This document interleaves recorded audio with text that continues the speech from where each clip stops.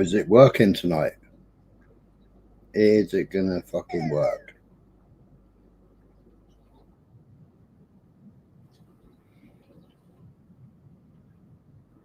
Oh, no glitching, eh?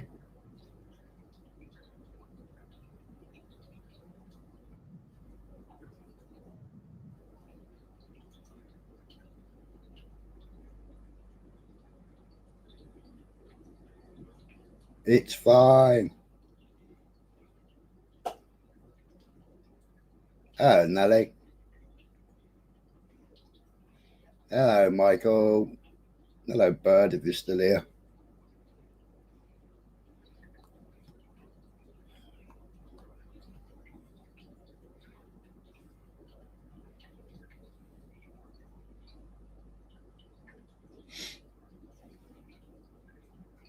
I was late. There was a couple of crackies outside trying to get hold of the dealer.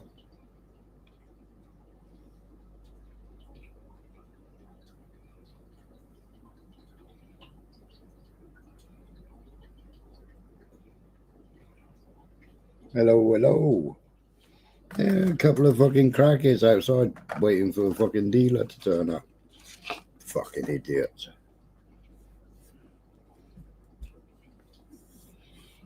Doing it all under a camera as well. Can they not see cameras?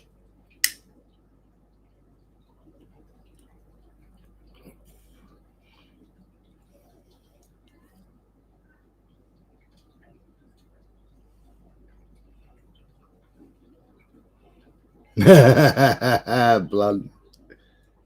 Get on.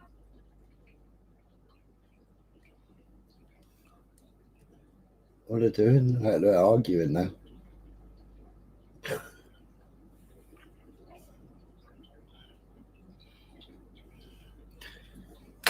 Well, this is loads of stuff, but I mean, it's episode. It's part 25, so it should have gone back to part 1 really. It's fluoride, the big C lie, part 1, part 2, part 3, part 4, food irradiation, irradiation even. I'll get my pronunciations right in a minute. Melamine, I don't know what melamine is. Melamine's chipboard, isn't it?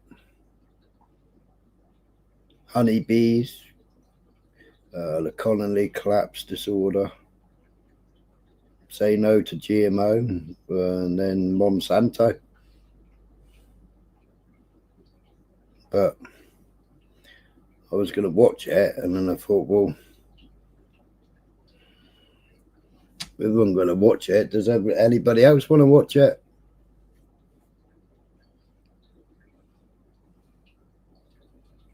Happy Sunday. Yes, Daniel.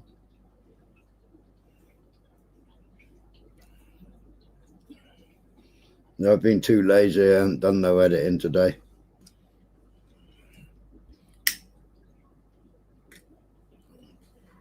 Couple of things to do. Yeah, a couple of calls.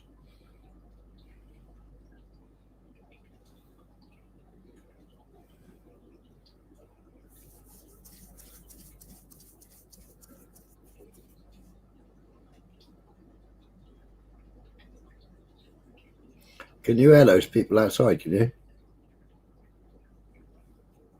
Is my mic picking up? I know it picks up my fucking fish tank. I was just wondering whether it picks them up. If it is, then I'll shut the window.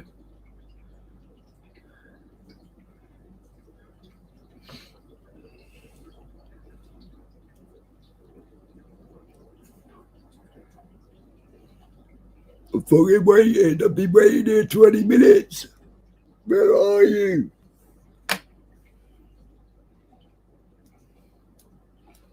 No, you can't hear it.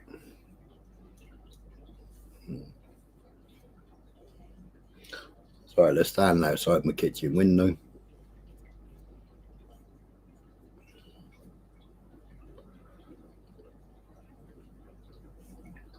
And I know when I'm in the kitchen making a coffee, you can still hear me.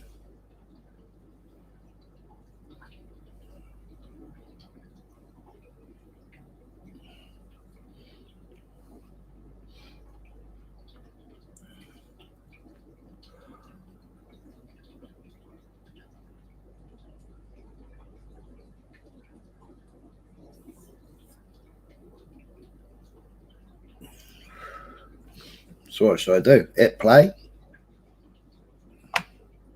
Or what? I'm supposed to have to share the screen first, don't I?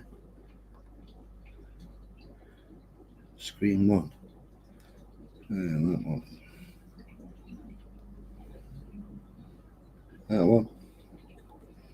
Does I like one?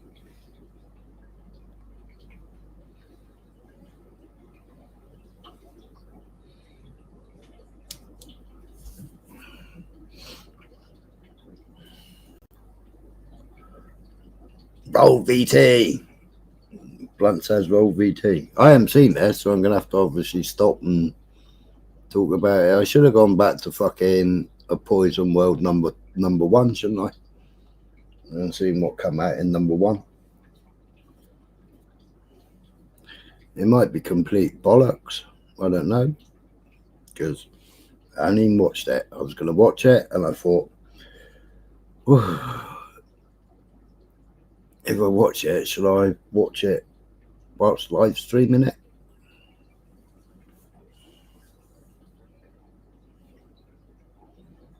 Hello, me.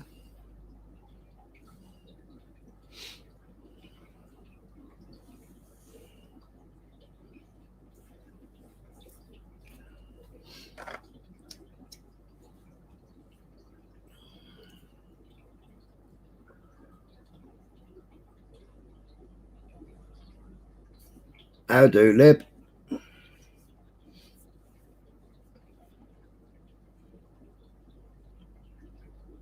I haven't seen it. It's a documentary. It's quite long. I was going to watch it. And I thought, well, I might as well stream it while I'm watching it.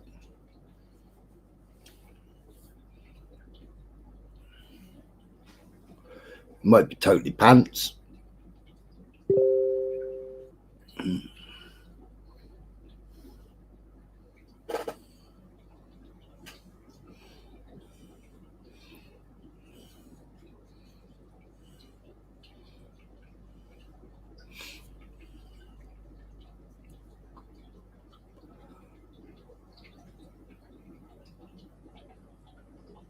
Well, let me know if you've got any volume.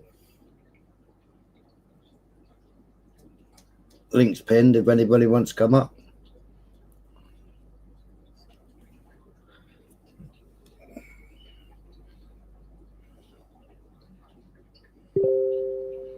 Boing.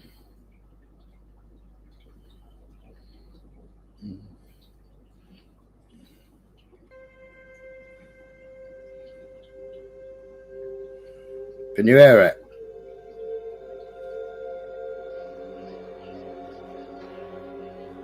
Fluoride science is corporate science. Fluoride science is DDT science. It's asbestos science. It's tobacco science. It's a racket. In July of 2004, Christopher Bryson sat down and discussed the findings of his new book, The Fluoride Deception, with Paul Connett of the Fluoride Action Network. The Fluoride Deception was published by Seven Stories Press in May of 2004. The book is based on nearly 10 years of research by Bryson, an award-winning journalist and former producer at the BBC. In this interview, we asked Bryson to introduce us to some of the important individuals and institutions which have played a role in shaping public policy on the toxicity of fluoride and the purported safety of the controversial water fluoridation program.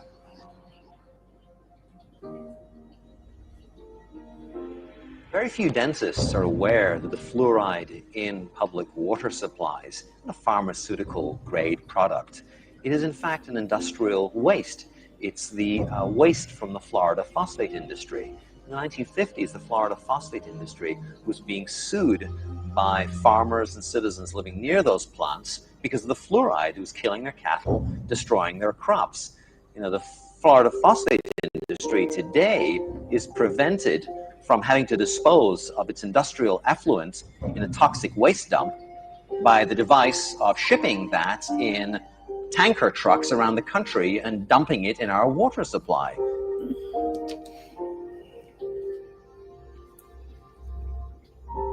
From the beginning, Opposition to fluoride has been equated with, believing the Earth is flat or being against the United Nations. Opposition to fluoride is equated with quackery or paranoia, and in fact, that's really a media smear. In 1950, the public health endorsed water fluoridation. Almost immediately, there was a national movement against fluoride, and that was led by Dr. George Walbot. We should all know George Walbot's name. He was the first physician to warn of the dangers of fatal allergic reaction to penicillin. Walbot was one of the first physicians to warn of the dangers of emphysema from smoking. He saw in his own surgery, in his practice in Detroit, Michigan, that people were coming in with these ailments, unexplained ailments, whether it was back pain or gastric distress, muscle fatigue, headaches, and he figured out that it was low-dose fluoride. That, as with a lot of drugs or chemicals, there's a small subset of people who are uniquely allergic to the chemical, and Walbot realized that it was fluoride, and he performed a whole series of double-blind experiments where people were given fluoridated water without knowing it, and the symptoms recurred.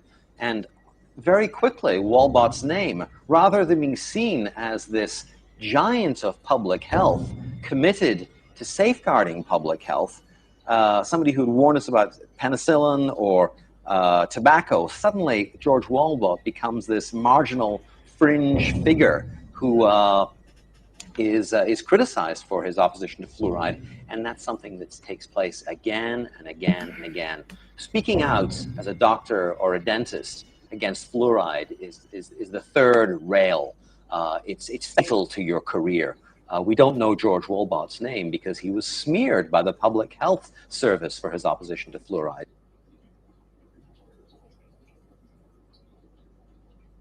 In the 1990s, the senior toxicologist for the So they saying this guy here is the ex-BBC presenter? I don't know. Or were they saying the person investigating it was the ex-BBC presenter? I don't know. Was anybody listening? Don't know. But we know that they've been talking about fluoride in the water and how toxic it is for years, haven't they?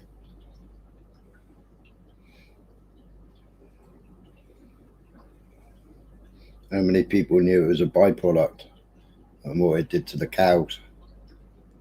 Look like mad cow's disease, doesn't it?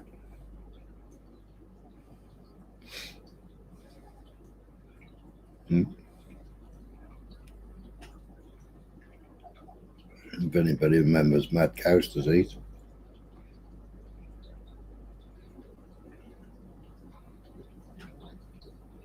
Is anybody out there?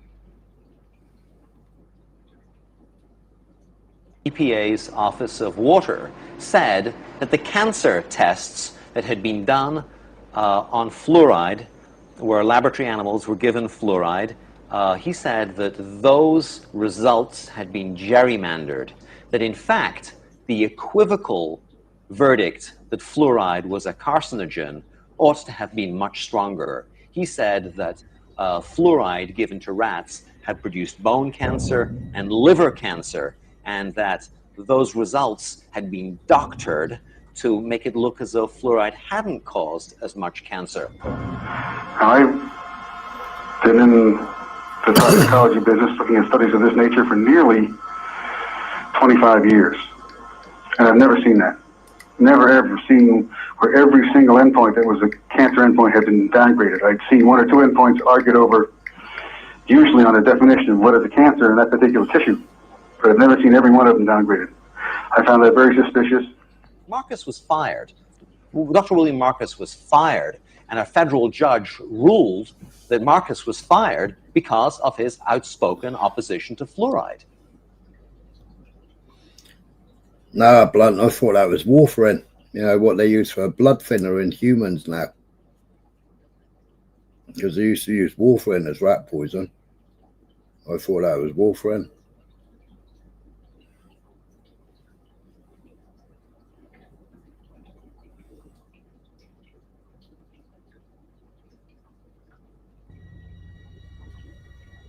Is it still playing all right? The first two chapters of the book relate the story of Dr. Phyllis Melanix at the Forsyth Dental Institute, where she had helped invent a new technology for studying the neurotoxicity of chemicals. It was called the computer pattern recognition system. And in essence, Dr. Melanix's technology took photographs or video of animals which had been given a chemical in small doses, and then used computers to analyze the patterned behavior or the disruptions to patterned behavior when the animals had been given that chemical. While Melanix was brought into the Forsyth Dental Research Center to study some of the chemicals used in dentistry, and she was asked to study fluoride. And Phyllis Melanix said, I'm not wasting my time with fluoride. Fluoride's given to children, it's good for children, it's been around for donkey's years. I'm wasting my time by studying fluoride. But she did as she was ordered. And Phyllis Melanix found that fluoride in very modest doses produces effects in laboratory animals resembling attention deficit and hyperactivity disorder. The pattern that we saw, it typically is what we see with other neurotoxic agents that are well known to cause a hyperactivity or a memory problem or an IQ problem. When I first presented the... Is that like ADHD?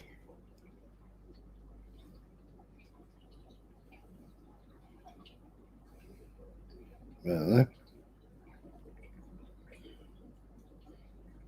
Bit mad, isn't it? Results of these studies, one of the individuals sitting and listening to the results, he says, do you have any idea what you're saying? And he says, you're telling us that we're reducing the IQ of children. And basically I said, yes.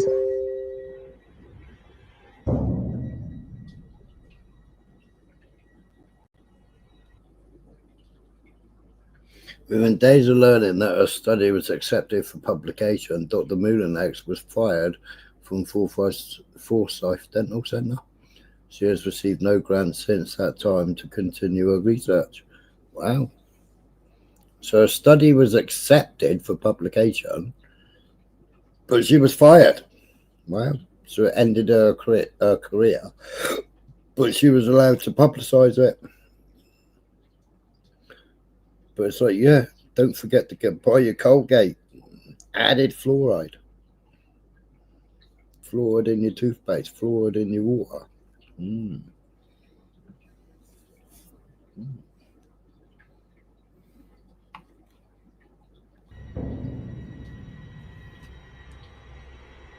She went from being an industry-funded, leading neurotoxicologist at a Harvard-affiliated research institute to being a voice in the wilderness. She has not received any grants nor any academic position as a research scientist since her opposition to fluoride was made public. The Center of Disease Control. Question orthodoxy. Yeah, but aren't these grant-funded ones, aren't they? The grant-funded ones, aren't they the yes men and women?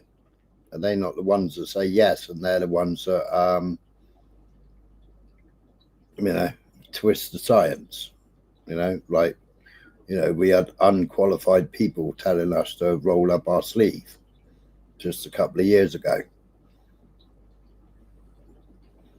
that were all funded by Big Pharma, but they've got no scientific background whatsoever. But then the true scientists were silenced. It's repetition all the way through the years, isn't there?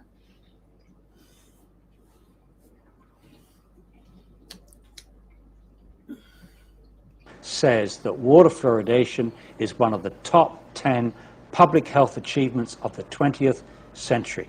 How can citizens deal with something like that? Question authority.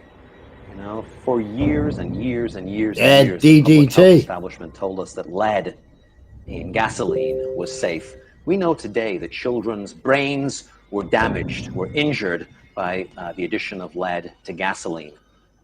You know, the implications of this new documentary evidence, the implications of these buried medical studies, which are now in the public domain as a result of my book, as a result of you know, the medical work that's been done by people like Phyllis Melanix, the willingness to speak truth of toxicologists like William Marcus. The implications of that research, of these new findings, is that something is terribly, terribly wrong, and we have been led very far astray, and it's time to change. But that change will only come as a result of bravery, as a result of the willingness to invest time. You know, I think it's time to speak up, to speak loudly, to get organized, and to fight for change.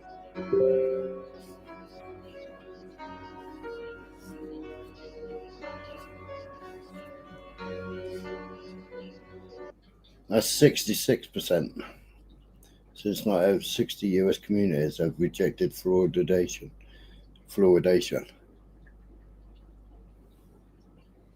Yeah, it is similar to those that poison the wells. But isn't all UK water, isn't all that fluoridated? Somebody check that out. I'm sure all water in the UK is, isn't it? Boing, boing. Notifications coming through.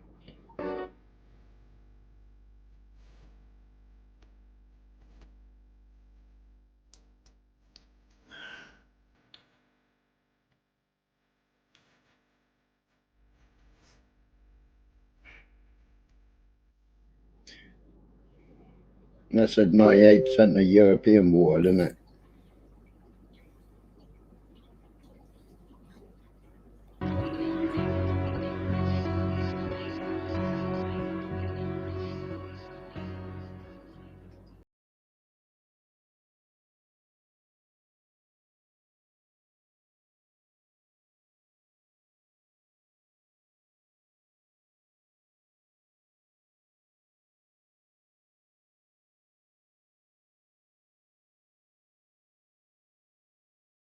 Or so the mainstream media would like us to think. Spurred on by a major media campaign, aggressively promoted by American Cancer Society and National Cancer Institute representatives, including a full-page advertisement in the New York Times, President Richard Nixon enthusiastically embraced the National Cancer Action Program. Since then, the NCI and the ACS have reassured the nation with a steady stream of misleading press releases, briefings, and media reports, hailing major progress in the cancer war. The so-called war on cancer is not only a total failure, but has also become an outright lie perpetuated by big business. Not only are more people dying of cancer than ever before, but more people are getting cancer at earlier ages than ever.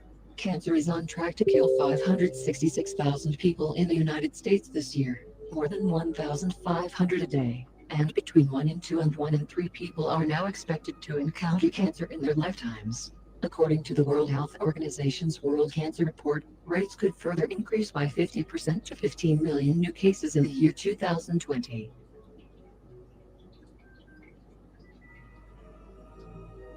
The American Cancer Society's mission statement says it is dedicated to eliminating cancer as a major health problem by preventing cancer, saving lives, and diminishing suffering from cancer through research, education, advocacy, and service.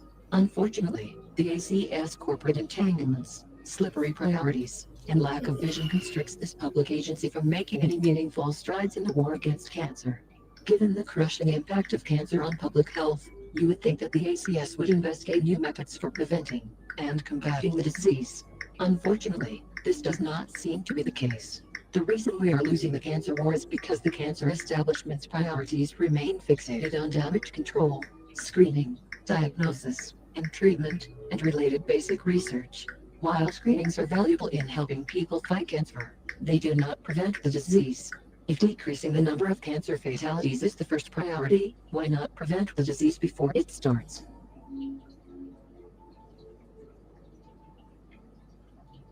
The cancer industry worldwide is estimated at a $200 billion a year industry. There are many in various associated positions within that industry who would be without a job if that cash flow dried up. The ACS has long-standing conflicts of interest with a wide range of industries. The agency's 22-member board was created to solicit corporate contributions. Board members include Gordon Binder, CEO of Amgen, a biotechnology company that sells chemotherapy products. Another board member, David R. Bethune, president of Later Laboratories, a multinational pharmaceutical company and a division of American Cyanotype Company. Many board members seemingly stand to make more money by treating cancer than preventing it. Over 25 Dublin biotech companies are donors, who each have contributed in excess of $100,000 annually. These include Bristol Myers Squibb, Pfizer, AstraZeneca, Eli Lilly, Amgen, Genentech, and Johnson & Johnson. Polluting industries that are donors include over 10 petrochemical and oil companies, such as British Petroleum, DuPont, ExxonMobil, Pennzoil and Concho Oil. Other donors include global cosmetic companies, such as Elizabeth Arden, Revlon, Christian Dior, and Guy Fawkes.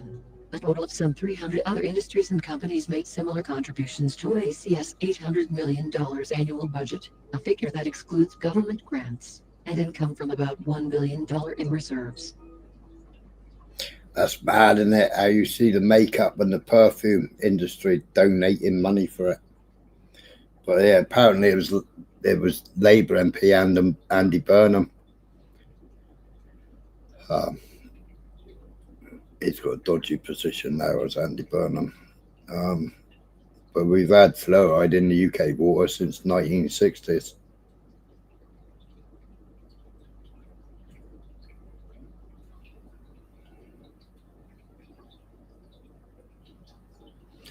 Yeah, in 2003, basically, Andy Burnham gave it the legal basis for its mandated addition in specific areas.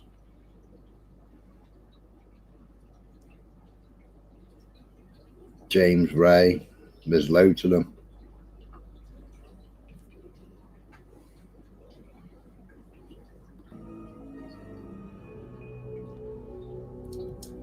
The American Cancer Society has supported the automobile industry in refusing to endorse the Clean Air Act.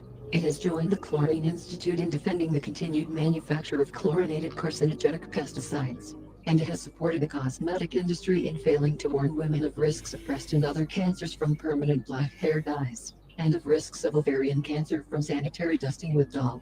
Less than 0.1% of its $800 million budget has been allocated to research on the We know talc, don't we? Because there was a baby powder that got pulled, didn't it? Because the baby powder was a carcinogenic. I didn't realise it was going to be a robotic voice.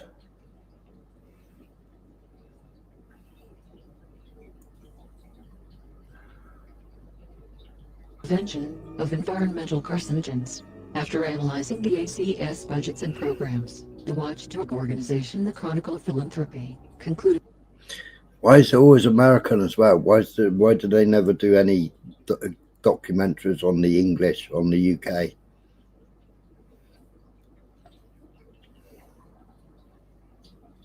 The agency is more interested in accumulating wealth than saving lives. The Chronicle also warned against the transfer of money from the public purse to private hands. Control of the nation's cancer agenda has now been surreptitiously transferred from the public to the private sector's special interests. Mind you, America, and I wouldn't have American food if you give it to me. And they reckon they're going to do a trade deal with America if they haven't already done it, with American beef. After all the stimulants and everything else that American beef's had compared to what our beef has. Weird.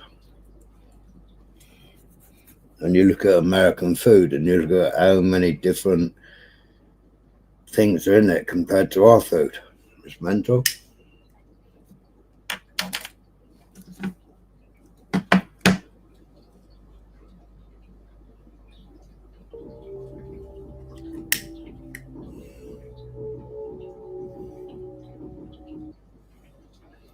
Everyone should know that most cancer research is largely a fraud. and the major cancer research organisations are derelict in their duties to the people who support them, known as Paulin, PhD, two-time Nobel Prize winner. So he's a two-time Nobel Prize winner and a PhD, and that's his statement. And what have we got now after a certain clot shot? We've got turbo cancers now. Is anybody still with me?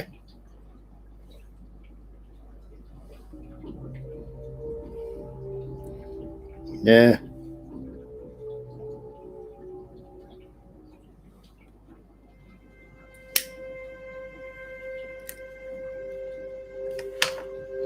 Added sugar.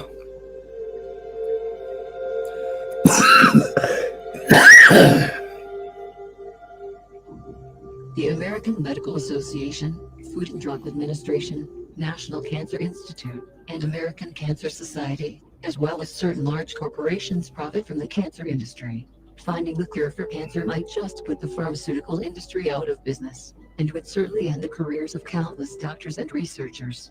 Not only does the cure for cancer exist, but it has existed for thousands of years. The cure is not a magical pill or a chemical concocted in a lab, but purely a detoxification program that prevents cancer from surviving and thus cures it. Alternative medicine is not just a term coined by hippies and mystics, but is biological and scientific fact.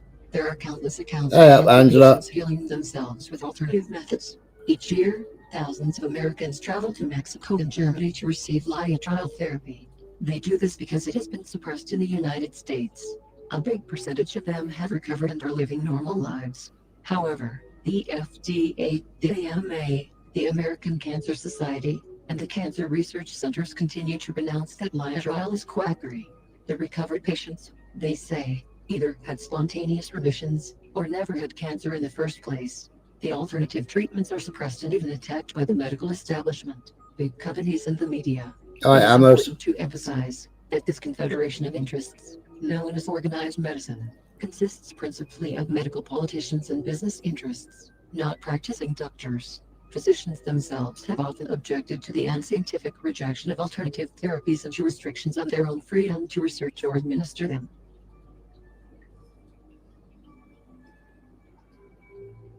The ACS Committee on Unproven Methods of Cancer Management reviews unorthodox or alternative therapies, putting many of these treatments on the unproven methods list. Any practitioner assigned to this list is automatically considered a dangerous quack. Many of the treatments on the unproven methods list have never been demonstrated ineffective or dangerous. In fact, these treatments may not have been subjected to any tests at all, neither by the American Cancer Society nor by any other agency, public or private. More than 100 promising alternative therapies have already been identified and discredited by the American Cancer Society in this way. Appearing on this list usually means literal ruin to any health practitioner. Dr. Stanislaw Berzinski was refused research money and raided by the FDA, which seized 200,000 documents from his clinic. But Dr. Berzinski stands by his method of treating cancer with anti-neoplastons, treating hundreds of patients a year with a relatively high success rate. There was one not long ago, he was in Congress, and he had all the people with him that were all diagnosed clinically, and he treated them all. And there was another which was for liver, and it was using frequency. Oh God, if what's he called was here, he'd tell me what the machine is that they use.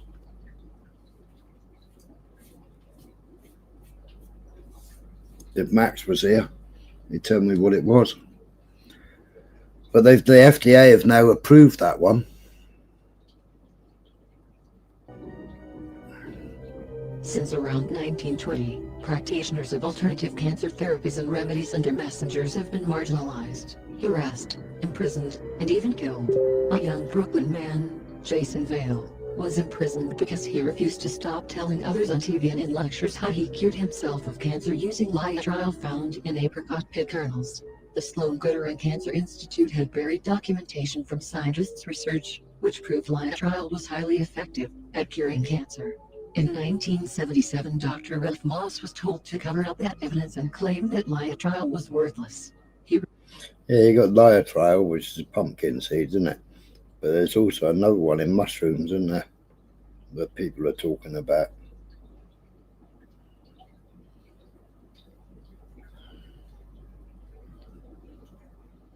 Yeah, Angela.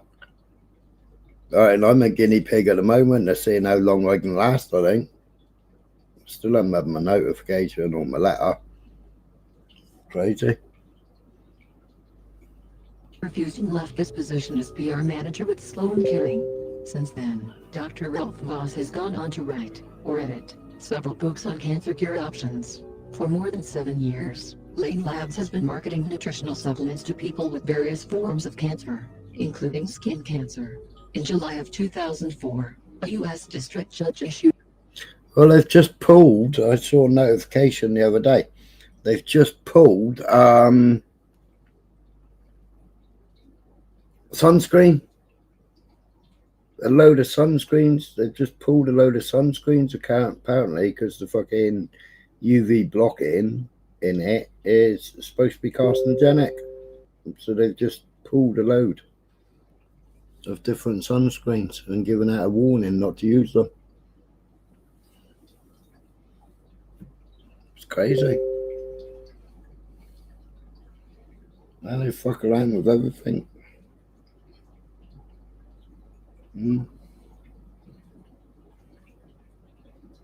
permanent injunction against Lane Labs, blocking it from selling the products, due to the FDA's claim that the products are unapproved drugs because they are being marketed with claims that they help treat cancer.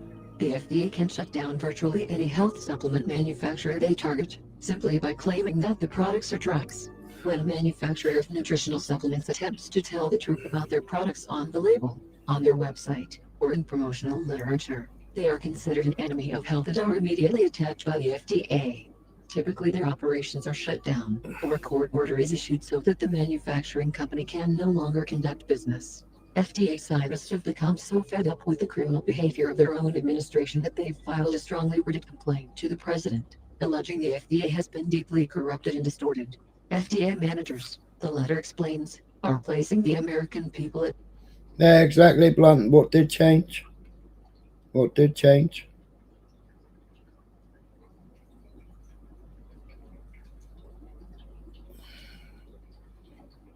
Why do they recommend that we all have blood, sunscreen? I don't use it. Risk by using tactics of intimidation to censor scientific debate within the FDA. Managers have ordered, intimidated, and coerced FDA experts to modify scientific evaluation. Years ago, your kids, you just put a big sun hat on them, didn't you? We'll tell them to put a t-shirt on.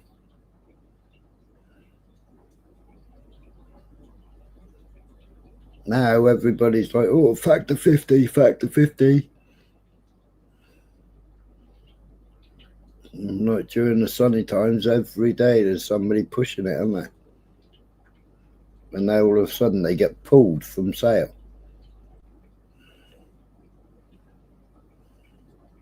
Yeah. Conclusions and recommendations in violation of the laws, rules, and regulations. Yeah, that's why they sell you sunglasses, isn't it? Because the best way to take vitamin D in is through the eyes, first thing in the morning.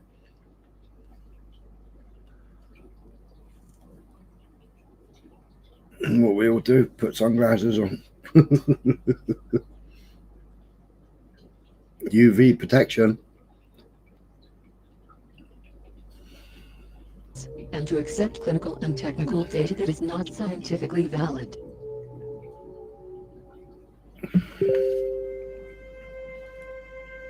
But how can people make it scientifically valid if Big Pharma is shutting it all down? Big Pharma's the one who's making all the money out of it, especially in America. I mean, American medication is what, 800 times the cost of the UK? I wear my sunglasses at night. I wear mine when I got a migraine and I'm trying to edit. And close one eye because I've got sunspots in my eye.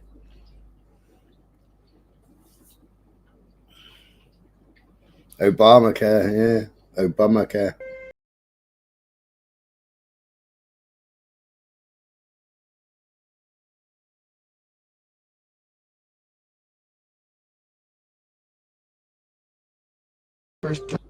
Hey, so insulin in America is like mega bucks, isn't it? Whereas UK used to give insulin for free, but my mate had to pay for all his own bloody syringes. There's little 1 mils. He used to have to pay for them, and then he'd have a sin bin to put the used ones in, but he had to pay for them, and he had to take the sin bin and then do needle exchange for his new ones. Now he's got it on a pen now. Drugs to treat cancer was not originally intended for that purpose. Mustard gas was used as a chemical warfare agent in the World Wars. During a military operation, a group of people were accidentally exposed to mustard gas and were later found to have very low white blood cell counts. Oh yeah, mustard gas. I was doing a thing about mustard gas the other day. Now they used it. And now all these people come out with all this acne and disfiguration and what have you.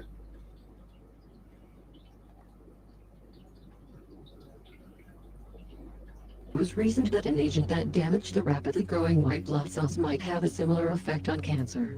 Therefore, in the 1940s, several patients with advanced lymphomas were given the drug. Their improvement, although temporary, was remarkable.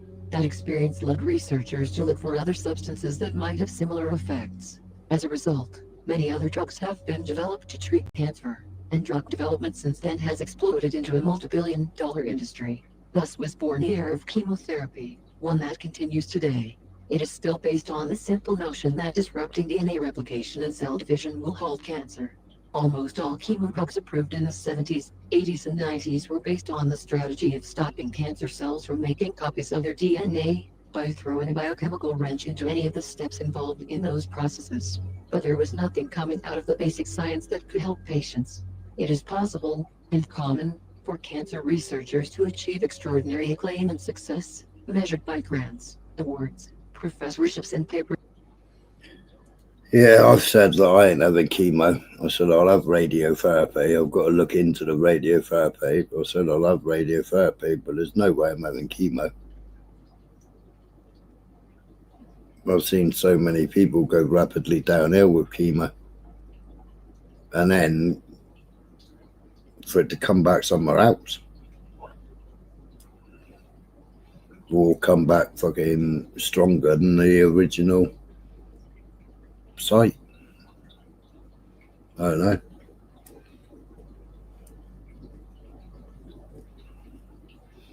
Don't know.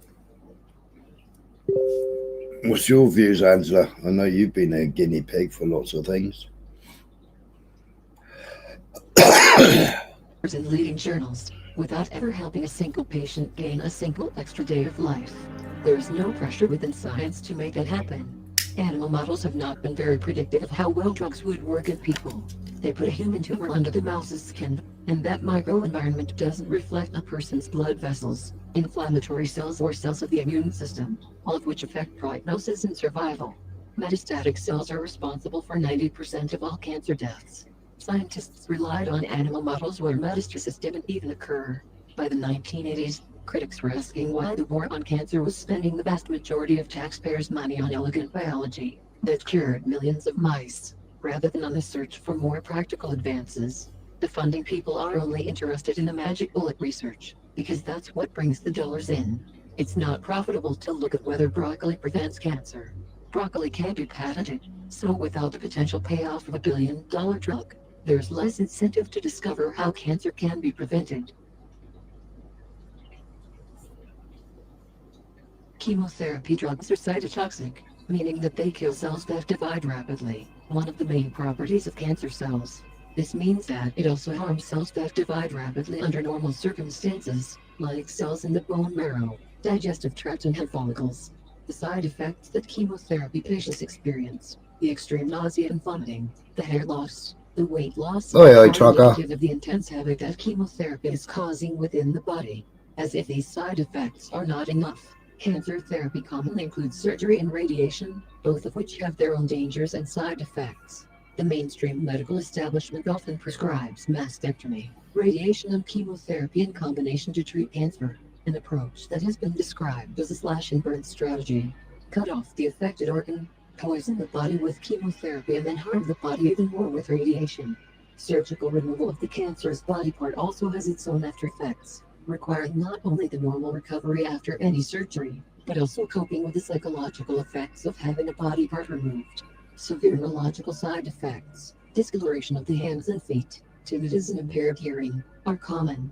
The treatments can cause massive DNA damage that greatly multiplies patients' risk of being diagnosed with leukemia and other diseases later in life. Many chemotherapy patients complain of a condition called chemobrain, which means they suffer impaired concentration, memory loss, and even vision problems, dementia or seizures. Chemotherapy destroys human brain cells and causes deterioration of cognitive. I'll be buggered then, won't I got fucking shit memory now. I can remember years ago, but remember fucking 10 minutes ago is useless.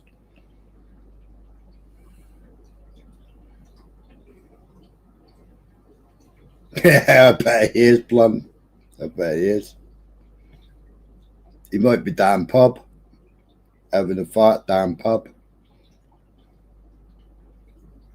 Function and brain shrinkage, which affects memory.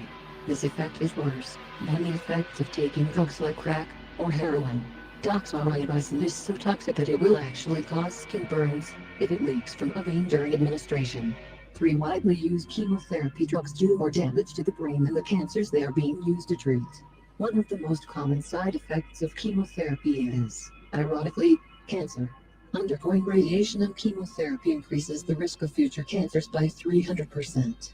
Furthermore, the most extreme example of unnecessary cancer therapy treatment for false positive cancer diagnoses is more common than we'd like to believe. When 40% of the population is expected to have a problem with cancer, and approximately half of them will die from it, perhaps it's time for the population to recognize that what the medical establishment calls a proven treatment is only proven to leave about half of its recipients dead. In 1969, Dr. Hardin B. Jones, professor at the University of California, conducted a 25-year study which took a look at the lifespans of those with cancer, and in the end concluded that untreated patients do not die sooner than patients receiving surgery, radiation, and chemotherapy. In fact, he found that those who refused the conventional treatments actually lived about 4 times longer than those who took them. No refutations of Dr. Jones' work have appeared, and his studies have been supported by other researchers. Even the Journal of the American Medical Association took note of the phenomenon. Dr. Maurice Fox, an MIT biologist, found that those who refused medical procedures had a lower mortality rate than those who submitted. In 1990, the highly respected German epidemiologist, Dr. Ulrich Abel from the Tumor Clinic of the University of Heidelberg, conducted the most comprehensive investigation of every major clinical study on chemotherapy drugs ever done. In his paper, published on August 10, 1991 in The Lancet, he came to the conclusion that there was no scientific evidence available in any existing study to show that chemotherapy could extend in any appreciable way the lives of patients suffering from the most common organic cancers. He said that chemotherapy is a scientific wasteland, and that neither physician nor patient were willing to give it up, even though there was no scientific evidence that it worked. He claimed that 80% of chemotherapy administered was absolutely worthless. Well, and nobody's 16, Billy Best was diagnosed with Hodgkin's lymphoma. And nobody's challenged any of them. Speaking of devil, yeah, there he is. Evelyn Tyke. Beam me up, Scotty. You're not here. There's nobody in the bar. Yeah, there it is. Where's your avatar gone? What's going on? You got your camera on, but you're not in your camera. Michael. There you go. There you go. Oh, there it is. Good job. I realised it was a camera, wasn't it? Oh, it was, wasn't it? You're right. Yeah. Well, that was good. My sister run, so she run me on the bloody house phone. Well, I couldn't have put the bloody thing on the cradle to charge properly, so that went dead. My other phone was charging, that was nearly dead. So I just managed to get rid of her.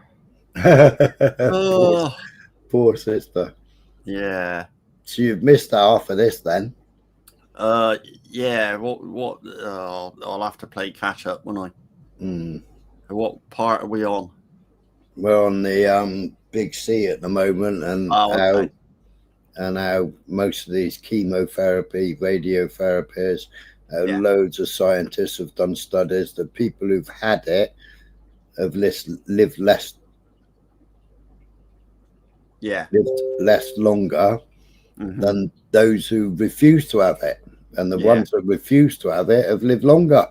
Yeah. So I don't know. Yeah. I mean, I've said that I'm refusing chemo. Yeah. Yeah, and then like I said earlier on, I said, like, you know, so many people that you know that have had chemo and the cancer develops somewhere else, and it develops quicker and stronger. Yeah. Yeah. You know, so yeah. I mean, even my next door neighbour, poor bugger. Yeah. You know, that took weeks, and she was gone. Yeah. Aye. And she had a double mastectomy. Yeah. And yet, you know, there are cases where people are diagnosed and they're given, you know, 18 months, 2 years to live. They do certain things themselves and live longer. Reduce any of it, and that 18 months, 2 years turns into, well, I feel wonderful today. It was 10 years ago I was told that. Yeah. So but I don't see a lot of people talking about this brachytherapy. Now, my ex-missus, she had brachytherapy. Yeah. You know? So if you remember Trump's press secretary from his first term. Yeah. Very pretty looking blonde girl, wasn't it? Yeah. She was actually in hospital having a double mastectomy because her family carries the gene for that BRCA thing. All right. When he offered her the job. All right. Yeah. There's a very, very pretty looking girl, and she's obviously sort of got over her operation and stuff. But she's on. She's not on Fox News. Got rid of the thing that could cause the cancer. Yeah. I was talking about that earlier on. The rice machine. I think it's called the rice machine.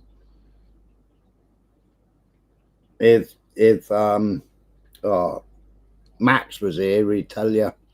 Yeah, Max would. I think it was right, but they've actually the American FDA has actually approved that now. Yeah. Exactly what you're telling with the frequency. They've approved that now for liver cancers. Yeah, it's surprising what you can do with rice, even if you got 3 empty jars, isn't it? Spanner. Oh, I had to get that in. Right, so this is a guy called Billy Bess, and he was diagnosed with Hodgkin's lymphoma disease. Yeah. Say it like that, Smiler. Hodgkin's lymphoma disease. One of those diseases, you know. Yeah. It's stranger to name it Hodgkin's and not Hopkins, isn't it? Yeah, it's Hodgkin's lymphoma disease. Yeah. For those that couldn't quite understand it. Hodgkin's lymphoma. Yeah. All right, that's near enough. Yeah. Prick. I'm reading if you look at the screen, it's very blurred. Yeah. It really isn't a very good quality video, but no. I mean, I stumbled on it earlier and I thought, well, I'm going to watch it, so I may as well fucking live stream it while I'm watching it. Yeah. I haven't seen it, so I thought I'd make comments or judgments as we're going along. Yeah, is this the one that's got the messed about with food and stuff in as well? Yeah, the thing that you used to work with. Yeah. Okay, Irradiation. That's it. Yeah. Yeah. Oh, yeah. Yeah, VT then. And it's got the beginning of Monsanto in it as well. Yes. Yeah, it would be, wouldn't it? Because that's who was doing it when. Yeah. Yeah. I mean, we've just had mustard gas. Yeah. Yeah. We just had a bit of mustard gas. What, in the chat? Yeah, I know. I typed enter, didn't he? Right. Roll in VT. Okay, bud. Just shout if you've got anything to say. All right. Was ordered to undergo chemotherapy. After 5 rounds of chemo, he decided it wasn't right for him and refused to submit to more chemo. I lost my hair, lost a lot of weight. You smell different. You feel like a toxic experiment. It's not pleasant at all. I didn't have faith in the therapy and I thought that the chemo was going to kill me. I didn't know about alternative medicine. The doctors said the only way you treat cancer is chemo, radiation and surgery. I didn't want the surgery. They wanted to take out my spleen even though it didn't have cancer. I was UK. I left my parents a note, told them that I had to leave because I felt like chemo was killing me instead of helping me. Fleeing his parents and medical authorities, Billy discovered his own natural treatments for cancer with the help of concerned citizens, and by changing his diet and taking these remedies, he was able to heal cancer and save his own life. That was 15 years ago. Today Billy Best is alive and well. Daniel Hauser, 13 years old, was diagnosed with Hodgkin lymphoma in 2008 and underwent a round of chemotherapy. Daniel was unhappy with the treatment, so the family decided to explore other options. When their oncologist learned they were not moving forward with the next round of chemotherapy, he felt this was medical neglect and sought a court injunction, claiming that there is a 90% cure rate in Hodgkin lymphoma with chemotherapy. The judge in the case threatened to put Daniel in foster care and let the state government make the medical decisions for him, in conjunction with a doctor, rather than his parents. Faced with the loss of custody of her son, and with Daniel threatening to run away if she agreed to the court. That's absolutely mad, isn't it? How they step in. I mean, they've stepped in the UK like that, haven't they? Yeah. You know, if it's the the person that's going through it, if it's their decision, isn't it?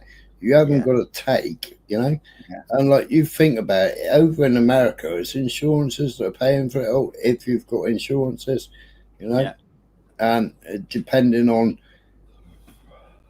if both parents are working or if one parent's working, and whether they've got good cover or not. Yeah, well, Dirt Diggers UK, who's in the chat now, if I remember rightly, that's Scotty, and he is actually in the UK, but he's originally from America. Ah, right. So he'd know all about that. Am I right, Scotty? Sure, I remember he's Scotty, innit?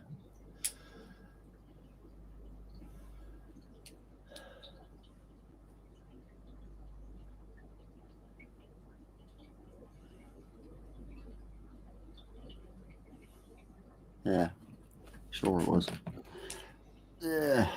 So they threatened to take him away from the parents. Wow, it's mental, isn't it? Court's decision to force chemotherapy. Hauser, upon the advice of their attorney, left the home with Daniel without providing contact information. There was discussion that she would take him to a cancer treatment doctor in Mexico. The local sheriff issued a warrant for her arrest and made it a federal warrant. The FBI and Interpol became involved. News stations around the country began running the story. No attempt to leave the United States was made. 7 days later, they returned to their home and the arrest warrant was dismissed. The last news on their website, dated the 5th of June 2009. Danny started a second round of chemotherapy treatment this week. The doctor changed the number of chemotherapy drugs in the protocol submitted to the court. Danny is not tolerating the drugs well and has been vomiting all day. He is understandably angry and depressed about being forced to go through the ravages of chemotherapy again. The mainstream perspective on cancer is largely the creation of multinational pharmaceutical companies, attempting to peddle their poisons in an effort to increase shareholder profits. These profits are generated at the expense of the dying cancer patient. When you are diagnosed with cancer, You are suddenly worth hundreds of thousands of dollars to the cancer industry. The treatment for the disease promotes yet more disease, resulting in guaranteed repeat business from patients. Diseases are managed with a lifetime of drugs, repeat doctor visits, and Big up Dirt Diggers. Scotty.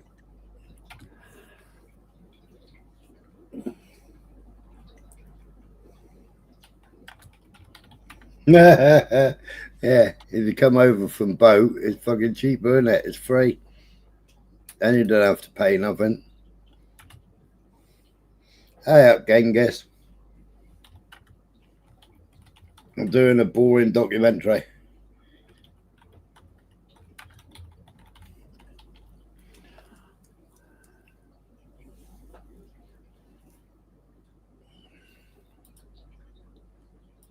isolation from anything that might actually cure the patient and end the cycle of dependency on doctors and pharmaceuticals. Radiation, drugs, and chemotherapy do one thing very effectively. They make enormous amounts of money for the medical establishment.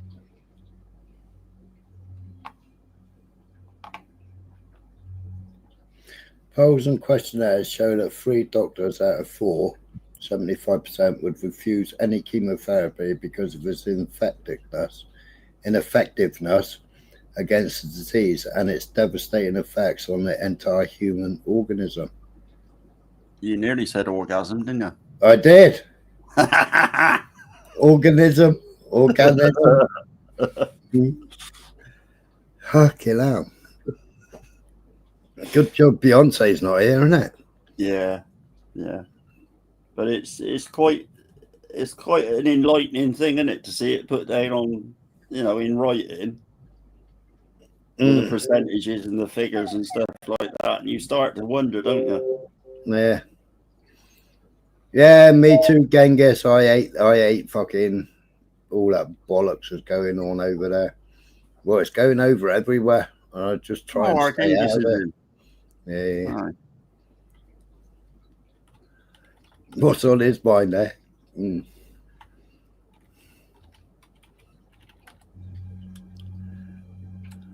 Nah, it's not on my mind. It's my eyesight, Scotty. It's my eyesight, honestly. It twists these words in my mind as I'm reading them.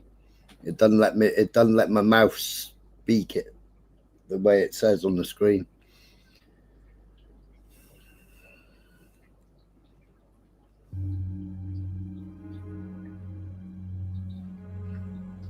It's a bit mad actually coming across this in consideration of what I'm going through at the moment. So it's mad as poo, really. Yeah. Angela was in there earlier. I don't know whether she's still here. Oh, was she? Yeah.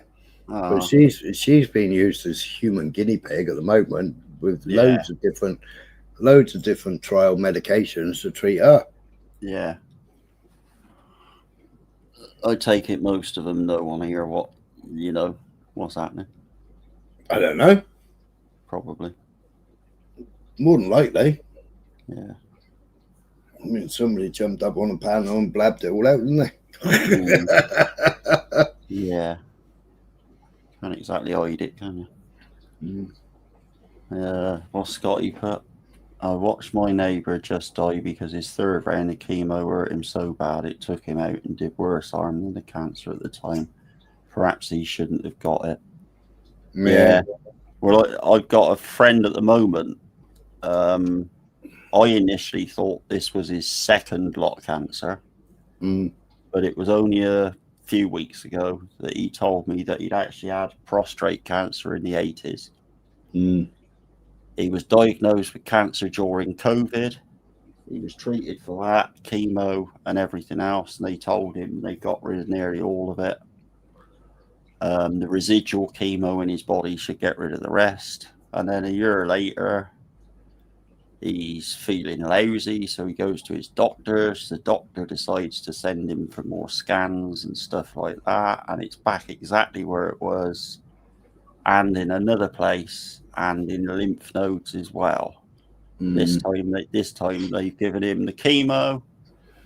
He's now on immunotherapy for a full year.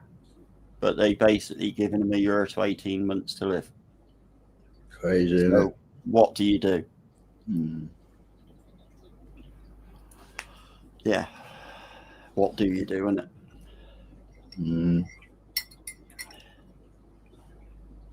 But see, chemo is it's a toxin, isn't it? It's a poison. Yeah, well, it said at the beginning there, it explained it how it kills the DNA and disrupts the DNA, etc., etc. You know, so you're injecting a toxin into your body. Well, you know, the toxins can still be found naturally. Yeah, anything that kills off your own immune system, really, when you think about it, can't be good for you, can it? No. Well, it's like when I went on that fucking mad, fucking drinking bicarb and eating fucking, what they called that? Those anything to fucking. Yeah. And I was pissing. I couldn't piss. It was too painful. Well, you know you went mad on the bicarb because you got enough of it, didn't you? You must have a sack full. I got a sack full of it. Oh, wow. Yeah. But I went everything acidic, and my fucking piss was coming out fucking alkaline, man. Yeah, mental, isn't it? If I pissed in the fish tank, the fish would have died. Yeah. Because I used my evening dye. I used my fish testing kit to test my pee. Yeah.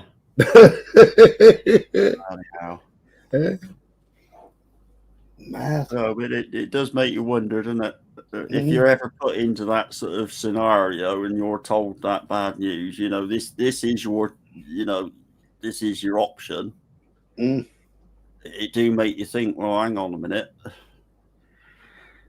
Do I or don't I, innit? Yeah. Well, that's it, blunt, isn't it? Why don't they just give everybody a vaccine? I mean, there's so many things in there spoken about it. I mean, you know, there's what's that particular drug that they banned during the COVID? I had loads of it. Oh, what the fucking hell is it called again? Yeah, I get what you're saying, Di. But when you've got to have somebody that's just had chemotherapy, why have they put him on a year's immunotherapy to bring his immunization back up? And he's got to go for that every single week for the next year, even though he might only live a year. It's one of those things, isn't it? And yeah, you're right. Certain things are designed to kill certain things, but unfortunately, chemo has an effect that will more or less knock out every bit of your immune system.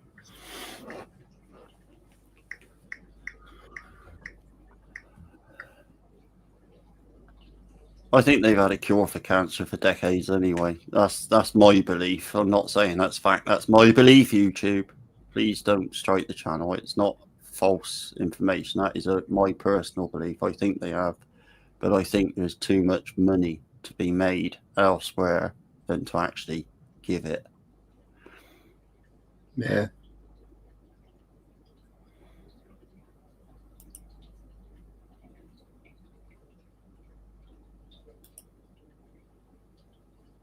Yeah, that's why my ex had to have 2 tattoos. She had to have 2 little dots tattooed for the brachytherapy. And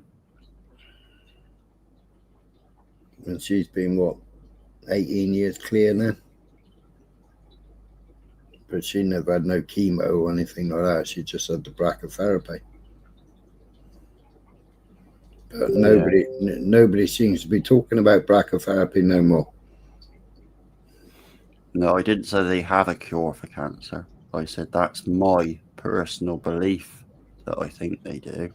Well, I mean, there's loads of scientists in this video that said that there is, but Big Pharma shut them down. Yeah. Yeah. And there's and they haven't disavowed or fucking whatever you want to call it. Yeah. Their papers that they published Yeah.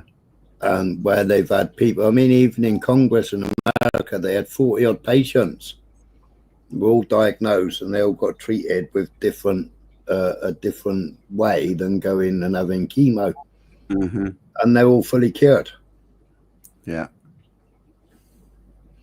See, that was something that Trump did, wasn't it? In his first year, he brought in that right to try thing, didn't he? Yeah. Oh, what was that stupid tablet called? Which one you on about? The one that I think it was Cook. I think it was Captain Cook, wasn't it? They turned up at some fucking island and they all had scurvy and their teeth and all were falling out and all that lot. And they found that drug. They found that medication. It was in tree roots. They were making it. People were taking it.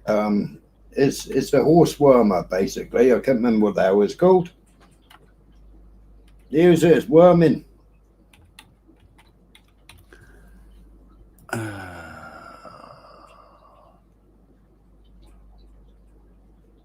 But it kills parasites in the body. And in cancer, a parasite. Cook used it, did he? I think it was Cook, one of the captains. Was that Ivermectin, that's it. Ivermectin. Oh. But it kills parasites in the body. Yeah. Is that the one that they were giving 3 times the dose to the old folks in the homes? No. That was fucking what's it called? But they ran out of. We ran out of it 3 times, and we had to buy it from France and other people. Oh, what the fuck was that called?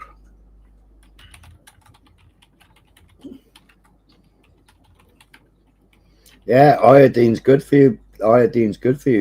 You need iodine. Yeah, midazolam. That's the one. Yeah, Sasha knows. Yeah, because there was a thing going round that they were actually giving up to treble the recommended dosages to some of the people in the care homes at the time, wasn't it? Yeah, but midazolam, it affects your lungs. It makes water retention, and you drown on it anyway. Yeah, you know. And then they were passing it off as convid. Yeah. But no, iodine is really good for you, and our body produces its own iodine, but some people don't produce enough, and then obviously they need a supplement, and they should have a supplement. The same as iron, you know. There's loads of stuff, you know, all this stuff. You know, your body produces LSD. Yeah. But then, you know, it's like, I mean, it's not affected me yet, fucking touch wood, but testosterone, you know, and why do all these bodybuilders, they start jabbing themselves with Taz, don't they? Yeah. Eggs are a good source of iodine, yeah. Yeah. Iodine can carry radioactivity as well, can't it? What's that's what they give you for your thyroid and stuff like that to kill it, isn't it? Was that a mistake?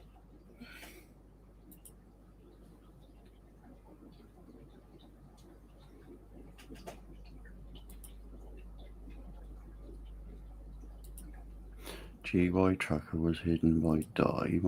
So does I. What's GY said? Hey up, man. Yeah, sorry. It's all right, I've reversed that. It should be trucker, you should be back in 10 seconds. You should be back, hopefully.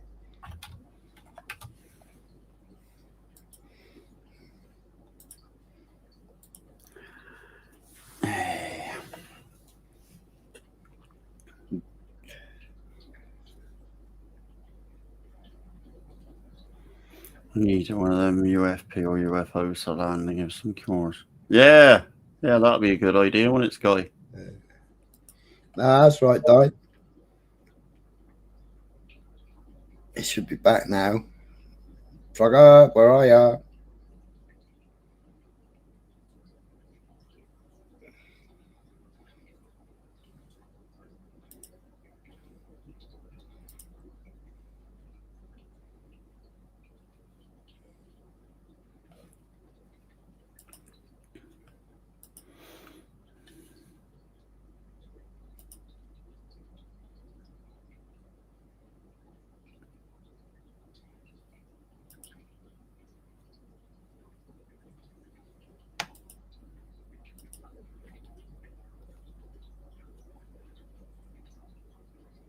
He's not hidden no more. Are you back in, GY? I did give him a 10-second to see if it brought him back. GY Trucker, come on. We need to know about your iodine and your eggs. Hey, So Di accidentally hid you.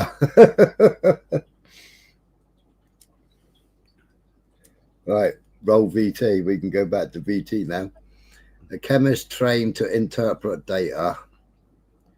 It is incomprehensible to me that physicians can ignore the clear evidence that chemotherapy does much, much more harm than good. So that's a chemist. I wonder if it tells us which chemist. I don't know. Right, where's my mouse? No, it is. Big green hand.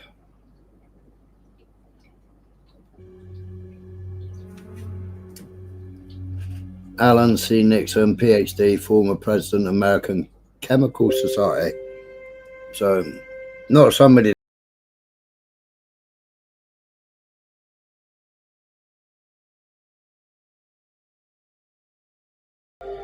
No, it's about mammography. Now, I've heard that a lot of people that go, a lot of women that go through these mammographs, it's supposed to be worse for them. Well, if anybody else has heard that. this is where you slap your boobies between two plates, isn't it? Yeah. Yeah, so I don't know. See what it says. So what's this shit about people with cancer with money flying to some miracle cure place in the Andes like a cancer cure retreat? Yeah, true. Mammogram. My next door neighbor had mammogram. And then they found a lump because she found a lump. She opted for both to disappear. And, well, she went through the chemo and she didn't last more than a few weeks, and it was all over her body. She was riddled. Lymph nodes, all the major organs. She was absolutely riddled. And that was after that they removed her breast and gave her, right, you can have a dose of chemo. And then the next minute, it's like fucking the most aggressive cancer you ever did see. And that's what the surgeon turned around and said. But I think once you've got it in your lymph nodes, I think it's pretty rare that you can get over it, innit? Because that is basically the gateway to every organ in your body, innit? And she was an absolute lovely woman. Lovely, lovely woman. Wouldn't hurt a fly. Yeah. Yeah. Yeah. Built a memorial garden for her and everything. Yeah.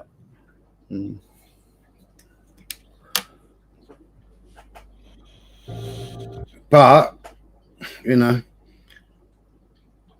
she insisted on rolling up her sleeve and taking those things. Yeah. You know, they've linked so many different, they're calling them turbos, aren't they? And they've linked so many of these aggressive and never seen so much aggressive. Yeah. And now I haven't had none of them things. I didn't have any of those interventions. And I haven't slept with anybody that did have an intervention. So I can't put mine down to an intervention. No.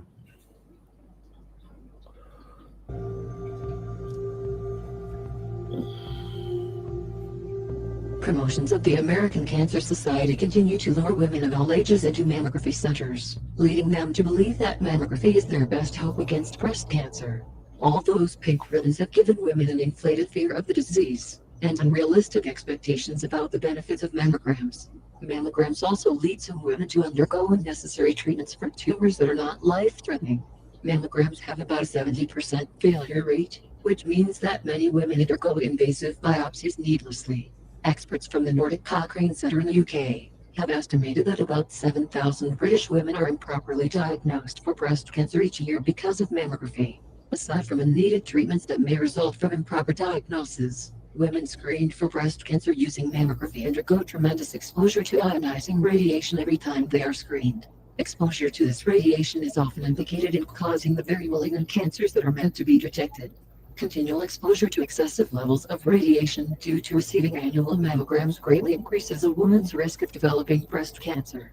A study presented at the annual meeting of the Radiological Society of North America concludes the low-dose radiation from annual mammography screening significantly increases breast cancer risk in women with a genetic or familial predisposition to breast cancer. The study determined that low-dose mammography. And that's what Trump's secretary was suffering with, wasn't it? Well, she wasn't actually suffering with it. Well, it was in carried yeah, it, and she decided before it had a chance to do anything that she would take the root cause of the part out. Yeah. The question there that let's see who in the chat wants to sort of comment on this. Is it better to test and successfully find 30 out of 100 people with breast cancer, bearing in mind that 70% are probably misdiagnosed anyway? What are your thoughts on that? Well, my thoughts on it. Well, first of all, why do they need a mammogram, right? If you find a lump, why don't they just fucking scan it? No. Well, yeah, you can scan it, but why don't they just take a biopsy? Yeah. And find out whether it's benign or not. Exactly. Yeah. Why go through the risk of knowing if they know that it causes more harm than good? Why don't they just do a biopsy? I mean, you know, my ex-partner, she had a biopsy on uterus. Yeah, and because it came back as cancerous cells. You know, and now obviously she's got to have her treatment. But they didn't do the scan. They went in with the camera and then took a biopsy. Yeah, exactly. And Dice seems to think that it's the only way that you can do it. It's not. You can use other diagnostic tools as well. Yeah, you can CAT scan it. You can inject MRI scans. They all do the same. Yeah, the ultrasound with bollock. So why would you need to put your tits between two plates when you can go and have a lie on the bed and have an MRI? Yeah. And then inject a dye into you as well when they can see it on a CAT scan. Yeah. And like mine, they pulled my fucking scrotum here, there, and fucking everywhere, and then had a fucking torch, like a bright fucking torch shone at it. But no, I mean, if you regularly examine yourself anyway, yeah, if you find a lump, no need for slapping your tits between two plates. If you find a lump, you go to your doctors, and then they arrange for you to have an MRI or an ultrasound.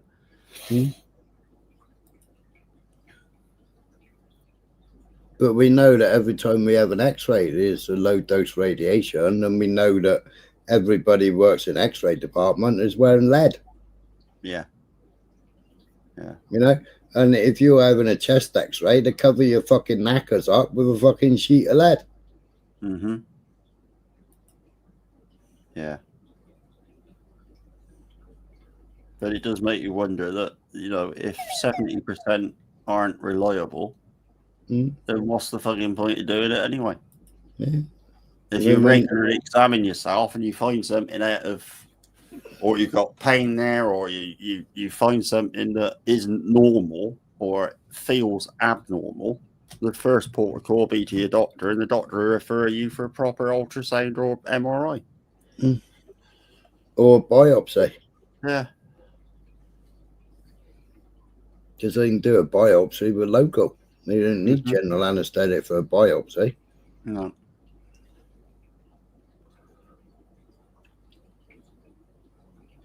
Just makes you wonder why it's done, doesn't it?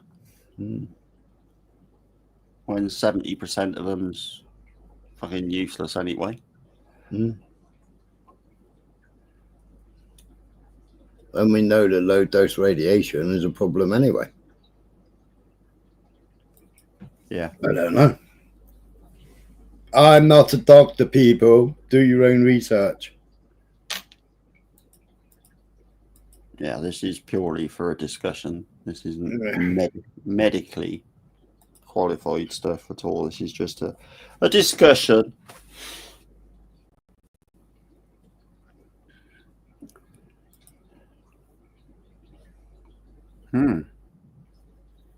So, I'm sure I had a banner. Did you?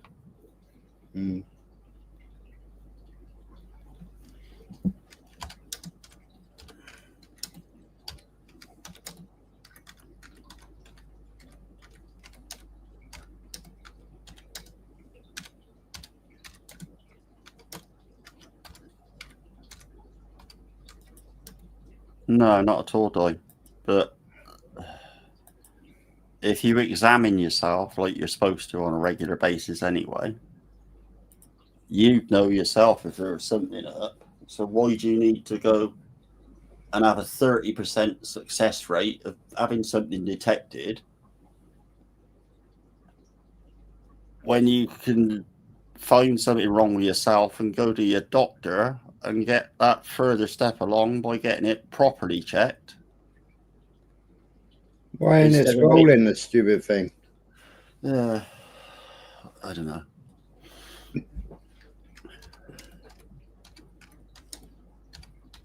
Oh, you got your banner up thing.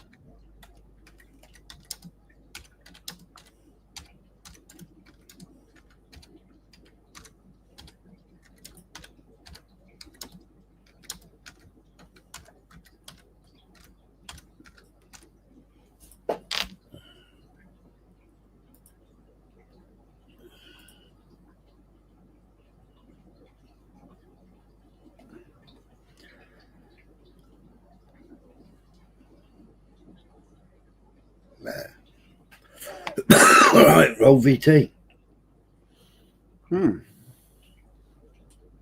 Radiation increased the risk of developing breast cancer by 150%. Women under 20 who have had at least 5 mammograms are 2.5 times more likely to develop breast cancer than high-risk women who have never undergone blood. How many? At 20, how many did it say? 2.5 times. No, how many mammograms did it say? Hang on. Going back. Aside from needed treatments that may result from improper diagnosis, women screened for breast cancer using mammography undergo tremendous exposure to ionizing radiation every time they are screened. Exposure to this radiation is often indicated in causing the very malignant cancers that are meant to be detected. Continual exposure to excessive levels of radiation due to receiving annual mammograms greatly increases a woman's risk of developing breast cancer. A study presented at the annual meeting of the Radiological Society of North America concludes the low-dose radiation from annual mammography screening significantly increases breast cancer risk in women with a genetic or familial predisposition to breast cancer. The study determined that low-dose mammography radiation increased the risk of developing breast cancer by 150%. Women under 20 who have had at least 5 mammograms. Women under the age of 20 who've had at least 5 mammograms. Why are they having mammograms?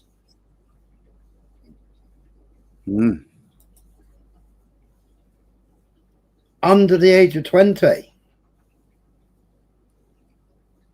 Crazy, isn't it? That doesn't happen here, does it? No. Is it like health screening? Is that like some sort of health screening in America or something? Have they got to have it done? Possibly because of their their healthcare and stuff's different over here. It's like private healthcare, isn't it? Yeah. Oi, Ozzy. All right, Amanda. Wow. Are 2.5 times more likely to develop breast cancer than high-risk women who have never undergone low-dose mammography screenings. A 2005 study concluded that a push in Denmark to screen large numbers of women for breast cancer with mammography had reduced breast cancer deaths by 25%. Scientists from the Nordic Cochrane Center in Copenhagen and the Folkehelseinstituttet in Oslo have re-examined this pro-mammogram study, along with additional data, and come up with an entirely different conclusion. First, they found that the scientific validity of the 2005 study doesn't hold up, because the research was deeply flawed. The new report shows there's no evidence mammography itself was the reason behind any reduction in breast cancer deaths. In fact, deaths from breast cancer were lower in areas where women didn't undergo those screening tests. The results showed that breast cancer deaths declined by 1% in areas where regular mammography was frequently used. However, breast cancer rates went down 2% per year in women of the same age living in non-screened areas.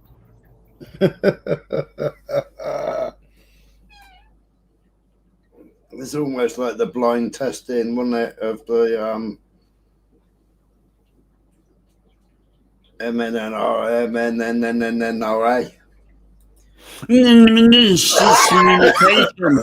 slipped out, didn't it? It did. Yeah. Liver London. American Medical Association's Archives of Internal Medicine found breast cancer rates increased significantly in 4 Norwegian counties after women there began getting mammograms every 2 years. The researchers were surprised to find that the incidence of invasive breast cancer was 22% higher in the group regularly screened with mammography. The research. So what did that say? They're having it twice a year? Yeah. And it increased? Yeah. Researchers say they can't blame the increased incidence of breast cancer on more cases being found, because the cancer rates among regularly screened women remain higher than women who only received mammograms once after 6 years. The scientists conclude that this indicates that some of the cancers detected by mammography would have spontaneously regressed if they had never been discovered on a mammogram and treated.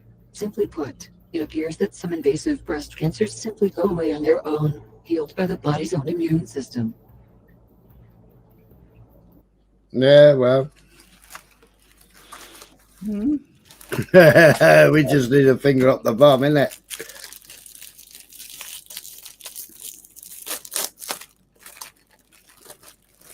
Wow. It does make you think, though, doesn't it? It does, doesn't it? Hmm.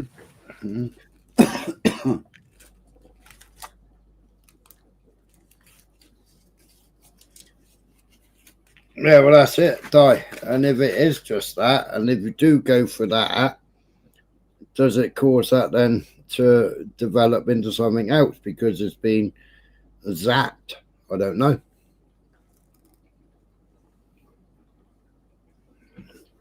Collateral damage. By attending screening with mammography, some women will avoid dying from breast cancer or receive less aggressive treatment. But many more women will be overdiagnosed, receive needless treatment, have a false positive result, or live more years as a patient with breast cancer. One thing is for sure, the cancer industry continues to insist that mammography screening is safe and effective at preventing breast cancer deaths, despite evidence that indicates otherwise.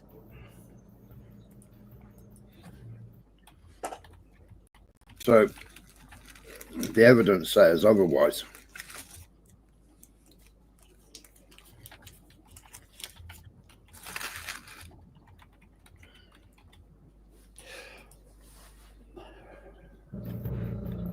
In virtually all of its important actions, the American Cancer Society has been strongly linked with the mammography industry, ignoring the development of viable alternatives. 5 radiologists have served as American Cancer Society presidents, and in its every move, the agency reflects the interests of the major manufacturers of mammogram machines and films, including Siemens, DuPont, General Electric, Eastman Kodak, and Piker. DuPont was also a substantial backer of the American Cancer Society's breast health awareness program. They sponsored television shows and other media productions touting mammography. They produced advertising, promotional, and information literature for hospitals, clinics, medical organizations, and doctors. They produced educational films, and of course, lobbied Congress for legislation promoting availability of mammography services. DuPont supplies much of the film used in mammography machines. Both DuPont and GE aggressively promote mammography screening of women in their 40s, despite the risk of its contributing to breast cancer in that age group. Conspicuously absent from the public relations campaigns is any information on environmental and other avoidable causes of breast cancer. This is no accident. DuPont is in big regulatory trouble at EPA, and that could mean big economic trouble for the company. Perfluorooctanoic acid, PFOA, also known as C8, and perfluorooctanoate, is a toxic and carcinogen. Studies have associated it with infertility, birth defects, and cancer, including breast cancer. The link between PFOA exposure and breast cancer is supported by the fact that PFOA is an endocrine disruptor and an PTFE cookware there, look. That's what all your what's it called? Yeah, one of the 13 families. That's for all your fucking. Well, your fucking. Go on, say it. All your air fryers align with That's the one, eh? Yeah, that's the one. Air fryers, I knew what you was getting at. Yeah. And that most expensive brand is supposed to be the worst. I mean, there's somebody on here. Yeah.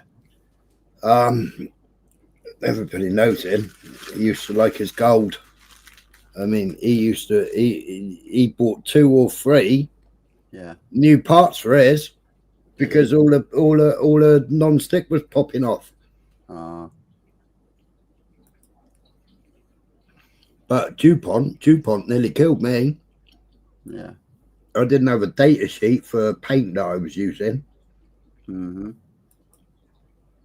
Because I was spraying a lorry. Yeah. And it was just a big cage that I'd made for a tire lorry. Yeah. I was spraying that, and the workshop doors were all open because there's only a special primer. Fuck me, man! I was falling over. I was fucking couldn't stand up straight. I was fucking falling over backwards, going dizzy, doing all kinds of things for weeks. Yeah. I was talking to my mate who supplied the paint, and he said, "Didn't you read the data sheet?" I went, "No, you didn't give me no data sheet." "Ah, for fuck's sake." He said, "Yeah, no, you're supposed to wear an air-fed mask with it. It'll kill you." Yeah. And that was made by DuPont. Yeah, non-stick pans have it as well. Yeah, anything you cook over 200 degrees, then you're getting that poisoning. McDonald's chips is one. Potatoes is one of the worst to cook in it. In an air fryer. I think fish and potatoes. I don't know.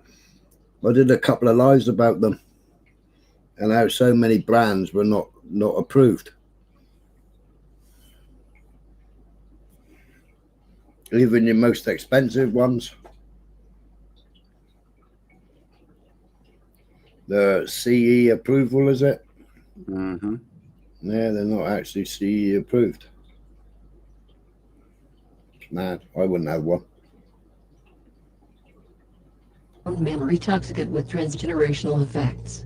DuPont has been using PFOA in the manufacturing of fluoropolymers since 1951. The company has repeatedly made claims that exposures to PFOA, or C8, do not present a human health risk.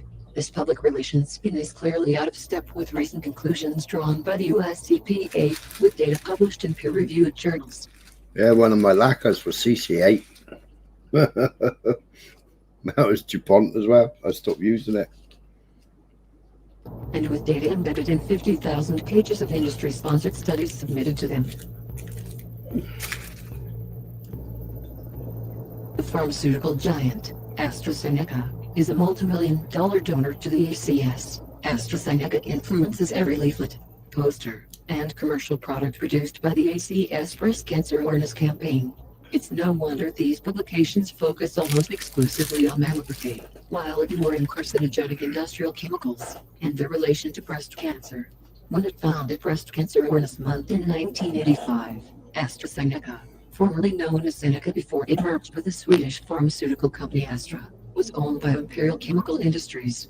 Imperial Chemical Industries is one of the world's largest manufacturers of petrochemical and chlorinated organic products, including the plastic ingredient, vinyl chloride, which has been directly linked to breast cancer. AstraZeneca is also the sole manufacturer of tamoxifen, the world's top-selling anti-cancer and breast cancer prevention drug, with about $1 billion in annual sales. A 5-year clinical trial claimed that tamoxifen reduced breast cancer risks by 30%. The risks of this toxic drug, including potentially fatal uterine cancer and blood clots, were noted but trivialized. As the trials progressed, it became clear that the risk of serious complications outweighed professed benefits. Women have still not been informed about delayed risks of liver cancer. National Breast Cancer Awareness Month is a masterful public relations coup for AstraZeneca, providing the company with valuable goodwill from millions of American women. Yeah, selling problems, selling solutions, collecting donations, and The American Cancer Society's strategies remain based on two myths: that there has been dramatic progress in a treatment and cure of cancer, and that any increase in the incidence and mortality of cancer is due to aging of the population and smoking, while denying any significant role for involuntary exposure to industrial carcinogens. As the world's largest non-religious charity, with powerful allies in the private and public sectors, ACS policies and priorities remain unchanged, despite periodic protests, threats of boycotts, and questions on its finances. The society leadership responds with powerful public relations campaigns, reflecting denial and manipulated information. The nonprofit status of the society is in sharp conflict with its high overhead and expenses, excessive reserves of assets, and contributions to political parties. All attempts to reform the society over the past 2 decades have failed. A national economic boycott of the society is long overdue.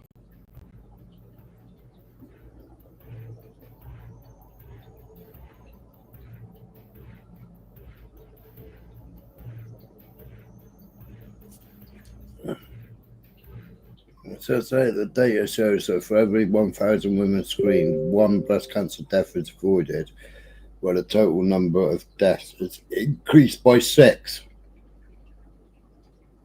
And that was the Lancet, wasn't it? That published that. Where's he bloody gone? He's gone AWOL with me. I'm still here. Mm. Yeah. Who are you watching argue? I'm not.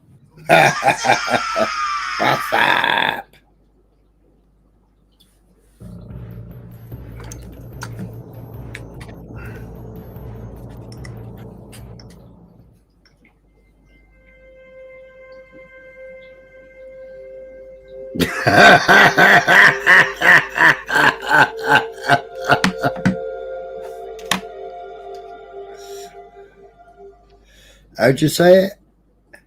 Did that hit the spot, did it? Amyloidosis. Amyloidosis. Amyloidosis. Okay. Oh. Yeah, I think it talks about that in a minute. Does it? Oh, that's Yeah. right. Yeah. Yeah. As long as I didn't miss it. When your legs start jiggering, you have to get your parents to hold them down.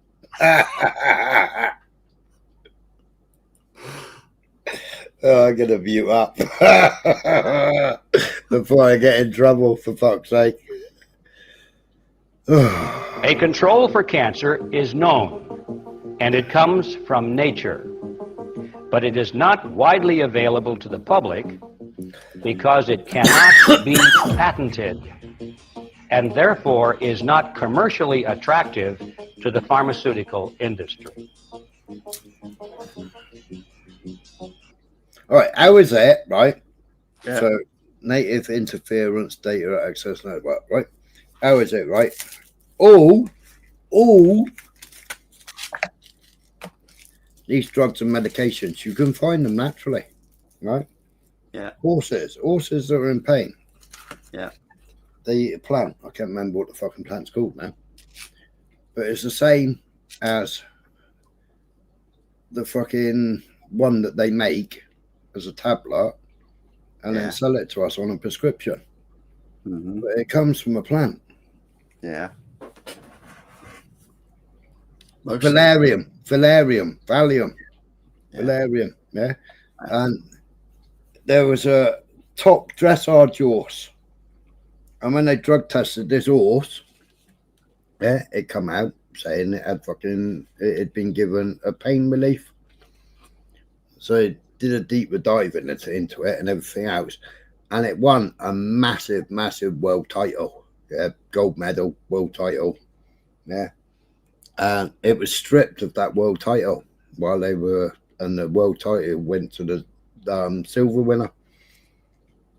When they went further into it all, they found that in its paddock, in its turnout paddock, it had the plant valerium in it.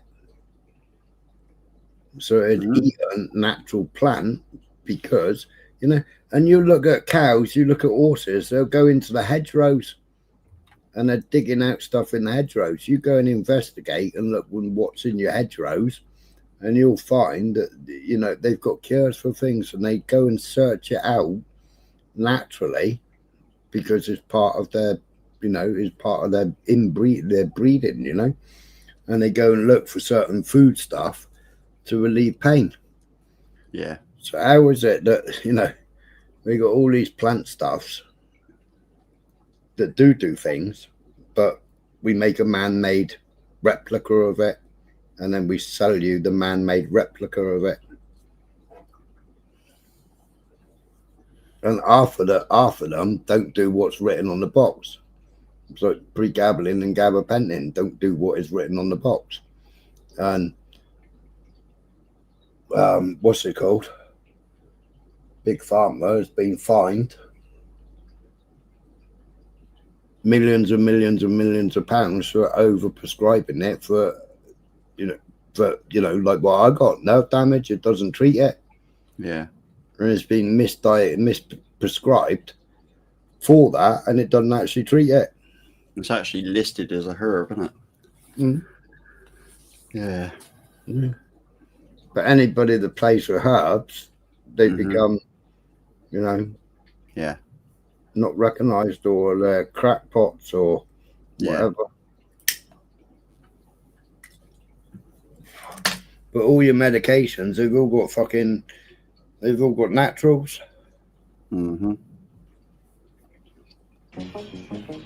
Dr. John Richardson, MD, who had a cancer clinic, a very thriving cancer clinic up in the San Francisco area in the 70s. He was a good friend of ours, and occasionally I would get together with Dr. John and we'd sort of get out of town. He was not having particularly good results in treating cancer patients, pretty much the same story as most doctors. He had been introduced to this substance. It was called Laetrile, amygdalin. That's the chemical name of it. Amygdalin, in its purified and concentrated form, is called Laetrile. And he went from a terrible loss rate, I guess you would call it that way. He was losing most of his patients that he was treating for cancer. He went from that to a high success rate almost overnight by using this substance. It has 4 components. 2 of them are glucose, or sugar. One of them is cyanide, and the other one is benzaldehyde. So we're talking about cyanide in a molecule that is not gaseous at all, but it's locked up with benzaldehyde and it's locked up with glucose. That's bad as poo, because for how many years was it your parents telling you stop swallowing the pips because a tree will grow out your head, and all your apple pips contain cyanide, don't they? Yeah. Now, there was somebody on here that was treating themselves with pumpkin seeds. What's that? It's in your food, and it's going through your bloodstream, and it's covering your whole body, and if it comes to a cancer cell, wouldn't it be great if you had some mechanism whereby you could give it a message and say, okay, dump your cyanide there. The only thing that will release that is an enzyme, and it's called beta-glucosidase. That enzyme is found in cancer cells. It's part of the body's natural mechanism to control this healing process. It works fine as long as you're eating foods that are rich in this substance. We're talking about the products that we have consumed for centuries and centuries and centuries. There is no doubt that there is an adaptation. They are intrinsically more compatible with our bodies. So the question is, how come your doctor doesn't know about this? Or worse, how come your doctor tells you to run for your life, stay away from this because it's quackery? And he thinks he's doing you a favor by telling you that. Why is this? How did this come about? The takeover of the medical industry was accomplished by the takeover of the medical schools. And the schools literally were taken over by the financial interests that put up the money. This story led me, of all places, to Nazi Germany. Pre-Nazi Germany, actually, was the origin of some of the world's greatest cartels in the pharmaceutical and chemical industries. It is important to note, Nazi Germany's war effort was largely supported by two organizations, one of which was called IG Farben. IG Farben produced 84% of Germany's explosives, and even the Zyklon B used in the concentration camps to kill millions. So it's the debunk that. They came to the United States and they formed strategic partnerships. They've debunked Zyklon B.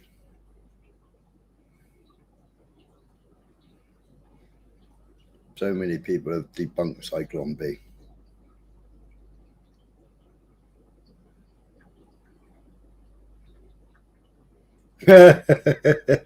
Yeah, but AIDS was fucking man-made anyway, wasn't it, Blunt? AIDS is patented.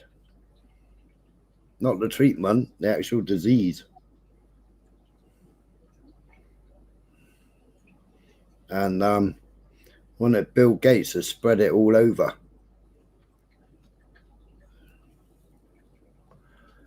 When they're jabbing everybody in Africa.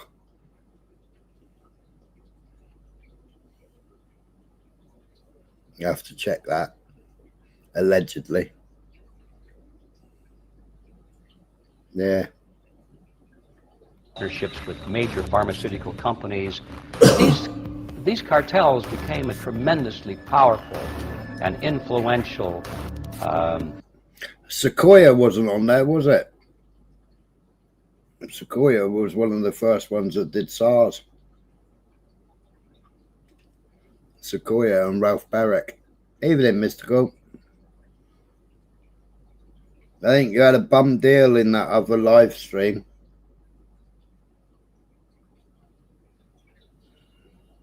I had a bit of an argument about that, Mr. Gold.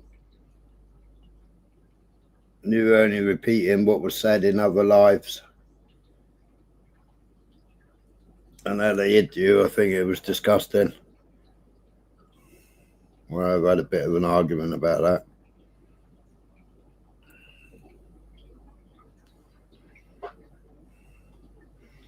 As Michael would contest if he was here, but he ain't fucking here. He's gone AWOL again. See, he keeps doing that. He goes AWOL on me.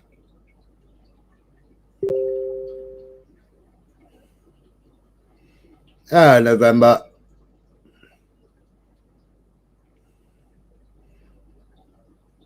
No, not in this stream. In another stream, Mr. Cole, you was targeted. I thought it was bang out of order and I spoke my mind about it. You were only repeating what you heard from a previous stream.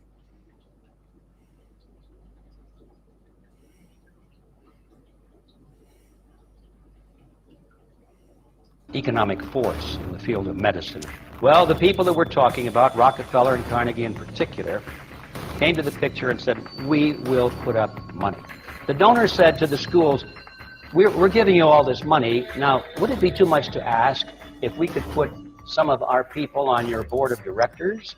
Well, when somebody's offering a starving, struggling school a couple... In the sick bay, Blunt, I'm surprised you haven't fucking commented on Rockefeller and all that lot yet. Fucking hell, you were slacking. $1 million, the answer in many cases is yes, we'd be honored to have these people on our board of directors. They skewed the whole thing in the direction of pharmaceutical drugs. The doctors from that point forward in history would be taught pharmaceutical drugs. Those schools that did not accept those terms did not receive the money, and they generally fell by the wayside, and today you probably have never heard of them. So now the average doctor goes through school, he gets a great education, he has to be really smart to get through it, he learns all about drugs, he doesn't know too much about basic nutrition, but they sure know their drugs. And if you go to your typical doctor today, I don't care what it is, chances are you're going to walk out of there with a prescription. Young doctors who have gone through this process and they see what pharmaceutical drugs are doing to their patients, they see that they're not helping, and that they see that they're causing more problems than they're curing, and they are rebelling, and they're beginning to ask questions. My name is Gwen Olson. What did that say? Is that about ADH drugs? And I. So now the average doctor goes through school, he gets a great education, he has to be really smart to get through it, he learns all about drugs, he doesn't know too much about basic nutrition, but they sure know their drugs. And if you go to your typical doctor today, I don't care what it is, chances are you're going to walk out of there with a prescription. Young doctors who have gone through this process and they see what pharmaceutical drugs are doing to their patients, they see that they're not helping, and that they see that they're causing more problems than they're curing, and they are rebelling, and they're beginning to ask questions. My name is Gwen Olson, and I am the author of Confessions of an RX Drug Pusher. I'm a 15-year veteran of the pharmaceutical industry. I would like to dispel the myth that the pharmaceutical industry is in the business of health and healing. They are not in the business to cure cancer, to cure Alzheimer's, to cure heart disease, because if they were, they would be in the business of putting themselves out of business. And you need to get yourself educated and understand that there are options, and those options are much more effective than drugs. It wasn't very long before people were coming from all over the United States, and in some cases even from Europe, to be treated at the Richardson Clinic. He'd gotten into trouble with the local medical authorities because he was using an unapproved substance in the treatment of his cancer patients. The hospital administration contacted him and said, "You have to stop using this material because it is not approved by the FDA." And he said, "Yeah, I know it's not approved, but it works." They said, "We don't care whether it works or not. It is not an approved substance, and you're in violation of the law." The FDA passed a law, they wrote their own law, and it says only a drug can be used to treat, prevent, or cure a disease. Which means if I say an orange cures scurvy, I go to prison. That's illegal in America. If there is a medicinal claim, which means that the product is used to assist, support, correct a particular disease or disorder, you immediately come under medicinal law. So hold on a second. That means that even if you had a proven natural remedy, a natural cure, you're not allowed to sell it or promote it. Having a product and making a cancer claim is one of the best ways of finding yourself behind bars. The pharmaceutical industry makes 5 to 6 times the amount of money as any of the other Fortune 500 companies in the United States of America. They are not going to easily or readily give up that income. I spent 15 years in this industry. I was one of the best, but I'm here to tell you that the industry has run amok. I exposed how the pharmaceutical companies were basically fraudulently lying to people about the research, about the efficacy and safety of their drugs. You could argue if you are a drug company and your business is really about selling the maximum number of pills to the maximum number of people, why on earth would you want people to die prematurely? You actually want to extend the lifespan. What you're really interested in is what we call morbidity, sickness. What those products generally do is they block particular metabolic pathways or receptors in the body. They interfere with metabolism. We know now that toxicity, primarily from drugs, both non-prescription and prescription, cause disease. And we know the drug companies lie about the efficacy of their drugs and the safety. And we are, in fact, considered a human commodity. Our loved ones, our children, our elderly are considered cash cows that are preyed upon by pharmaceutical reps such as myself, who are encouraged to go in and build market shares without thinking about the consequences to patients, without knowing the misinformation that they are distributing, without being aware that the clinical data has been contrived, or that the patient populations have been cherry-picked, or that the side effects have been minimized and reported in such a manner that it doesn't present the... Hey up, Max. Yeah, mystical, yeah, that's right. I was disgusted by it because you was repeating exactly what was said. You know, and then the next live, I thought, well, that live, I thought it was disgusting that night, and I told them so. No, previously she'd smoked 3 spliffs, ate a chicken leg before turning up at the hospital, and then, you know, claims to have something that I suffer with, particularly in the winter, and then claims there's a special clinic for it. What a load of bollocks. Oh, you're back then? Yeah. Yeah, you went AWOL. Oh, did I? Sorry. Yeah, I had to go and pick some up from downstairs. Run out of milk? No, I'm just trying to sort something while I'm listening to you. All right. Max, there's a documentary. I was looking at stuff earlier on, and I was going to watch it, and I thought, well, if I'm going to watch it, I may as well just fucking play it while I'm watching it, and then everybody else can see it as well. And if people are interested, then they're interested. If they're not, they're not, because I was still going to watch it anyway. But it's about lots of things. So at the moment, it's all about cancers and what have you. Right at the beginning. What was it about right at the beginning? Oh, fluoride. It was all about fluoride right at the beginning, and where fluoride comes from and the byproduct and everything else. And it shows the fluoride poisoning on the cows, and the cows just mad cow's disease.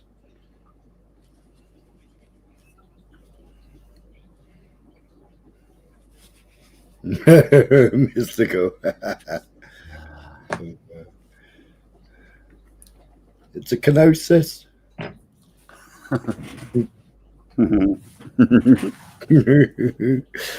Oh, my legs, they're shivering.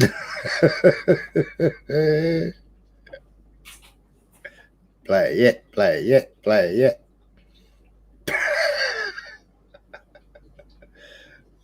We got Michael in trouble the other night. Didn't we, Michael? Yeah. It was all Beyonce's fault. Yeah, it is a good mix. All right, I'll let it play again. The information correctly. Oh, you're never going to get that kind of fair, balanced information as long as pharma is funding the major TV stations, the advertising that supports those television stations, the major journals, and all of the advertising that supports the major journals. We have got to take our power. Hello, Max. Hello. How you doing? I'm pretty good, pretty good. Did you have a good night last night? I did. Good, good. Good class and all. Yeah. Oh, I do. Oh, I thought you went out for a meal. Oh, yeah, I did. Yeah. I had, what did I have? That memorable. Yeah, it wasn't that great. Oh, yeah, I had fish and chips. It was overcooked a little bit. Right. But still good. I like fish. So. Yeah, November man, in bottled water. Why does bottled water go out of date? How is it that you can't, buy bottled water that hasn't got an in date on it? It runs out of date. How does water run out of date? Is it the chemical breakdown? Is it because there's chemicals in the water that break down the plastics and then you swallow microplastics? Well, they pump nitrogen into the top of the bottle to keep it fresher. Maybe that protection wanes and it becomes stagnant. Yeah. Starts growing life forms, maybe. Yeah, microplastics. Yeah.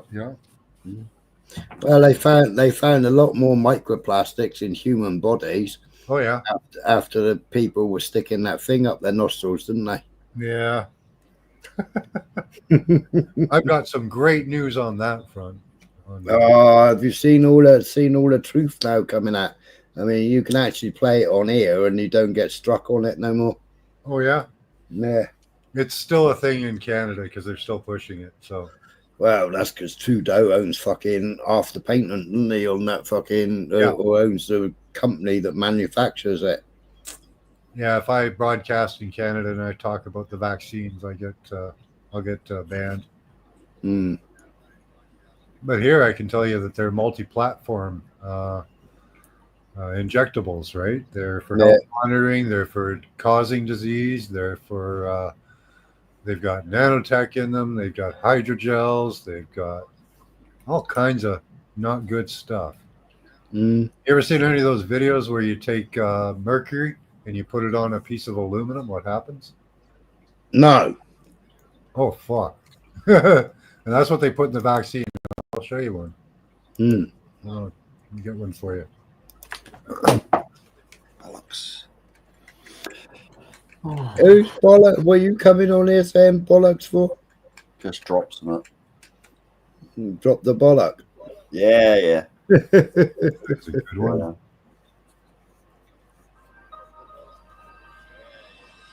Here, I'll just give you the link here.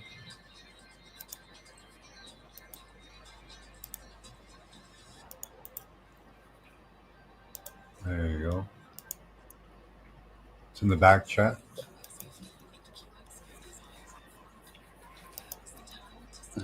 Should be like a minute or Mercury so. forms alloys with most metals in a process known as amalgamation.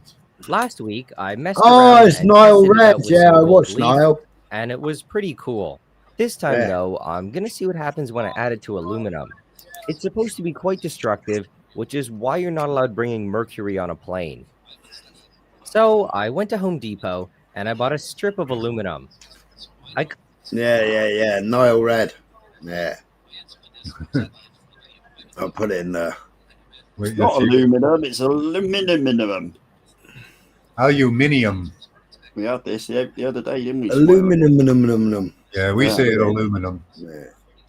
Yeah, Nile Red, he does some mad experiments. He does. He's brilliant.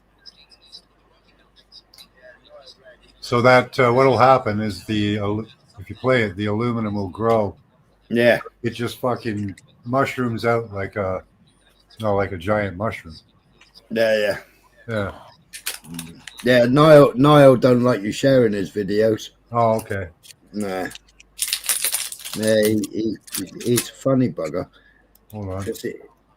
I've watched loads of his stuff. He does mad crazy, turning certain liquids into certain drugs and what have you. And then test them. He made purple gold as well. Do you remember that one? No. Oh, yeah. There's this one, Science Scope channel. Yeah, try this one.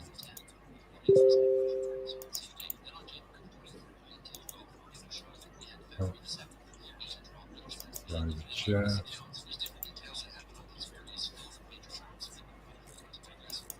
Two types of mercury. Yeah, you got red mercury and the silver mercury, haven't you? That's what I told the other day.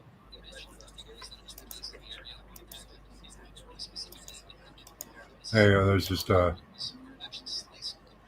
right, I'll have a look at that in a minute. Yeah. We'll see what she's saying. Yeah. Yeah, one's been used in it. Yeah. That's what Max was just saying. Yeah, you mix that with aluminum, it just explodes. Yeah. Yeah. Mental, isn't it? And we got all these heavy metals and stuff in water and all that lot. Right. And they're spraying aluminium. Yeah. They're spraying aluminium in the fucking Yeah. skies. They're trying to inject you with mercury and different forms of mercury. Which they found out years, and DEFRA did a study and years ago, and they were spraying, and all of a sudden all the tree roots were dying off. And then you had all those trees falling down and the weather and everything else. It was because the tree roots were dying off. Yeah. And then obviously, the bigger the tree goes, the more expansive roots they need to support them. Yeah, it's like I said to a fat person, how do you stand up when you only got size 6 feet? You're never going to walk. You're never going to stand up when your feet are the size 6 and you're fucking 22 stone, are you? Yeah. They say the aluminum leaches the soil of all the nutrients, and dries it out. Yeah. It's good for starting fires too. Aluminum burns really well. Yeah. It's really bad. Yeah, I found that out. I've been I'd been sanding down checker plate aluminium. Oh yeah, should it catch on fire? Yeah, and then I lit the oxyacetylene, and like you've always got the flame pointed somewhere else, and you turn the gas on, the oxy on, and then you give it a spark. Yeah, and then the flame comes out. It fucking lit all the aluminium up on the bench, didn't it? Oh, shit. Mad green flames it was. Hey, put some iron in there. Some old iron shavings or something. That would be helpful too. Yeah, that's right. This goes on about the bee colony in a minute. November Man goes on about how they're killing the bees. It also talks about the industry that Michael used to work in. But I haven't actually seen this documentary. I found it. I thought, well, I'm going to play it. So if I'm going to play it, I may as well just play it on my live stream and fucking other people can watch if they're interested. Yeah. So I'll roll VT and see what else you got to say. I'll probably have lots of good comments on this. Yeah. Back, and we have got to start making the pharmaceutical industry accountable for their actions and for the defective products that they're putting on the market. Once you start down the road of taking one prescription drug on top of the other, you will be a lifelong customer for the pharmaceutical. Hey, there's something else for you to take a look at in the back there. Right on. Like what she's saying is basically you're taking one drug and then you need another drug to counteract the drug that you've already been fucking prescribed. Yeah, I can talk about that later too. Yeah. All these like how people are ridding themselves of nanotech with drugs and stuff. Yeah. Talk about that, how to cleanse yourself out. Yeah. That's contained in the document I just shared with you. Or the okay. Yeah. All right then. Right. So it's all relevant to what you're talking about. So your choices will be truncated. So I would like to ask you to please self-educate, be proactive. There you go, November Man. There's our website. I don't know whether it's still active or not. And share the information with others. The next victim could be someone that you love. Thank you.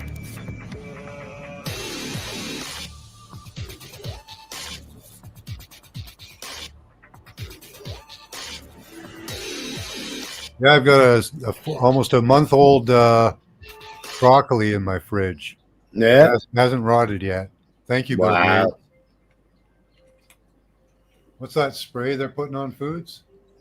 Fresh or something? I don't know what it's called. What did I say it was called earlier on, Michael? I've got a brain block on that. There's like a mental block on that name for some reason. Yeah. Oh, fucking hell. I said it earlier. We were talking about it earlier. I said what it was called. See? What the the hell hell is with the name? I'm telling you, it's electronic, man. Every time you think of that name, they zap it out of your brain. Yeah, Gwen mysteriously disappeared. Oh, fucking fucking Appeal. Eh? Appeal. Yeah. Appeal? Appeal, yeah. Yeah, that's what it is. Appeal, yeah. Appeal, yes. Yeah, so they stopped gassing our foods now and they fucking put Bill Gates' appeal on it. Is it Bill Gates who made it? I can't remember. Yeah. Appeal. Mm. I gotta remember that. It just blanks right out of my brain every time I say it almost. Yeah, you see it on your food, on your fruit and vegetables and all now. Yeah. Whereas apples used to be coated in wax, now they're fucking irradiated. Yeah. Yeah, I had an apple in my fridge for a couple months. A friend of mine's got one that he's had for 3 months. Looks exactly the same. Almost. Little shriveled, like a little smaller, but other than that, nothing. Right. Where are we going now? Now, here's an article from the Associated Press, August 19, 2006. This was approved in 2005. Agency approves first use of viruses as food additive. A mix of bacteria-killing viruses may be sprayed on cold cuts, wieners, and sausages. Is actually approved for all meat. To combat common microbes that kill hundreds of people a year, federal officials ruled Friday.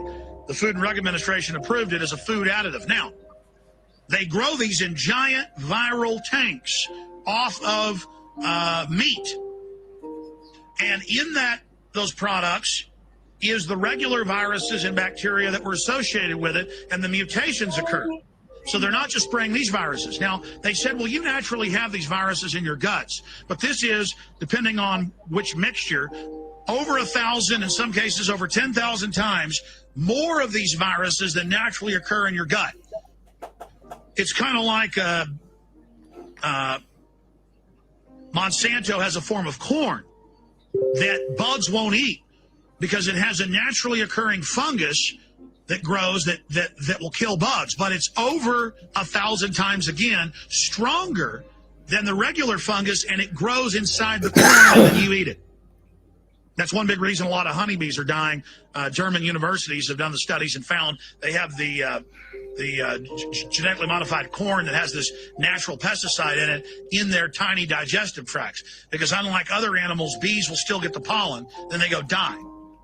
That's why they have the growth maps of where this is being grown in the U.S. and Europe, where the bees are dying. In some cases, more than 80%. On average, we've lost half our bees in the U.S., half in Europe. So that's going on. So agency approves first use of viruses as food additive. In case you don't believe that, as I tell people this is going on, they don't believe it. Viral meat spray, advancing food safety, ABC News.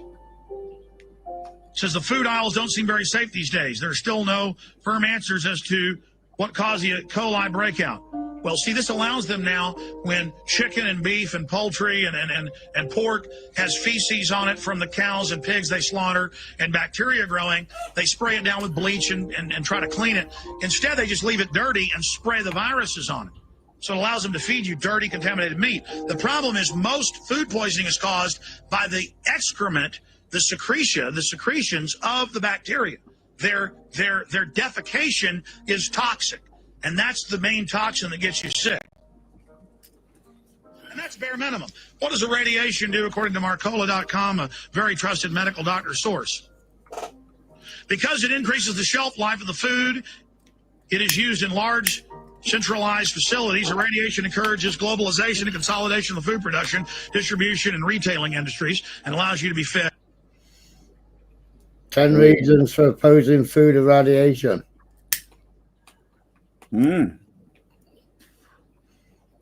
This is all about your old job. Yeah. Yeah. They were actually dabbling in this in the later part of the 80s, coming into the 90s. I won't name the company, but it's probably been named on that anyway.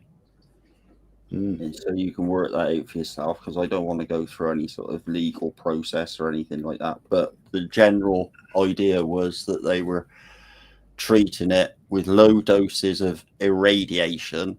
That's not radiation, that's irradiation, which is electron beam type of irradiation. Yeah.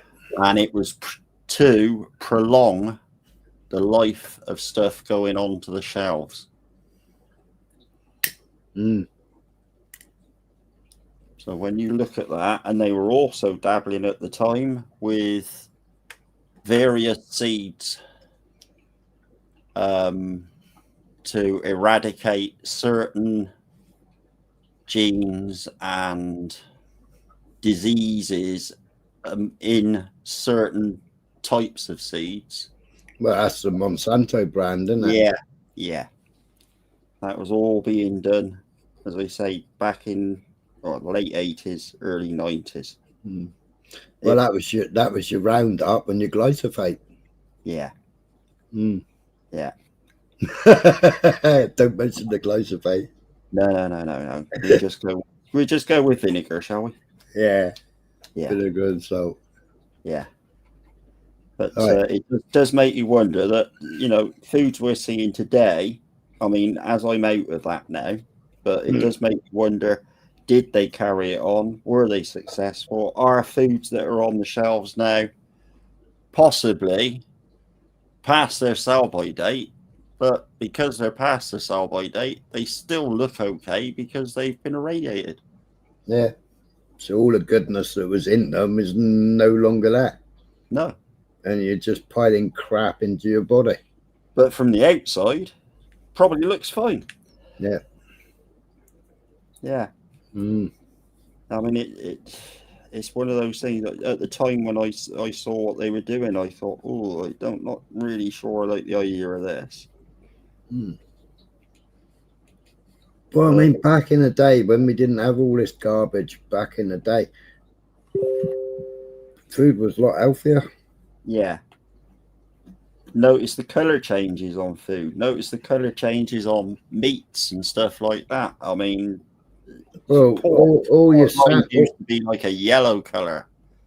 It's fucking insipid white now, isn't it? Well, ham is naturally dyed pink anyway. I've shown a video where they're injecting ham to make it pink. Yeah. And it's nitrates that they put into it. Yeah. Because ham is pork is grey. Yeah. It ain't pink. No. No, just because you see a pink pig, everybody naturally assumes that the meat should be pink. Yeah. So they dye it pink. They dye ham hocks pink. Yeah. By injecting it all. Same with beef. They put red dye in beef. Yeah. Same as salmon. They put dye in salmon, especially farm salmon, because they don't get the proper nutrients. No. But it's worrying to think, did they carry it on? Was it successful, the trials they were doing? And if so, you're potentially looking at stuff that's, should have been chucked in the bin weeks ago, and it's still looking okay, so it's still on the shelves as being okay. That's right, Brett. That's right, Blunt. If you make bread at home, you haven't even got 4 ingredients, have you? Yeah. Right, let's have a look at irradiated food, and I'm going to put the kettle on a minute. Yeah, the irradiated food didn't bother me because it's not, like you say, it's not damaging radiation, like not permanent. No. It'll disrupt cells and stuff, but it's not going to like make them radioactive. No. The electron beam irradiation, once it's been through the process, it's gone. It's dead. Yeah. It's not active. Yeah, they told us they did that. With the other live radiation, you have got an element of still being radioactive, obviously, haven't you? Yeah. Told us it'd kill bugs at the border. So. Yeah. Well, let's see what he got to say while I make a coffee. Other animals, bees will still get the pollen, then they go die. That's why they have the growth maps of where this is being grown in the U.S. and Europe, where the bees are dying. In some cases, more than 80%. On average, we lost half our bees in the U.S., half in Europe. So that's going on. So agency approves first use of viruses as food additive. In case you don't believe that, I tell people this is going on, they don't believe it. Viral meat spray, advancing food safety, ABC News. Says the food aisles don't seem very safe these days. There are still no firm answers as to what caused the E. coli breakout. Well, see, this allows them now when chicken and beef and poultry and pork has feces on it from the cows and pigs they slaughter and bacteria growing, they spray it down with bleach and try to clean it. Instead, they just leave it dirty and spray the viruses on it. So it allows them to feed you dirty, contaminated meat. The problem is most food poisoning is caused by the excrement, the secretions of the bacteria. Their defecation is toxic, and that's the main toxin that gets you sick. And that's bare minimum. What does the radiation do, according to Marcola.com, a very trusted medical doctor source? Because it increases the shelf life of the food, it is used in large centralized facilities. The radiation encourages globalization and consolidation of the food production, distribution, and retailing industries, and allows you to be fed food that isn't as fresh. Research dating the 1950s has revealed a wide range of problems with animals that ate irradiated food, including premature death and a rare form of cancer, reproductive dysfunction, chromosomal abnormalities, liver damage, low weight gain, and vitamin deficiencies. And then they have all this sourced, a full medical source from the government's own document. Show them the sourcing on that. Irradiation destroys vitamins, essential fatty acids, and other nutrients in foods, sometimes significantly. I mean, it just goes on and on. The process destroys 80% of vitamin A in eggs, but the FDA nonetheless legalized irradiation of these products. Goes on. There's all the sources. Absolute fact. So, again, I'm only giving you a very tiny fraction of this. This is CBS News in Austin, but this went out nationwide, what they call a news package. The news is satellited to them with a script. The local news readers read it. But this went out nationwide on all CBS TV channels, telling you that a government study tells you that mercury is good for your brain when it's the most deadly heavy metal attacking brain cells. Here it is. Here's tonight's medical headlines with Medical Watch reporter Sheila Mather. Mercury-containing vaccines may help, not harm kids, according to 2 new studies in the journal Pediatrics. There have been widespread concerns that mercury-based preservatives in vaccines might impair the neurological development of children. These new studies suggest that the opposite, that the preservatives may actually be associated with improved behavior and mental performance. Okay, now here is Fox News telling you how great it is that Japan is looking at lithium in the water. And again, this is already all going on. You're now being told how great it is because the alternative media is exposing it. They're saying, yeah, we're doing weather modification. Yeah, we're setting up a world government. Yeah, we're putting stuff in your water. You're now being, yeah, we're listening to your cell phones by law with a system that can track and listen to you even when the phone's turned off. Yeah, it's all happening. Here it is. It's 8:32 now with only 2 weeks left of 2009. We're taking a look back at some of the most interesting healthcare discoveries of the past year. Joining us is Fox 9 medical expert Dr. Raquel Giorgio to talk about it. Good morning. Good morning. First, the U.S. has been adding a fluoride to its public water supply for decades, and of course to prevent tooth decay. Well, now researchers from Japan are suggesting that we add lithium. Hit pause. Back it up a few seconds. Notice that she says, we put fluoride in, we put stuff in table salt, lithium. You're being sold on this. I mean, this is, imagine 50 years ago, a science fiction movie where they're putting stuff in your water and food. Well, they did write a science fiction book, 1932, Brave New World, where they do drug you. And Aldous Huxley, who wrote it, his brother was a head eugenicist. He gave a 1962 speech at Berkeley saying, this is actually our plan. We are doing this. My book is nonfiction. Finish the clip. Prevent tooth decay. Well, now researchers from Japan are suggesting that we add lithium. So why is that? Well, they're actually not suggesting it, but they're certainly looking into it. Lithium is a medication that in prescription doses treats mood disorders in people with bipolar disorder or manic depressive illness. And what these researchers found in Japan is that lithium is present in trace amounts in the normal water supply in some communities. And in those communities, they have a lower suicide rate. And so they're really investigating whether trace amounts of lithium... And they have lower sex drive and are obese and have brain damage. Enough to really, in a positive way, without having the bad effects. Oh, a positive way. To really affect the mood and decrease the suicide rate. That all sounds really good. Concept. You know, it's the same reason why we put iodine and salt. Aye. If somebody has... That sounds really good. Nah. Fluoride in water. There's many different examples of. All right. So there you are. It goes on and on how great it is and how wonderful it is and how we need it. You're being sold that poison is good. You're being told mercury is good for you. You're being told irradiation is good for you. You're being told GMO crops is good for you. As all these new diseases pop up, as all this illness takes place, they get to kill you off early before you get Social Security, suck your savings out in medical care. The average doctor has no idea this is happening. We are all living in a nightmare science fiction control grid. Wake up, people. Have the mental strength to admit what's happening. I want listeners to really let this sink in. Think about it. Think about it long and hard.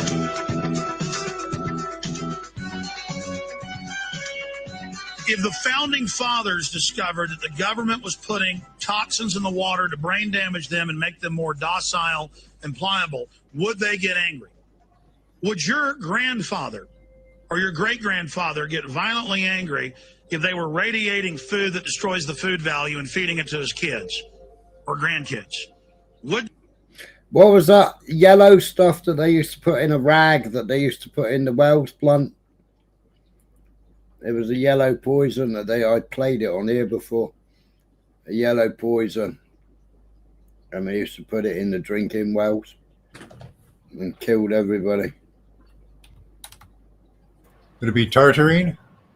I don't know. Like there's an oil you can get from coal that's yellow and it's poisonous. Yeah, the 1% of the world, they were doing it to drinking water. They were poisoning it. They were putting it in a like a Muslim rag, tying it up and then putting it in a well. Or putting it in wells rather, putting it in your drinking water. Yeah, you're having a mini fart as well. Mind fart. they get angry if hundreds of chemicals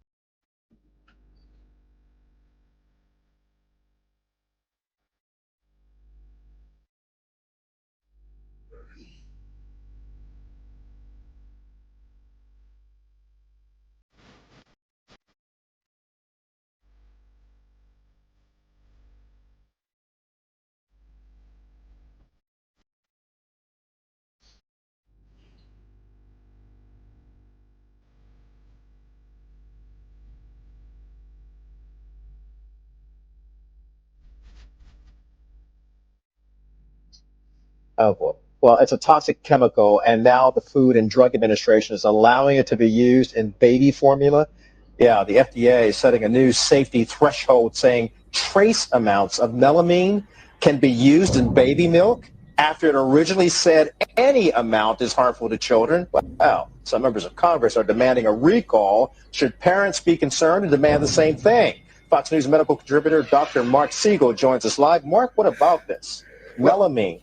Well, let me tell you, Kelly, first of all, the biggest problem here is that this chemical, which is a white powder, is an industrial chemical that we use with formaldehyde to make kitchen products and cleaning agents. It has no business being in food products to begin with. Now, you might ask, what's it doing there? It's there because people are trying to fool inspectors to think that milk might have more protein in it than it really has. It jumps up the amount of protein that you think is in a milk item. So there's no purpose in it being there whatsoever. This is really, illegal stuff to begin with. And we thought it was only in Asia, but the problem is that a lot of the products that you make in Asia end up in our own infant formula. And now the FDA has discovered it in a couple of formula. And now, in order to set an amount, the problem with that is, how are you going to police that? They are only doing spot checks to begin with. So you can't, you're sending the wrong message here. You say 1 part per million is safe. Well, it probably is. But, you can't really check every item to find out how much is in there. Mark, I remember my babies, and we were always concerned about their safety. And you're looking at the video that we're showing there, a mother smiling at their child. Well, I remember the horrendous video of people in China, the mothers crying because there was no help for their children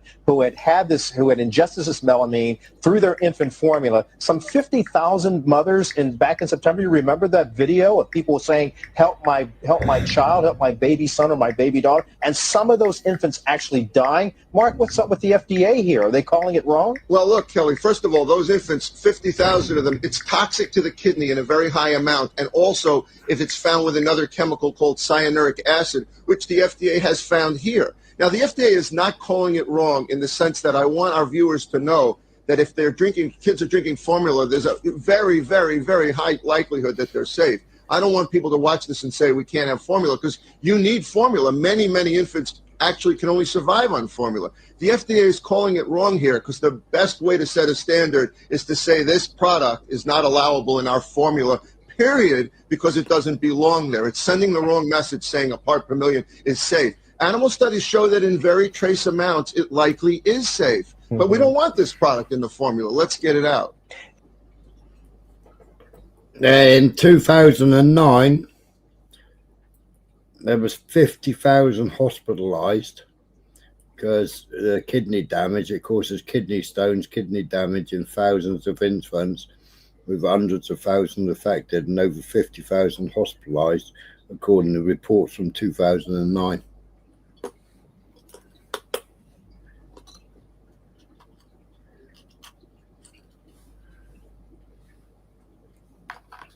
The melamine was used to make diluted milk appear to have a higher protein content, which is measured by nitrogen levels. Yeah, and it was chloroform in the wells. Yeah.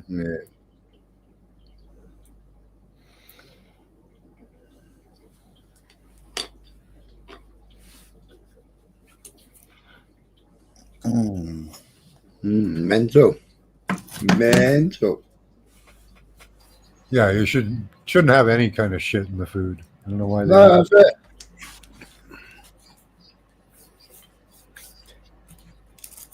Yeah, but which cucumbers, Blunt? We were having this conversation earlier about cucumbers. Cucumbers aren't no smooth things. No, cucumbers are what they call gherkins after they pickle them. No, cucumbers are actually prickly. They got little lumps and bumps all over them. Yeah, you have to rub them down. Yeah, not like these smooth things you buy that are really dead fucking long and all that lot. You can still pickle them though. Yeah, tastes pretty good. But they're a hybrid. The cucumbers a hybrid one, whereas like my ex-mother and father-in-law, they grow cucumbers in the garden. Now, my missus said, do me a favour and go out and get some cucumbers and other bits and pieces for dinner. So I'm standing in the fucking garden And I'm like scratching my head thinking, where the fuck are the cucumbers? Yeah, are they like baby courgettes? What the fuck are they? And like she comes out on the fucking patio and said, "What are you doing?" I said, "Where are the cucumbers?" And she's just standing right in front of them. Like, they ain't. They're fucking, you know. Yeah, mental. I come in, they all take the mickey out of me.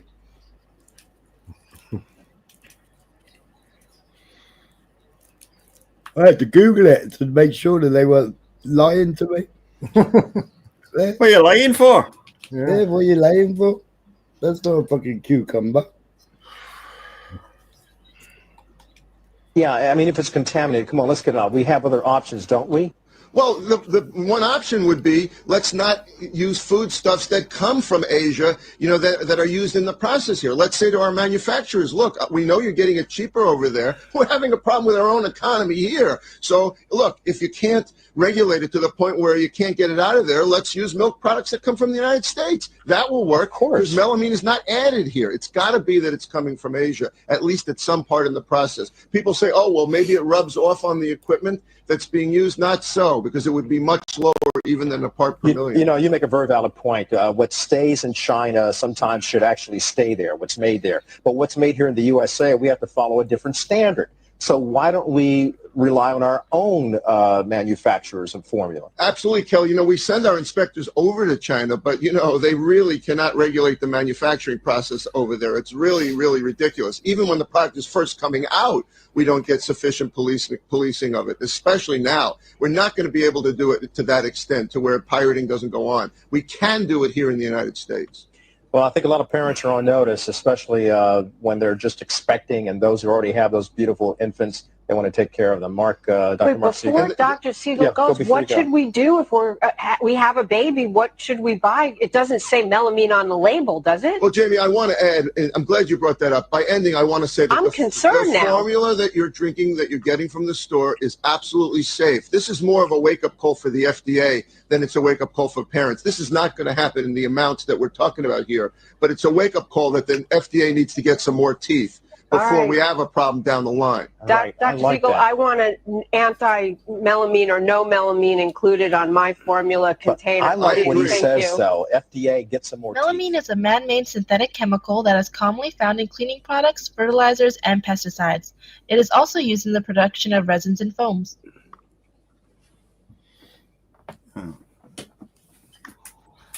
Recently, several countries have detected high levels of melamine in products such as infant formula, milk, and foods with milk-derived ingredients. Furthermore, it was noticed that these products have been imported from China. Upon further investigation, it was discovered that farmers in China were adding melamine to their milk in order to get a higher reading for their protein content. The purpose of this was so that they could dilute their milk with water and still have it meet the manufacturer's test standards.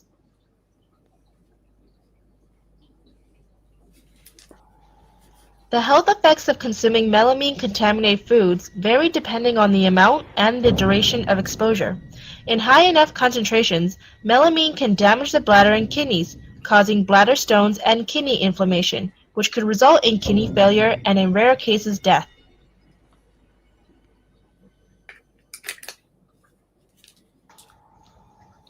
There have been no melamine-related illnesses reported in Canada. However, since September 2008, 4 children in China have died and thousands developed kidney-related problems as a consequence of drinking melamine-contaminated milk.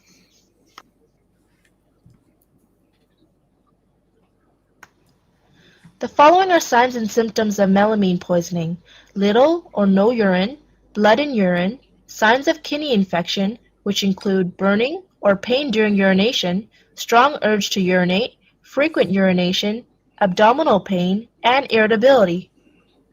54,000 infants across China have developed kidney stones after drinking poisoned milk powder. And now parents around the world are on high alert their children could be next. I'm so afraid, says this mother from Taiwan. I don't know if the milk I bought was from China or not. Chinese milk products have been yanked from the shelves of 12 countries, from Colombia to Bangladesh. Other countries that haven't banned Chinese dairy products, like Canada and Australia, are also testing items for potentially harmful amounts of the industrial chemical melamine. You get chemicals in food all the time.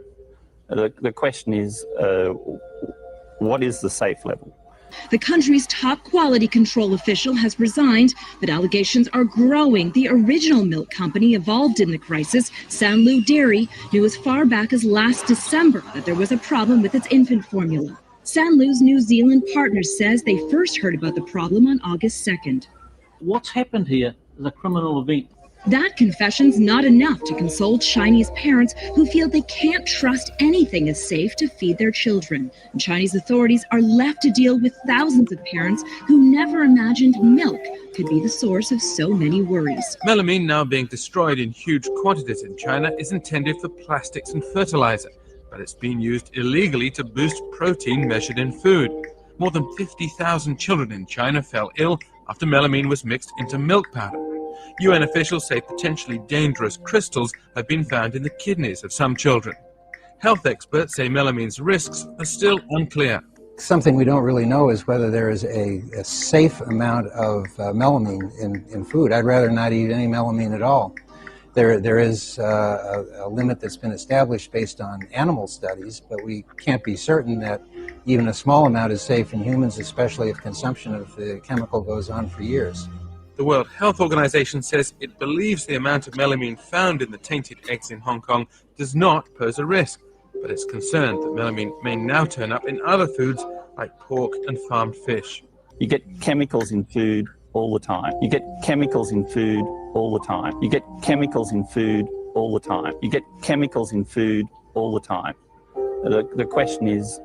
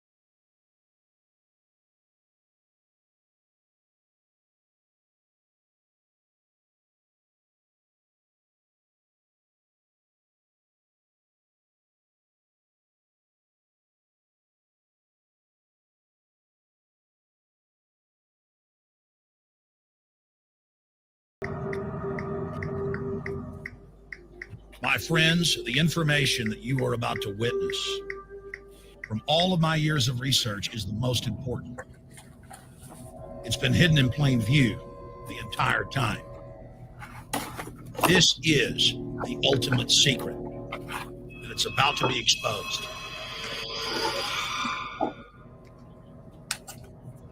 I have hundreds of government documents, textbooks, white papers, where for over 80 years, the elite of the Western world have adulterating food and water to sicken and sterilize the population for the purpose of eugenics. It's all covered in the book Eco Science, written by the White House Czar John P. Holdren, where they talk about a planetary police state to carry out the forced sterilization. They also talk about covert systems in the water and food to sterilize the population. Now, this was written decades ago, before he was White House Science Czar. Now, suddenly, the stuff in this book is all over the news. They're selling it to the public as if it's a good thing. You see here before... Well, that's why they call them all soy boys, isn't it? Because soy boy does that, it depletes testosterone.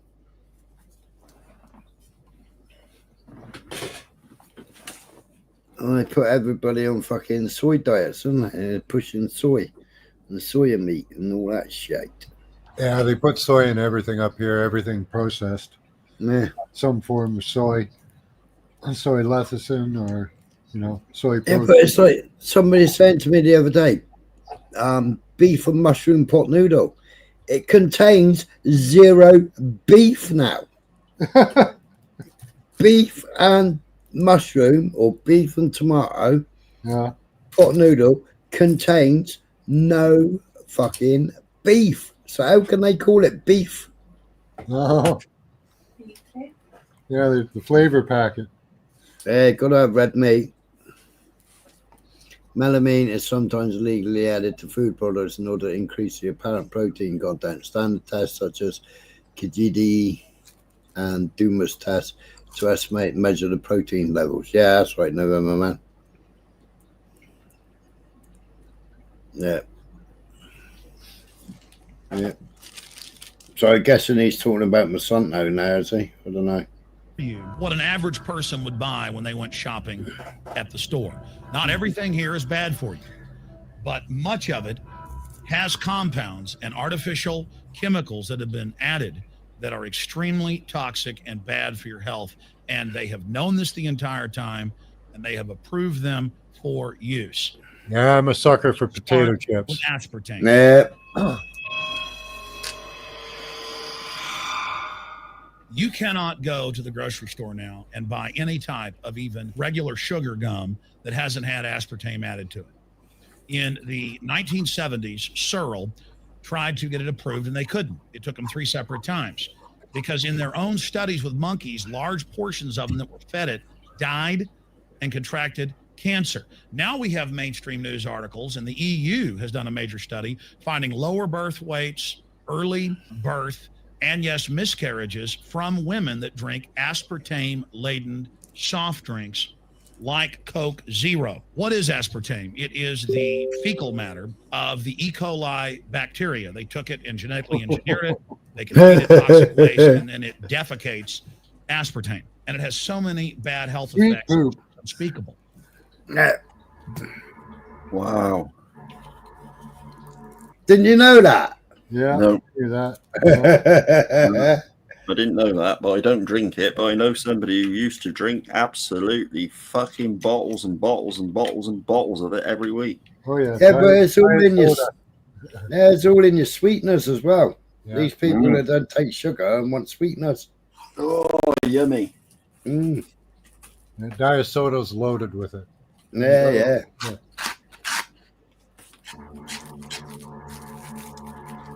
Poor old Genghis was just about to have a glass of Coke then.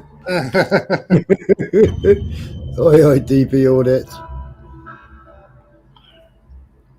Drink your corn syrup. This is being done by design. It's also very, very addictive. But let's just go ahead and move away from aspartame and talk about McDonald's and chicken McNuggets. Now, I remember a decade ago or so reading health advisories claiming that a form of plastic that's used in silly putty, basically a type of silicone, was in the chicken McNuggets, but also in many other TV dinners and other foods. It is illegal in every other nation in the world to add these chemicals in the food, but it's not in the United States. The big secret is all of this was done by design by the FDA. Look at all the drugs they've approved, and then it comes out later that they knowingly approve them, and these drugs are causing heart attacks and cancer.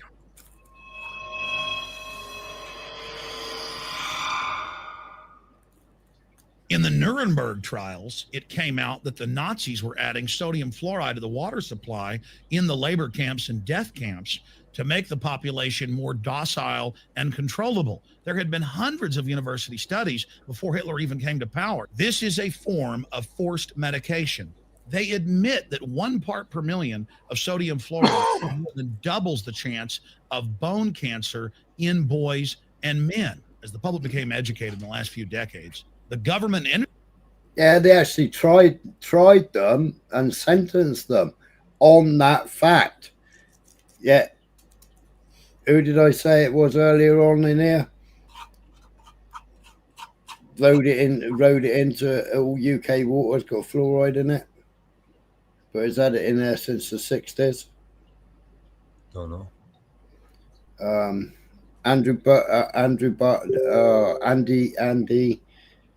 Andy Burnham, when he was a Labour MP. Andy Burnham, 2005, I think it was. Industry's response was to not just... But when the Nazis did it, it was bad. Put it in water, but to start adding it to thousands of products like children's water. Yeah, you don't know at what concentrations they put it in at, right? Yeah. Could be really high. Yeah, phosphoric acid. Formula or with their cereal. They started adding as much as 900 parts per million in things like powdered eggs. Yeah, because in America they use a hell of a lot of powdered eggs, don't they? What do they use it in Canada as well? Powdered eggs? No. Yeah.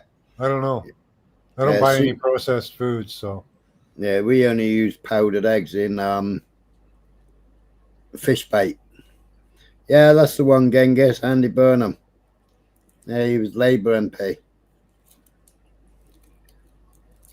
It causes reductions in IQ. It increases sterility or lack of fertility. And it's being added to so many of the daily staples that we consume. We'll get back to food additives in a moment. But first, I wanted to look at genetically modified organisms.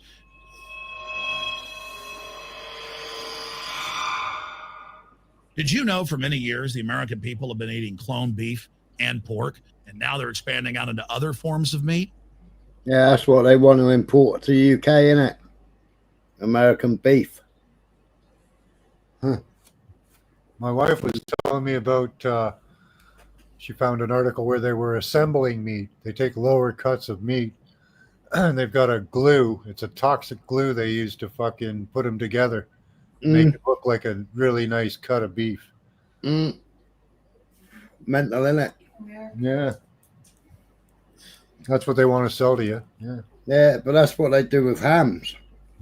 Hams is all your cheap shit beef, all fucking thrown into a processing thing, all squished in one ball or one leg. Yeah. And then injected with nitrates to make it pink.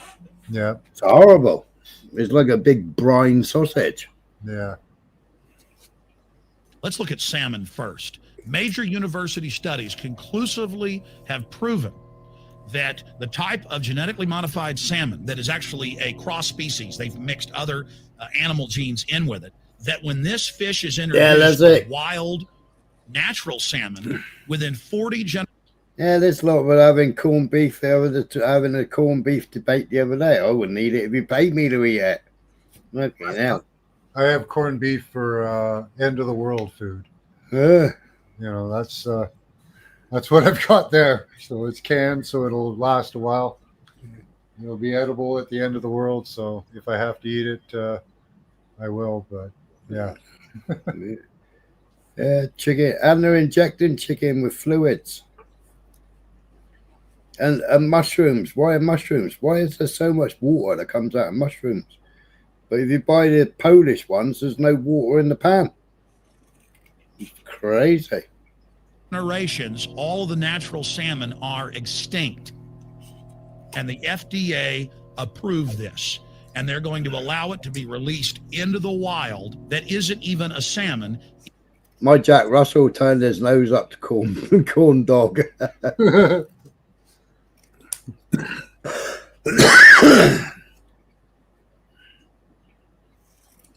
Yeah, that's right.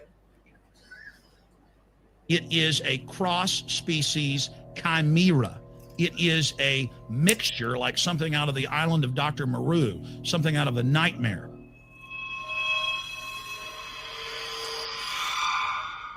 More than 85% of the corn now consumed in the United States, it's also starting to trend that way in Europe and Canada, is genetically engineered. It grows its own pesticide within the corn kernels so that insects won't eat it.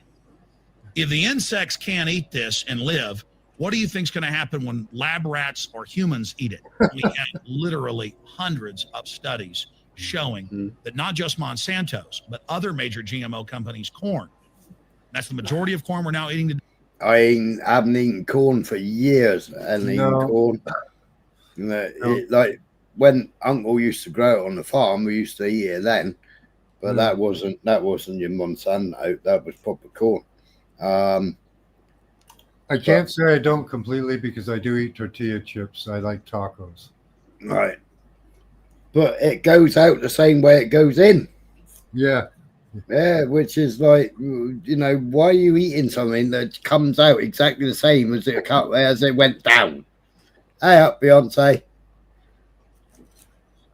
In the United States has been linked to organ failure in lab animals. The studies also show massive increases in sterility in rats and guinea pigs that are fed not just GMO corn, but GMO cotton seeds.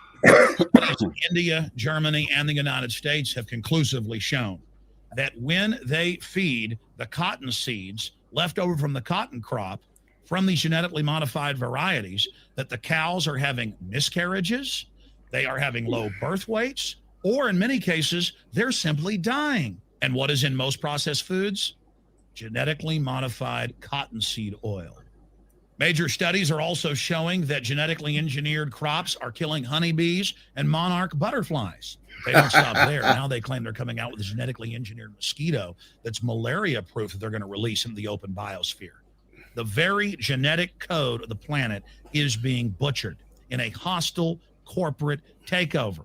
Many years ago, an executive from Monsanto was quoted in National Geographic as saying that that is their program, that they want to basically have their crops and their organisms take over the entire biosphere of this planet. And the major genetic engineer companies have focused mainly on 8 major food crops. Now they're expanding out into hundreds and hundreds and hundreds of other plants, literally changing the genetic code of the planet. This is a genetic dictatorship. This is genetic vandalism. And that's why the Rockefellers, the United Nations, and others have built these giant armored seed vaults all over the world, not just at the Arctic Circle. And they admit they're doing it in case all of this gets out of hand, that they'll have a type of Noah's Ark. Yeah, the Houthis blew one up in Israel. It was full of seeds, full of all kinds of stuff. And the Houthis blew it up, didn't they? They estimated it was billions of pounds worth, and they'll never ever be able to get it all back. Wow. So all these fake environmental groups, they never complain about this. They never talk about true environmental degradation. They want to put a tax on carbon dioxide that humans exhale, that plants respirate from and carry out photosynthesis with, as a way to shut down industrial society and control every facet of our lives. That's the big secret. This is a population reduction program. It is an epidemic. The sperm count has dropped in the Western world exponentially. Even the government has been predicting within another generation, almost everyone is going to be sterile. This is the globalist religion. This is their philosophy. They want the planet for themselves. The UN has said that their stated plan is an 80% population reduction. You've heard Ted Turner call us useless eaters and feeders and say that 80% of us need to be killed. You've heard Prince Philip say he wants to come back as a virus to kill the majority of the world population. Dr. Eric Pianka, Peter Singer, it's all over the news where they tell us that we should only have one child because more than one is bad for the environment and that the recession is good for lowering our carbon footprint. This is the big secret. We live in a scientific dictatorship, and the United States and England are the epicenter of this, and it's expanding worldwide. Remember all the secret testing, all the secret sterilization that went on in the United States and Europe. Remember what Hitler did. He learned all of that from the eugenicist and the Rockefeller family in the United States. This is a culture of death. Yeah, but Churchill was a eugenicist as well.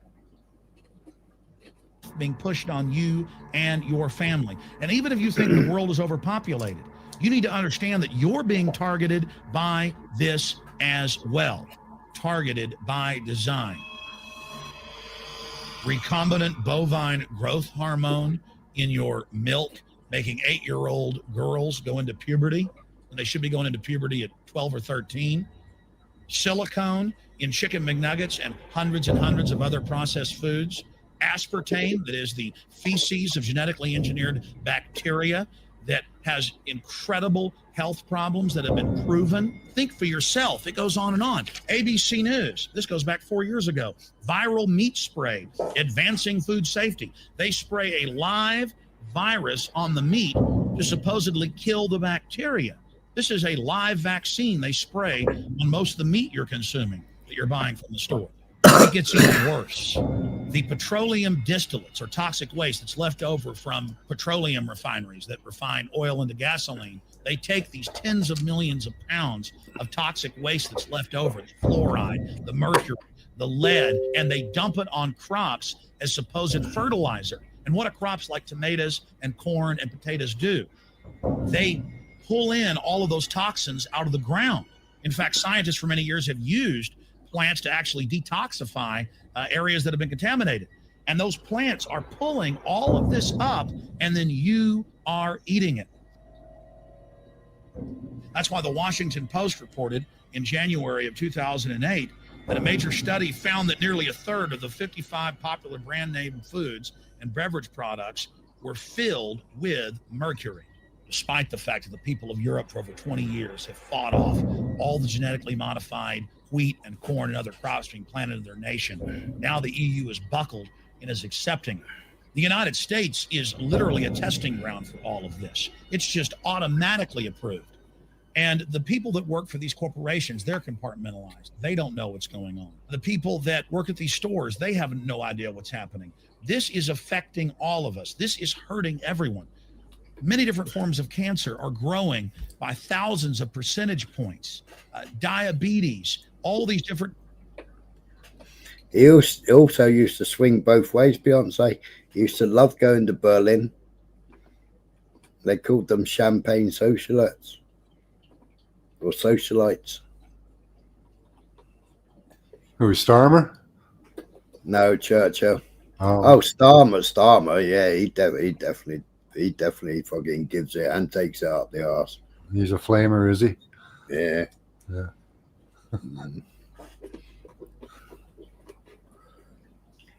Yeah. That's Alex Jones. Yeah, it's a very, very young Alex Jones, isn't it? Yeah. That document that I sent you, if you look up, I forget what it, well, anyways, maybe we can look at it later. There are methods of ridding yourself of nanotech that people are touting. Yeah. You take a look at what this document has to say about that. Yeah. It'll surprise you a bit. To say the least. Yeah, yeah. I don't want to give it away. Jesus. All right. And in major studies, it's all been linked to the toxic additives that are in our food, our water. And I haven't even had time to get into MSG. I mean, I've interviewed brain surgeons, neurologists, scientists. I mean, it just devastates the brain. It's an excitotoxin. It destroys the liver. And it is in tens of thousands of products. We can say no. We can stand up. But if you've got a neighbor giving fluoride water to their baby, please go over and warn them. If you got a neighbor that's sitting there eating MSG-filled chips, one after the other, warn them. You've got a responsibility. If you know people that are feeding processed foods filled with GMO, warn them.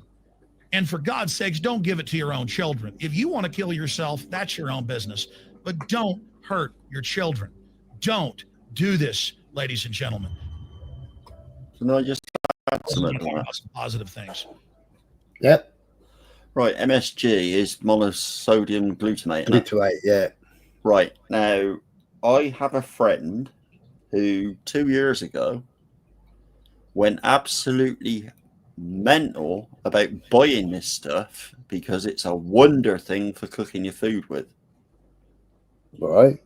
It does. It brings out all the flavor in food. Yeah, they use it in a lot of restaurants. They use it in a lot of takeaways and things like that. Oh, yeah. A sprinkle of that on it, and it's, yeah. But he went absolutely crazy on this stuff. He was buying it by the fucking shed load and using it. And it just doesn't realize what it's doing.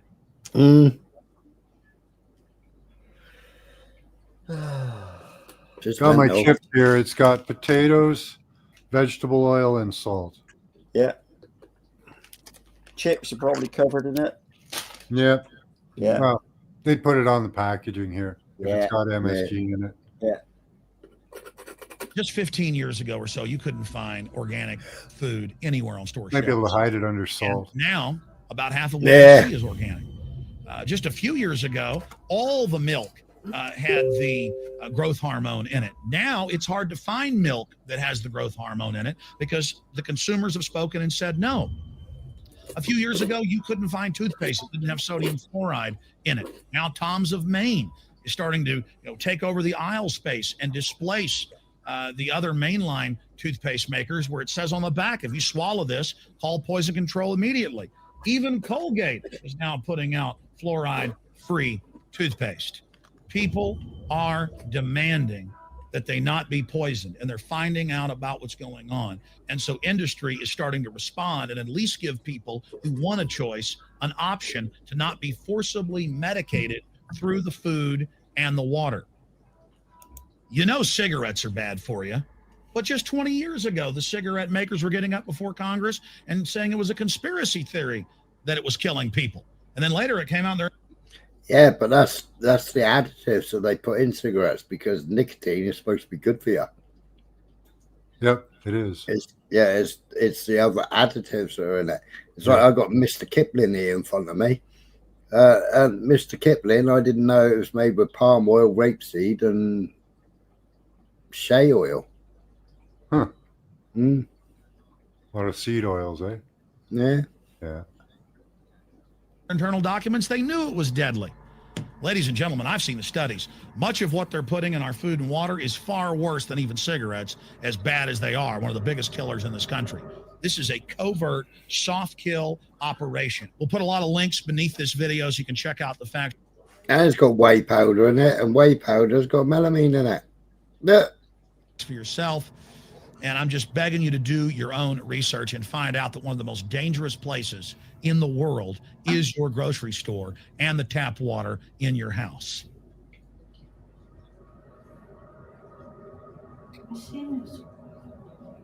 Yeah, that's right, Blunt. It does.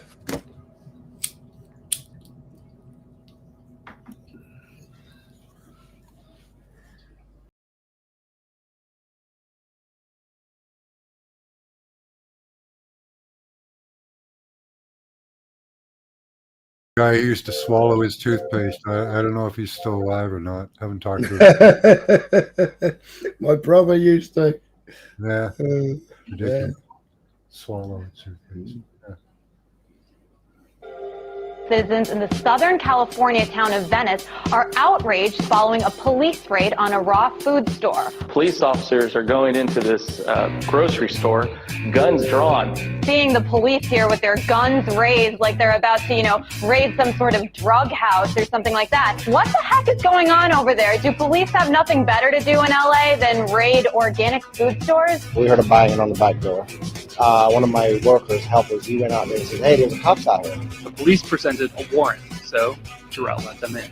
They made me get out of the kitchen, and I had to go sit over there on a chair, and they searched me. They started walking around. They drew their guns, and I'm like, why are you drawing guns? I didn't know what was going on. I mean, it seemed like they thought we had cocaine in the papayas or something. What happens if a worker there came out with one of their laser temperature guns when that police officer had his gun drawn like that? What's happening in this country is big agricultural business large corporations, they control a majority of the food that's produced in America, and they've hijacked the FDA and government regulatory agencies. The raid on Rossum involved no less than 5 government agencies: the FDA, the Los Angeles Health Department, the Los Angeles Sheriff's Department, the Los Angeles District Attorney's Office, and the California Department of Food and Agriculture.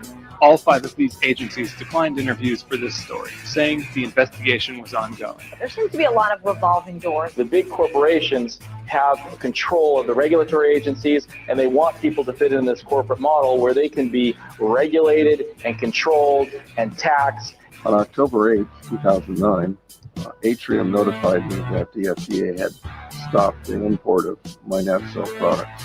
I had to destroy the URL hepatitisc3.com if I wanted to import anything into this country. And they wouldn't talk to me or my attorneys until it was. They said they never want to see that website again. If they didn't like something, tell me. Give me a period of time to fix it. Don't destroy everything that I spent 10 years working on. I can't use the word hepatitis, so I'm supposed to be able to say the word liver support, but I can't use the word liver disease. To this day, I'm not completely sure what I can say. For all this 10 years, we've used a website titled Beat Hepatitis C Naturally. That was as vague as we could get, and now I can't even say that. I find it repressive, and that's being polite about it. They don't want somebody like me over here getting great reports using food supplements. I think everybody that works for me is in shock. I am, and I'm living on borrowed money. I mean, it's not every day that you have 15 years of your work destroyed by your government. They don't fit into the corporate model, therefore they must be destroyed. I survived an FDA raid on September 17th, 2003.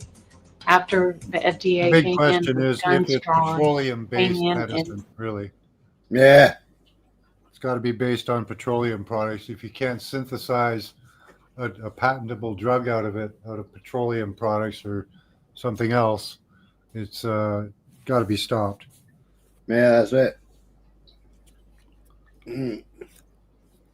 Took all of our inventory and destroyed it. Is that too Arrested low my now? husband. We received just hundreds No, it's fine. of phone calls. People That's were right. crying hysterically. What are we going to do? Got a bit loud, didn't it? Products were curing our cancer. What are we going Yeah, to it did. And all we could do is just cry with them because we were helpless at that time. A gentleman named Greg Caton, who's an herbalist and an herbal product formulator. He's been selling highly effective anti-cancer remedies for many years, and he's been pursued by the authorities in the United States, especially the FDA and the FDA's Office of Criminal Investigation. That's the OCI. He's been pursued by those folks for many years. He was convicted at one point of selling unapproved drugs, which of course were just herbs. And he, at one point, fled to Ecuador for his own safety. He's been living in Ecuador, selling herbs out of Ecuador for quite some time and helping many people around the world with his products. Well, recently, just in the last few days, in fact, he was kidnapped from Ecuador by law enforcement authorities. He was put on a plane, an American Airlines plane, flown back to Miami, and we believe this was done by the FDA. My husband had 2 hearings in March and 1 in May in Lafayette, Louisiana for violating his supervised release. My former bookkeeper embezzled over $20,000 from my company while Greg was in prison. To cover up her crime, she conspired with John Armand, the FDA criminal investigator, and the federal prosecutor, Richard Willis. Each of them lied to the court, saying that Greg was making the unapproved FDA products.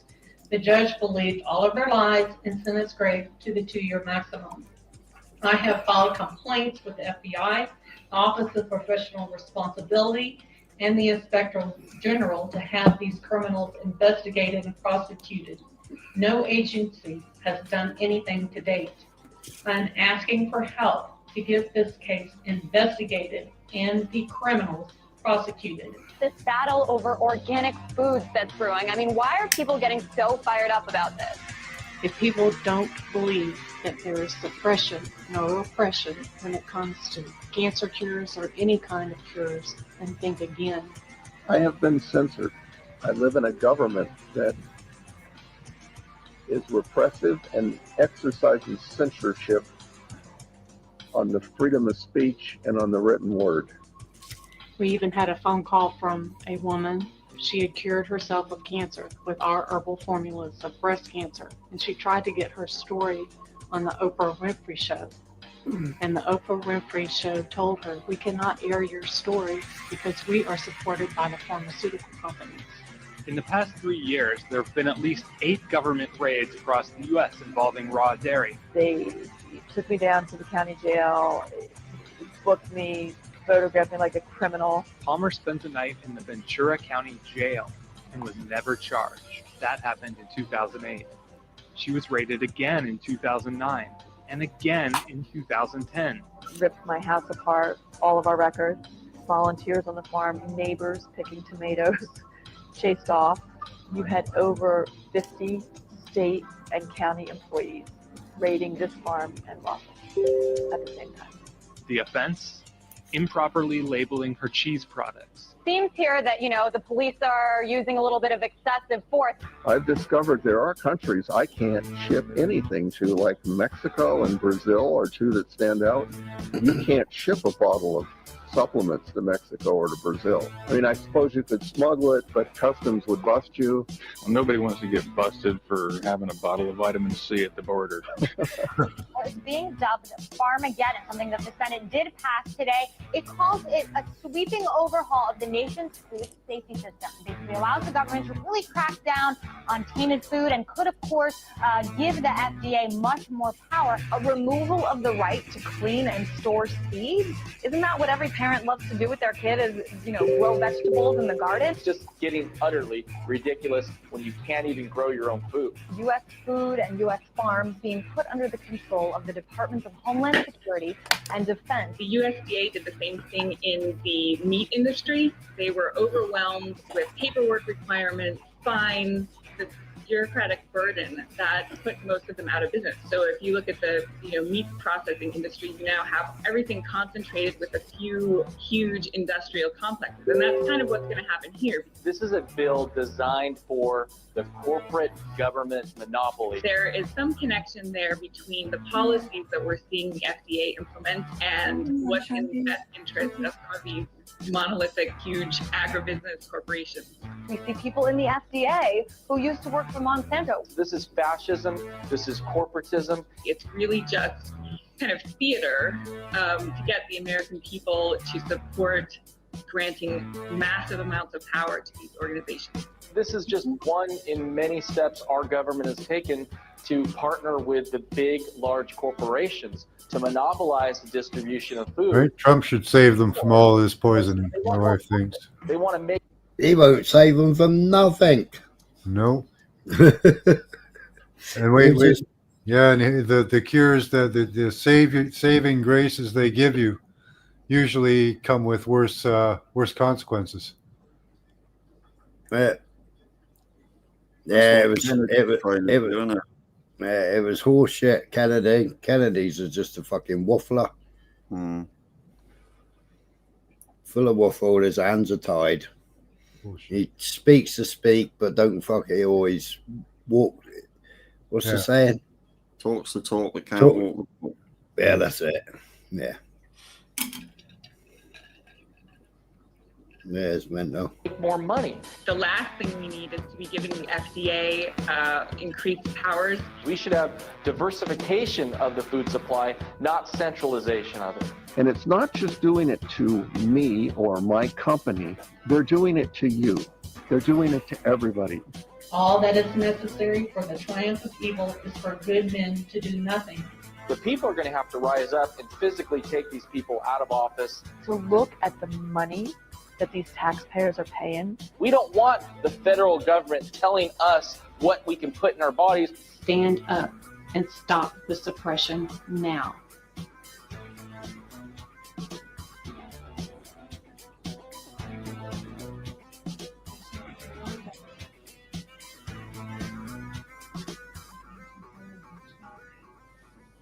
got a nasty cough.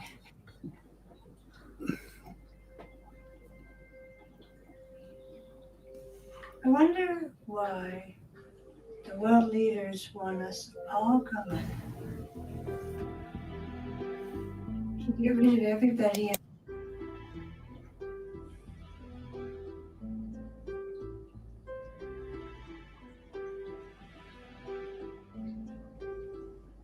Yeah, they want smaller, stupider people. Mrs. Yeah, that's Murphy. it. My wife's here. She's watching with us. All right. Say hi. Hello, wifey.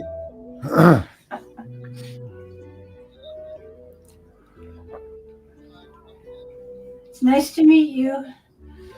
Hi.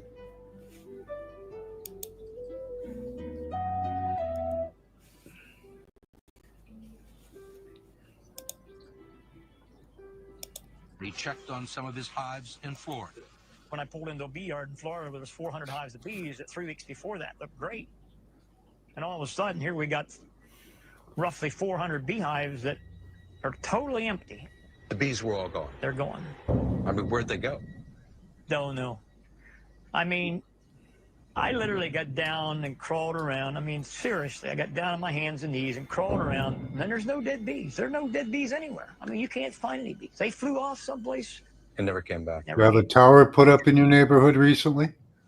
Yeah, Under innit? normal circumstances, bees don't get lost. They have a sophisticated navigation system that uses the sun and landmarks as points of reference. Okie As dokie. this European Only doctor takes them an afternoon to put up a 5G tower. miles in search of food, then find their way back home by following the unique smell of their hive. And once there, they're able to direct other bees to their food source by doing what entomologists call the dance, one of the most intricate languages in nature. Gabe, I've done a lot of things. I've never done this. Yeah, there's worse things, I think. Within a few months, Hackenberg had lost 2/3 of his bees. He and his son Davy began calling the Department of Agriculture and beekeepers around the country to see if they were having similar problems. And within a matter of weeks, he discovered that many of them were. First, Hackenberg showed us what a normal hive looks like. Now, how many bees live in this hive? This hive here, just looking at it, probably got close to 35, 40,000 bees in it. Then he showed us a hive that's suffering from what scientists are now calling colony collapse disorder, or CCD. I mean, there's no reason this time of year a hive of bees should look like this. Not only were there no bees, the hive was filled with eggs and larvae. Bees almost never leave their young. The hive was also filled with honey that not even scavengers seemed to want. Under normal circumstances in a dead beehive, other bees He's would got a be- lot of cropland around him there, Smiler. Yeah. No bees even. So he's probably got a lot of glyphosate. Yeah, that's it. Like something had happened to the A hive. friend of mine got cancer from that, apparently. They didn't want to go back He in. lived out in the farmer's fields back. Since Hackenberg made his discovery, 1/3 of the honeybees in the Yeah. So some of them are getting hit and some of them aren't. Probably.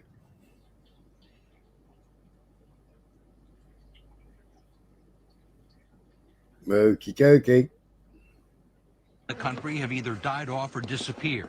Some beekeepers have lost up to 90% of their hives.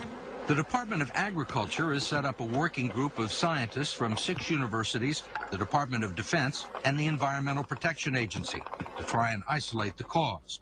Jeff Pettis of the Agriculture Department is leading the effort. What do you think the problem is? I think the problem is complicated. I don't think it's going to come down to a single factor. That we're not going to be able to pin all of these losses on either one factor or even maybe one combination of factors. Autopsies of bees remaining in the collapsed hives have confirmed what scientists have long suspected, that honeybees in general are not in good health and are afflicted with all sorts of ailments. Their systems have been weakened by mites and other parasites, by poor nutrition, and exposure to pesticides, and exposure to pesticides, and exposure to pesticides, pesticides. That a weakened immune system is exactly what neonicotinoids produce. When other beekeepers brought their bees to entomologists, the scientists were horrified to discover that the bees' guts were blackened and seemingly destroyed, and there was undigested pollen still in their stomachs. Oh. Rather coincidental, don't you think? Perhaps neonics don't exactly cause a lack of appetite, but rather a destroyed digestive system. To quote Graham White, speaking about one of the neonicotinoids, this highly toxic, systemic, and persistent insecticide in the United Kingdom is effectively sterilizing fields of all soil invertebrate life, including earthworms, beetles, ladybirds, butterflies, moss, etc. End of quote. Neonics are known to be highly toxic to bumblebees, honeybees, butterflies, moths, wasps, hornets, beetles, and even hummingbirds and bats. In fact, neonics are so toxic that a bee doesn't need to eat the pollen or drink the nectar of a flower. It just needs to walk on the plant to be poisoned.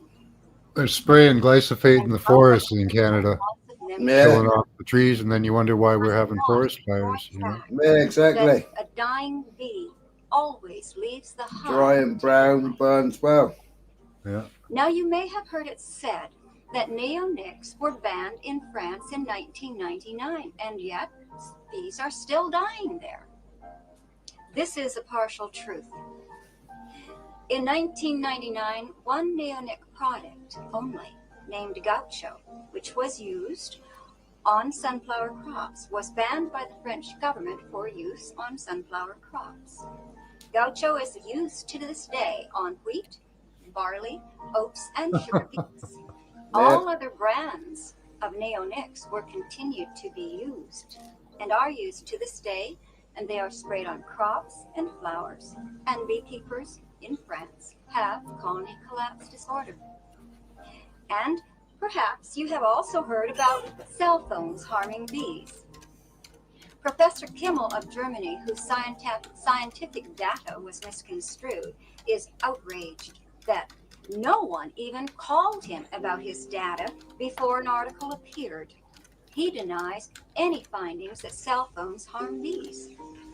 And the highly touted new mystery virus called the Israeli Acute Paralysis Virus, or IAPV. They're always a virus, they are. Viruses are a hoax. Symptoms than colony collapse disorder. With IAPV, Israel is a bees virus. have what is called shivering wings. Then they develop paralysis. Oh, sorry, was I They die unmuted? outside the hive, invisible little particles. They don't disappear. Seemingly, IAPV is not the real culprit, but just another opportunistic invading virus. By the way, did I mention that Bear Crop Science distributes neonics to 100 countries? Neonicotinoids are the chemical names. Imidacloprid is sold as the brands Confidor, Merit, Admire, Legend, Bravado, Encore, Gaucho, Premise, Connect, Evidence, Leverage, That's Bravado, quite cool. Bravado, Trimax, and Advantage. Thiamethoxam is sold as the brands Ectara, Platinum, Helix, Centric, Flagship, Cruiser, Adage, and Meridian. Clothianidine is sold as the brands Poncho, Titan, Clutch, Belay, Arena. And the least toxic of all the neonics, thiacloprid, is sold as the brands Alanto, Veriard, Vizcaya, Calypso, Monarca, and Proteus. Do you find it coincidental that a worldwide phenomena of bees disappearing is occurring where these neonics are sold? Isn't it curious that in the last 5 years, Alzheimer's has increased, and autism in children, which is a loss of memory, and bizarre or disoriented behavior, has likewise increased? And now what are we seeing in our high schools?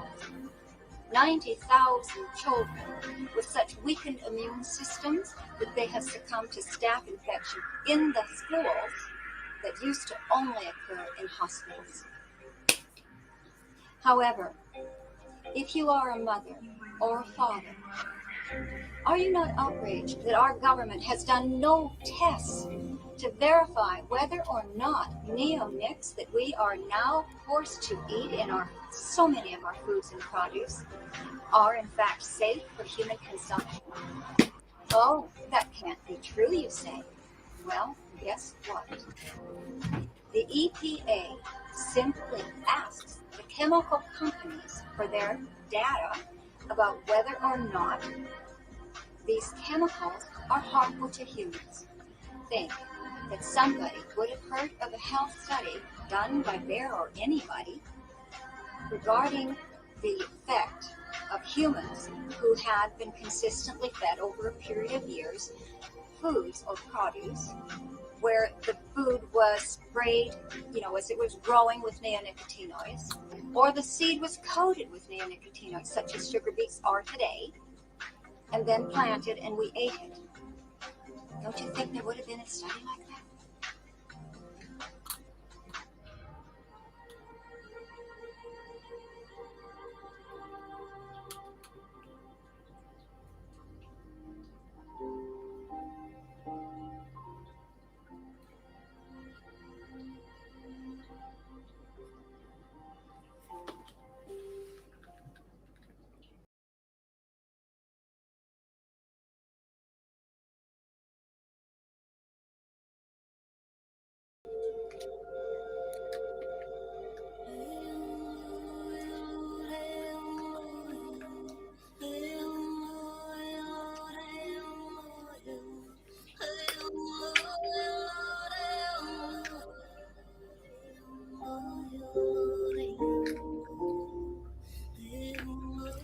Einstein once said that if the bees were to disappear, that all humankind would follow in 5 years. Today, the bees are disappearing at an alarming rate. One of the things the scientists suspect to be the cause of the bees disappearing are pesticides. GMO crops rely heavily on pesticides. So genetically modified crops are designed in a lab to be the pesticide resistant. Unlike anything natural that grows, these mutant plants can be sprayed again and again with these poisons without the crop dying. The poisonous pesticides have been shown to still be in the GMO crops. And you're eating them. You're eating them. And you're eating them. Outrageously, these GMO foods are hidden away in everyday foods with no labeling. Manufacturers don't label GMO foods. Why? They're not labeled, and they're not required to be labeled. The FDA won't make them label foods. Why? Very few studies have been done on the effects of GMOs on humans. Why? Just last week, the International Journal of Biological Sciences found that the rats fed GMOs had organ damage. Toxicity was found in their kidneys, livers, hearts, adrenal glands, and spleens, caused by GMOs. When GMO soy was fed to female rats, most of their babies died in 3 weeks. And you're eating them. And so are your babies. Just say no to GMO. Just say no to GMOs. Just say no to GMOs. GMOs are genetically modified organisms. They are not grown out of the earth. They are made and unnaturally forced together in a lab. Genetic engineers alter the DNA codes by splicing in other genes. From animals, bacteria, and viruses. The Flavor Saver tomato, for example, was made by taking a tomato gene and a flounder gene, along with E. coli that had been grown on bacteria, and then they were all forced together into this plant. Where are GMOs and how do you avoid them? So,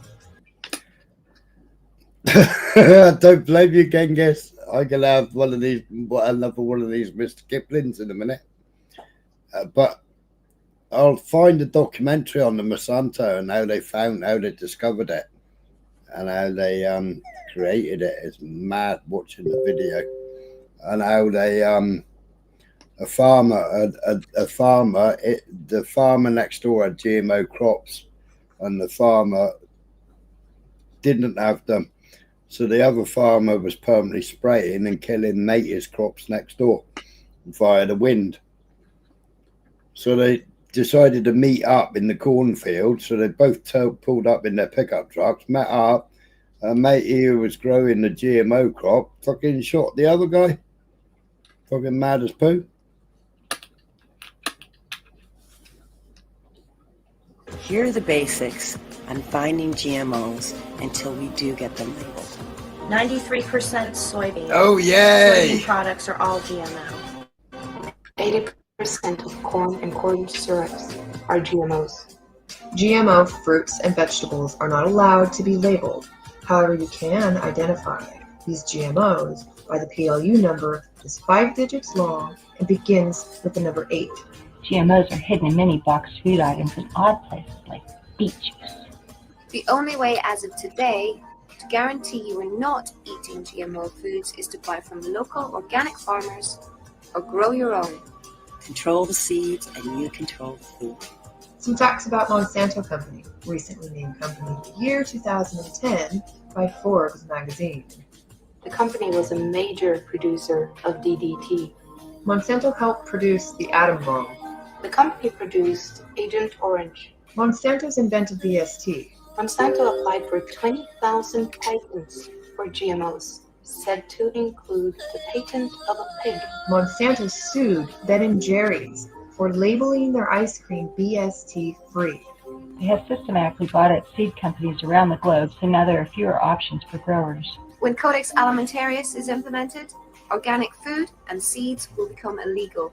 You will only be left with GMOs. The natural chain of food and reproduction is breaking apart, and bees are dying. What does this mean for us? We're next. Einstein told us, when the bees go, we go. We sit like idiots and just complain about it. This means total and absolute control over the world's food supply. And the end of small farmers. They will have every human on Earth groveling for a morsel of their genetically modified frankenfood at the global breadline. Control the food, control the people. Control the food, control the people. Control the food, and you control the people.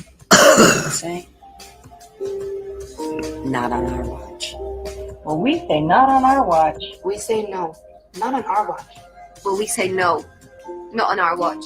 Well, we say not on our watch. Well, we say not on our watch. We do have choices. We can stop this. The single most important thing we can do right now is to boycott all GMO foods. The best way to do it is to boycott GMO foods. Demand labeling of all GMO products from your representatives. Buy from local farmers or grow your own organic food. Just say no to GMOs. I say no to GMOs. I say no to GMO. I say no to GMOs. Yeah, but our farmers in the UK, they're all crying, they're all going up and fucking demonstrating at Parliament, but they're all growing GMO foods, they're all fucking injecting their cattle with the shit that the government wants to inject them with. They're all fucking submitting to it. They've never stuck up for us, and they've grown and got grants to buy the seeds, etc., etc. And now they're all complaining. Same here in Canada. We're using all GMO stuff, and people don't want to buy it. We had trade deals with China. Now they've tariffed us to hell. So Carney, everywhere he goes, if he meets up with Trump, we get more tariffs. If he talks to Ping, we get more tariffs. Yeah. You know. Crazy. Not us. No, we won't. What's not? We've got lots of GMO food to eat. Yeah. Yeah. What's Angela saying? Not us. I don't know.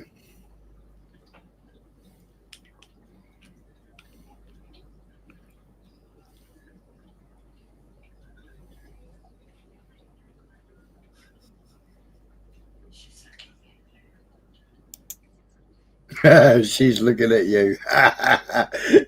She's gonna eat you. She's got a mouth open. I got a cat. Yeah.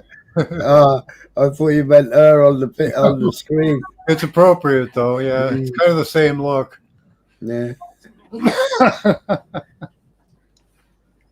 It is not the same. I say no to GMOs. Just say no to GMOs.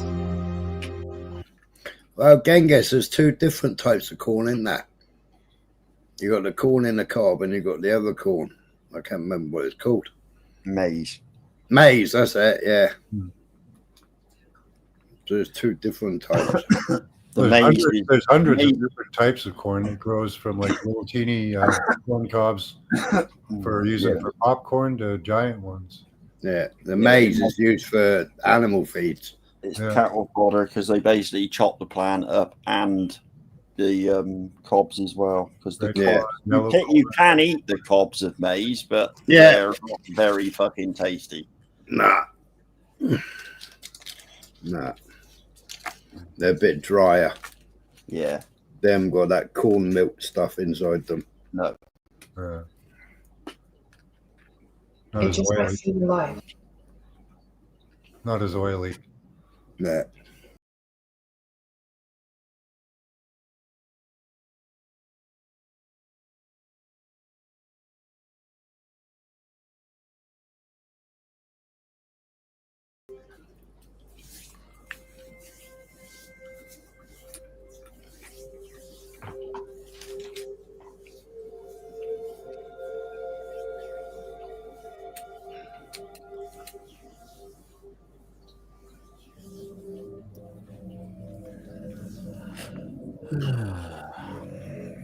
Right? I can't read that fast enough.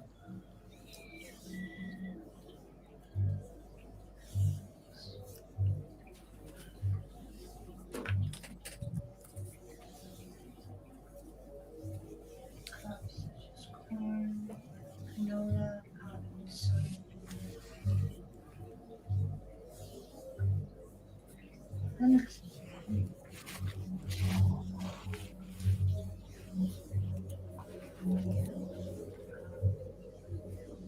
Those are acting much now like a deadly virus.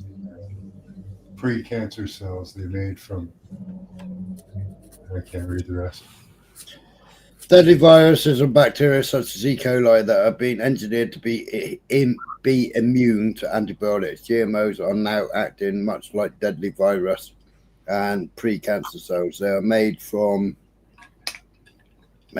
by infecting organisms that were once pure and healthy.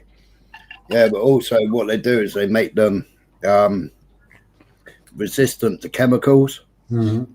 So that like used to grow in furrows, up lines and lines and lines up fields, yeah? Yeah. And what you used to do is you used to go down the furrows with a tractor and get rid of all the weeds, yeah? Yeah. So they then had sprays, so you drive up and down the field with the sprays. But then the sprays wouldn't kill everything. So then because they GMO modified the seeds that were immune to the sprays. So the spray, you could spray everywhere. It would kill the weeds, but it wouldn't kill the plant. But the plant, the food source, was still taking in that spray. And we were still digesting that spray because that spray didn't kill the plant.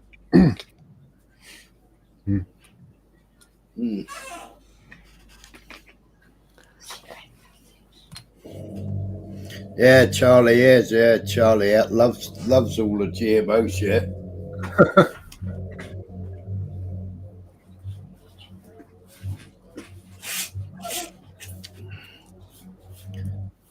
Monsanto is the world's leading producer of herbicide glyphosate.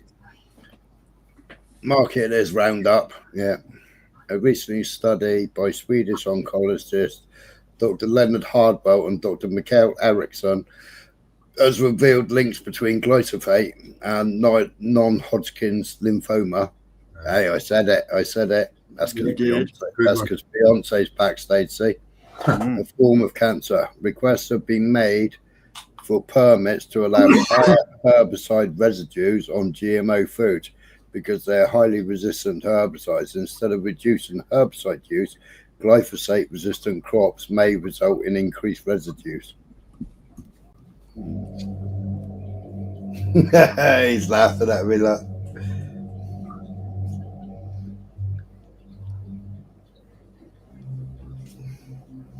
Oh, I butchered some words earlier, Beyonce, you weren't here. Nearly butchered organisms. Nearly butchered organisms. Yeah. Farmers, knowing that their crop will tolerate or resist being killed off by the herbicides, may use them more liberally. There has been no risk-benefit analysis conducted, and regulatory authorities have failed to implement precautionary principles with respect to GMOs and herbicides.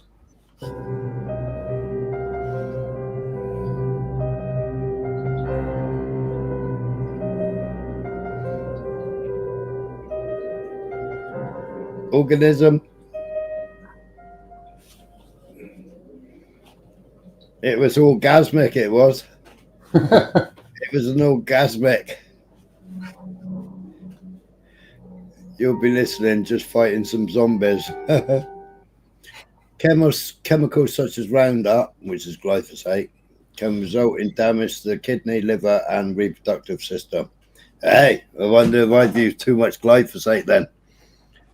Roundup is one of the most toxic herbicides and is the third most commonly reported cause of pesticide-related illnesses among agriculture workers.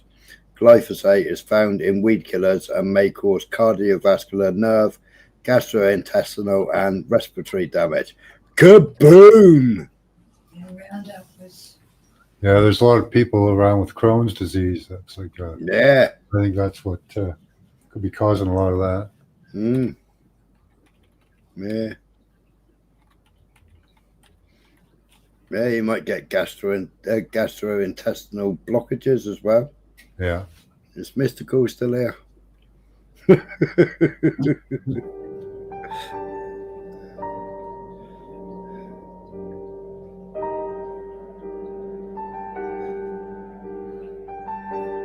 Hey, even IBS, eh? Yeah. People with IBS, they go to Europe and eat like the wheat there and stuff, and don't have a problem. Yeah, but sorry. Yeah, go on. Go on. Now, when you think about what they used before glyphosate, is it the lesser two evils? Yeah. Well, they used DDT, before didn't they? glyphosate was sulfuric acid, arsenic, copper salts, kerosene, sodium chloride. DDT. Yeah. Yeah.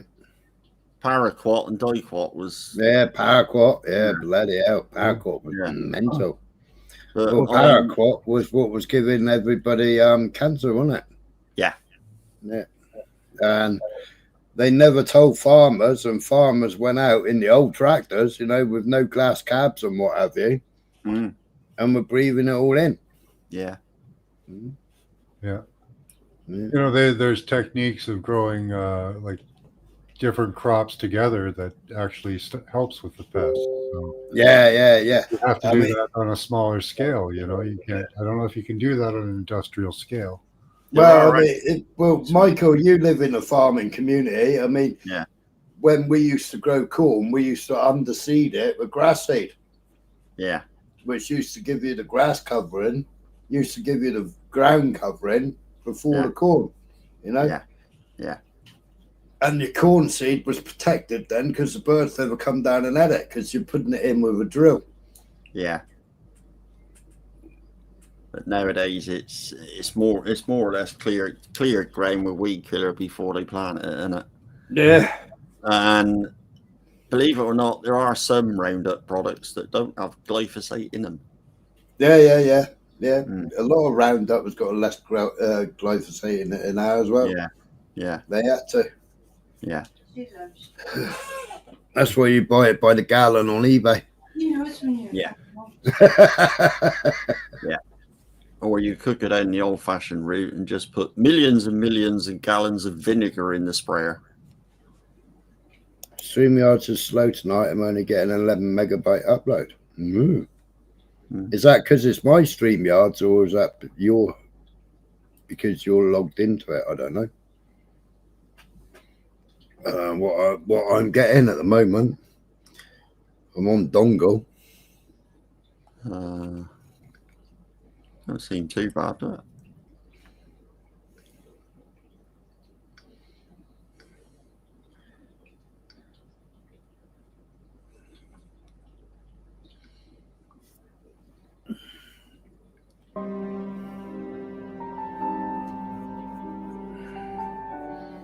Crikey, that is a lot slower than it, to be honest. Yeah. Yeah.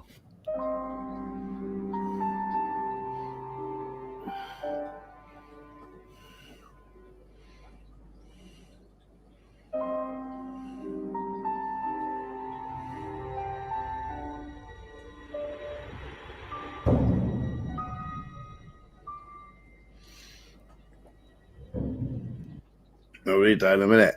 My speed test is showing 130 megabyte download and 25.5 megabyte upload. Mine showing. That's what mine showing. Yeah.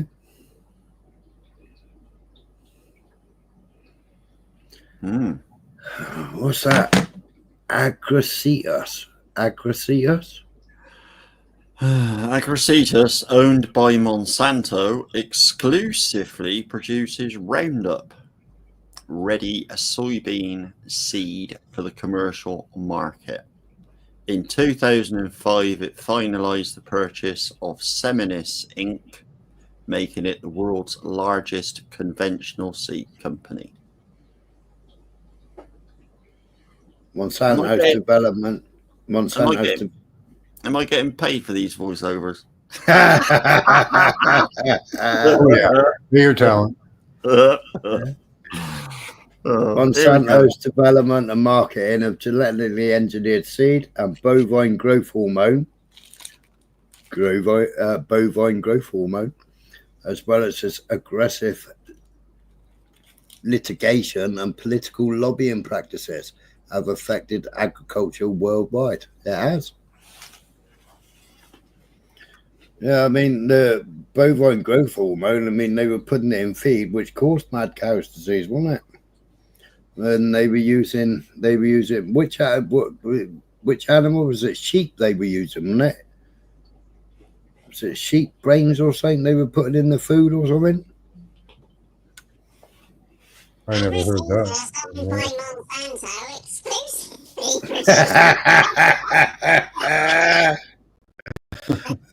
Fucking hell, shut up. Dickhead.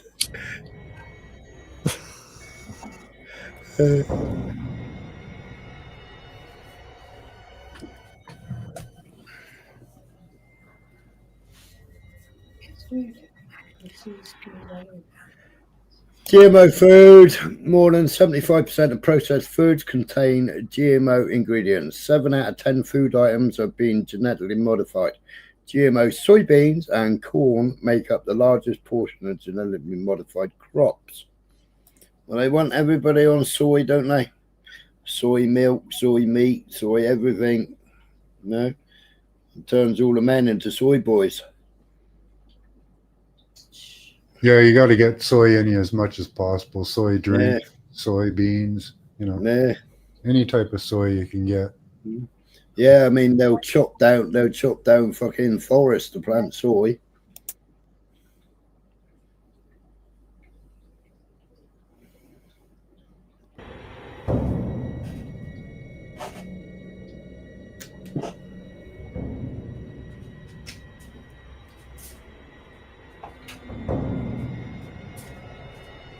My wife wants to know if we can eat the air. Yeah, it's good for you. Yeah, it's filled with nanoparticles. Just watch for some aeroplanes. Yeah. If you've seen aeroplanes with trails behind them, don't swallow. Yeah. That's every day, everywhere.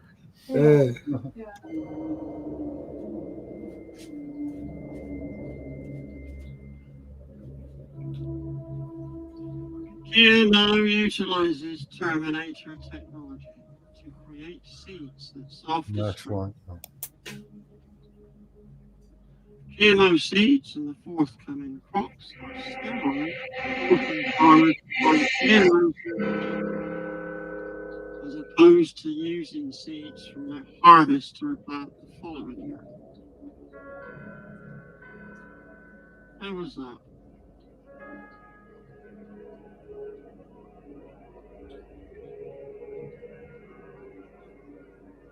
GMO foods pose a serious health risk in the areas of allergy and immune function, reproductive health, toxicology, and metabolic, physiologic, and genetic health. Visit globalresearch.ca and rightoncanada.ca to learn more. You've buggered up your mic. You sound absolutely terrible. Have I? Yeah. Oh, bugger. Oh, buggerations. No, you're in and out, in and out. Am I? It goes, GMO food pose a serious threat. Oh, fuck yeah. That's it.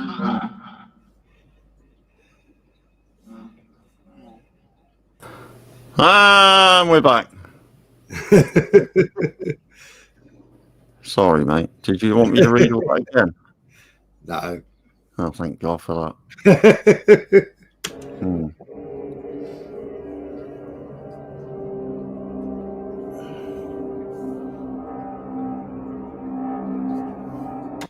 Oh, you've been able to get that for years, Genghis. It's called dehydrated food, space food.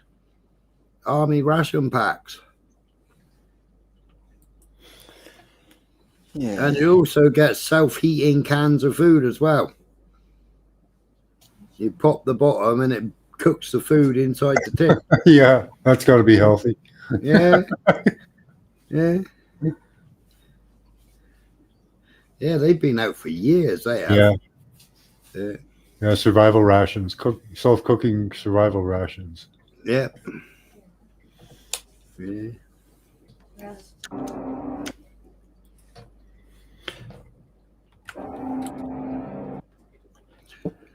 Recommended reading: Seeds of Destruction, The Hidden Agenda of Genetic Manipulation by F. William Engdahl. Control the food and you control the people. The exceptional book congenially reveals a diabolical world of profit-driven political intrigue, government corruption and coercion, where genetic manipulation and the patenting of life forms are used to gain worldwide control over food production. Fucking hell, why do they use all these big words? I'm trying to make coffee here. Well, you didn't do too bad.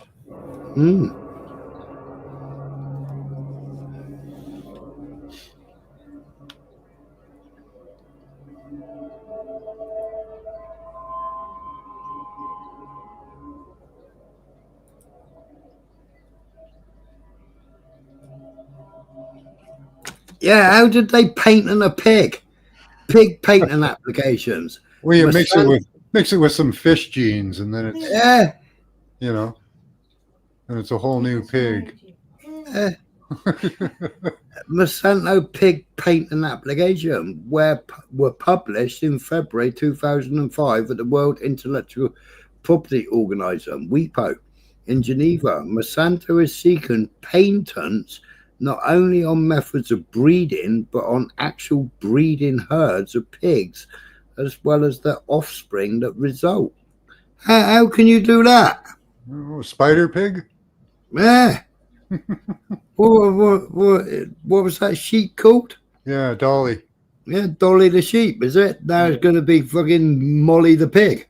Yeah, they did the spider goat, where they had spider proteins come out in the goat milk. Yeah. So they could use it to make armor. Yeah, exactly, Blunt. Yeah, if they can do it with pigs, they can do it with us. Oh yeah, Yeah. Yeah. Yeah, CRISPR technologies. It's already available. Yeah, CRISPR. Yeah, CRISPR. Yeah, the chemicals that needed for it, they're already in you, so it's not a big deal. They just need to send the signals and and the pulse waves. That's all. Yeah.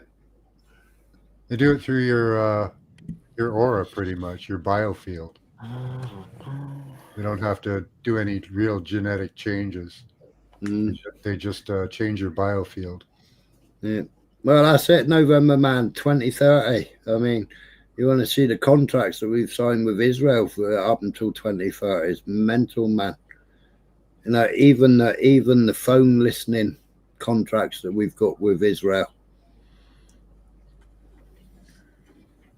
It's absolutely crazy. I'm in the middle of doing a video about it, but yeah, all the tax money from the U.S. goes to Israel, doesn't it? Yeah. Before it's redistributed somewhere else. Yeah, and then they send it all to Labour and send it all to Conservative. And whoever else wants a trip to Israel, they all get well funded and well donated. Oh yeah. Oh, there's that. Remember that herd of ostriches in Canada that were up for slaughter because of COVID. Right. Yeah, they've decided that they are going to indeed slaughter them. I don't know if it's happened yet. No, right. Yeah. But they were raised for their genetics and their good breeding and all that. And so they're going to get rid of them because they're not vaccinated and, they got the COVID and all that shit. So, yeah. Oh. If they had such good genetics, how did they catch it? I don't know. Well, I don't believe you really catch it. It's kind of put on you. Yeah, the PCR tells you got it. Yeah.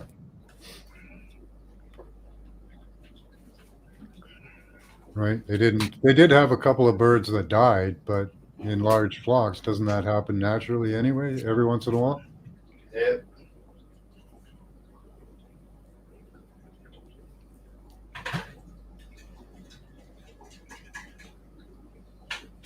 So yeah, I charged up one of my work phones the other day, and on that was one of my phones that I was using during COVID, and on that it's got a video where I actually run in the tap. I open up one of those PCR tests and actually test my tap water in the workshop. Yeah. Yeah, and it comes out positive. Yeah, they motor oil, cantaloupe. Yeah, it'll all test positive. Tomatoes. Yeah. I just see a bunch of blueberries. I don't know what's that. Oh, Blunt! I've been doing so many different ones, and I saw something else today and got distracted again. That they spray on it. I think I've got about 4 or 5 different documentaries on the go, and I see something else, and I think, oh, fucking hell. And I start a new project, and it's like, oh, shit, I've got to finish one of the others. Too many distractions. Yeah, I've got to start calling up our growers and telling them that we don't want a peel on our vegetables. Yeah. I'd rather have like silver nitrate or silver iodide. At least that got some possible redeeming qualities. Yeah, well, why bother? I mean, why not go back to the way we used to? It used to come out of the fucking ground, and then you used to eat it. Well, yeah, and you didn't. If you didn't wash it, the natural, barriers were there. Yeah. And who gives a shit whether your carrot's straight or whether it's curly? Yeah. You could start calling you Mossad or something, you cheeky fucker. All right, where's the play button?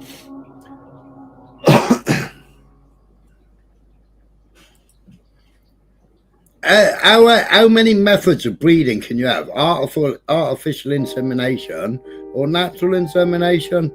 There isn't anything else, is there? I suppose there's petri dish.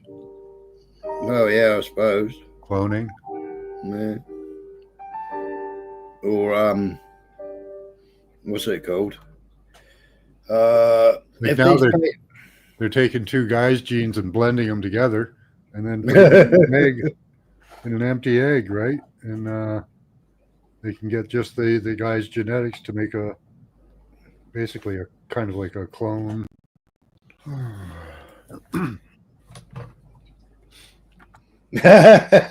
Duty. Yeah, that's right on.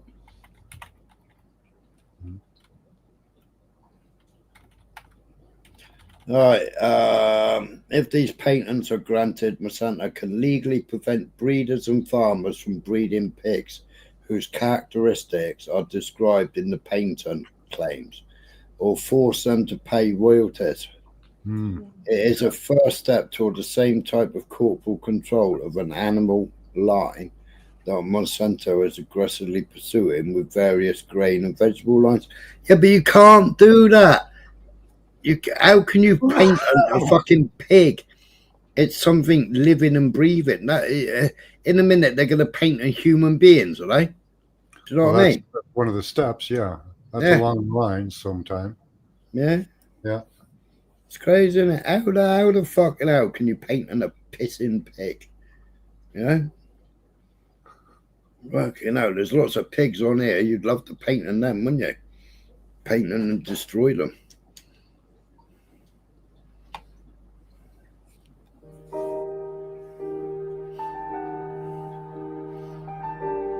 Hey up, beautiful serendipity.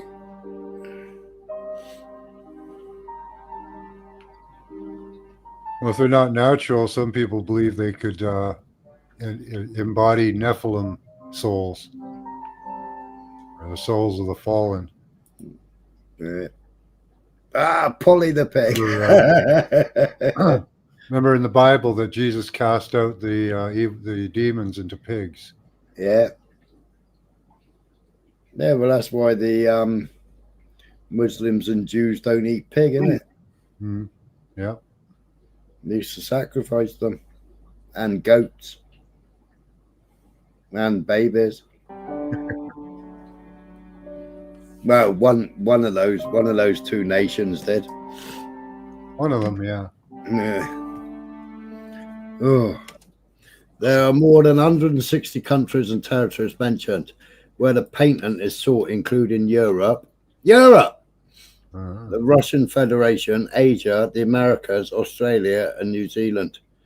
Well, I can't imagine Trump wanting it. I know fucking what's she called? Europe. She will. What's the silly cow called? I can't remember her name. WIPO itself can only receive applications, not grant patents. The applications are forwarded to regional patent offices. Okay, now. Ah, Ulick. New job for them. Yeah.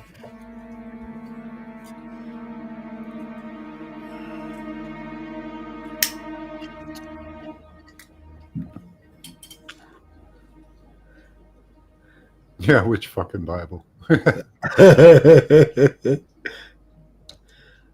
So they're going to paint that clock, aren't they? My mum used to have it on her kitchen. It was brilliant. It was two pigs, and the tick every time it ticked, the pig, yeah, you can imagine what it did. And the slogan around it was making bacon. The real reason they don't eat pork is because it spoiled faster and made them sick, so they deemed it meat of the devil. Back in the day, that is it? Well, they called it a dirty meat, didn't they? Because it had a cloven foot. The patents are based on simple procedures that are broad in their claims. In one application, WO 2005-015989, Monsanto describes general methods of crossbreeding and selection using artificial insemination and other breeding methods that are already in use. The main invention is a particular combination of these elements designed to speed up the breeding cycle for selected traits in order to make the animals more commercially profitable. Well, fuck off. You just breed them naturally, and you can't fucking patent natural breeding, can you? Twats. Yeah, that's just selective breeding, really. Yeah. So if you've got, I don't know what you could, a herd of pigs, I don't know what you call a load of pigs in your farm, Yeah. but if you've got a herd of pigs and you only cull from the top, then it's good. Do you know what I mean? Yeah, you're going to get smaller pigs over time. Yeah. Yeah. Even in urban.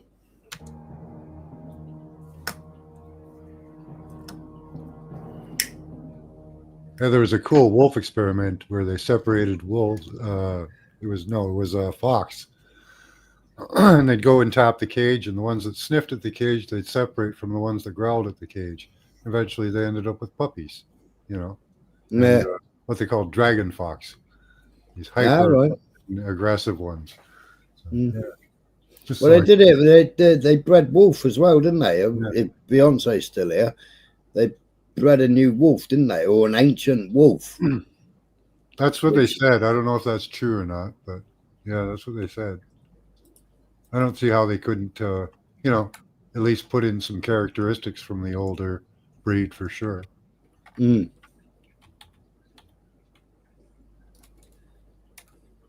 There again, it's probably just a chimeric creature, not an actual replication of the ancient type. Yeah. Mm. The chimera.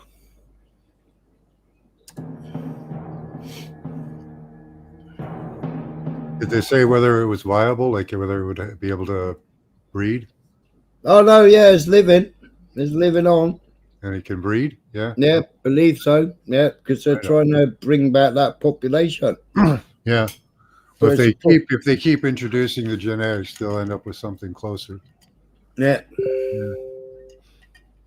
Yeah, we were talking about it a few weeks ago. Yeah, I'd like to see the woolly mammoth back. That would be funny. Running around stomping on the north there. Yeah. Yeah, probably. Although inseminate elephants with genetics from a mammoth. Monsanto is not just seeking a patent for the method, they are seeking a patent on the pigs that are bred from this method, an astoundingly broad and dangerous claim. Monsanto is seeking patents not only on methods of breeding, but on actual breeding herds of pigs, as well as offspring that result. No. They can't, can they? No. You can get a patent on something that's living naturally, right? You can only get a patent on something that isn't real. Yeah, even if you modify it, like, and change its genetics, it's still what you've just changed something that was natural. That's all. You should be able to patent that. No. You can't get patents on zoological. Is it word zoological? I can't remember what. Yeah. And that was the problem when they were trying to patent something to do with SARS, because it was natural. It was natural. Well, and they couldn't. yeah. And they. That's what they claim, right? So. Yeah. They kind of buggered themselves on that one. Well, it's like chickens, isn't it, Genghis? You've got to register your chickens in England. That if you own one chicken, you've got to tell them that you own a chicken. I think you'll find that goes as far as parrots and budgies and all as well. Yeah. Really? Yeah. Yeah. Who do you have to register that with? The police or DEFRA? Jeez. Oh, the ATM one fault gene. Wow. On the wolf you were on about, they didn't actually reintroduce it. Oh, they didn't. It's still in captivity, is it? It's a sort of reintroduction because they did obviously biosciences and stuff like that, and they used DNA from dire wolf remains. That's it, dire wolves. Yeah. Yeah. They used DNA from that. They then genetically edited the cells of modern grey wolves to express traits associated with dire wolves, such as larger body size and lighter coat colour. Yeah. And they were actually implanted into a surrogate domestic dog and then brought to term via cesarean section. All right. So, yeah. But it's near as, damn it, the best that they could do. Yeah. Yeah. Yeah, but those dire wolves are Mahusef. Yeah. I mean, the only next step, I suppose, would have been is if you'd have found a male dire wolf and a female dire wolf that was perfectly preserved or something. They took the DNA out of both of them, grew them in a fucking petri dish or something, and then implanted them in the dog. Yeah. But, Test tube. Still an achievement, isn't it? Test tube, baby. Yeah. Yeah. Yeah, it's an achievement, but it's messing with science, isn't it? Yeah, it is. Yeah. You know? Yeah. In a minute, they'll have the dodo back again. Oh, Yeah, they're talking about that too. Yeah. Yeah, and we'll all be eating dodo for dinner. Dodo for Sunday I lunch. want one for a pet. Yeah. Yeah. They're about 3 foot tall, aren't they? Yeah. They're pretty big. Yeah. I mean, if they messed with science too much, we could end up. No, they're more really brights in the talking chat, don't we? Yeah. More what? More brights in the chat.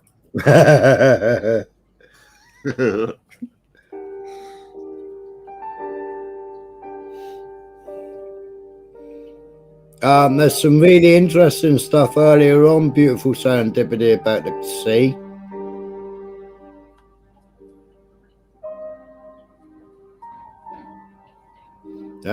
Pure white American Akita. Nice. Bovine growth hormone, here we go.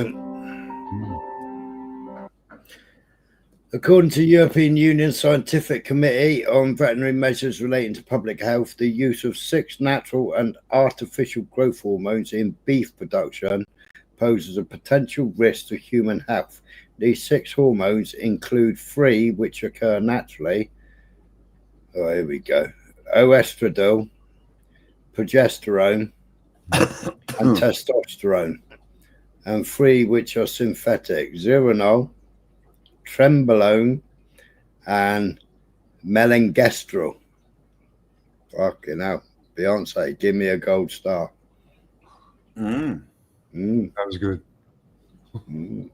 Well, I can't see the bottom few words because you're bloody.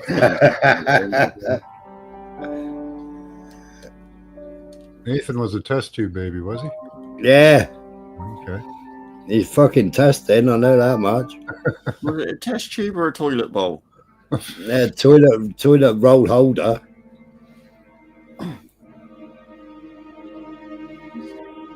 He tried making babies with a toilet roll holder, didn't he? Oh, here we go.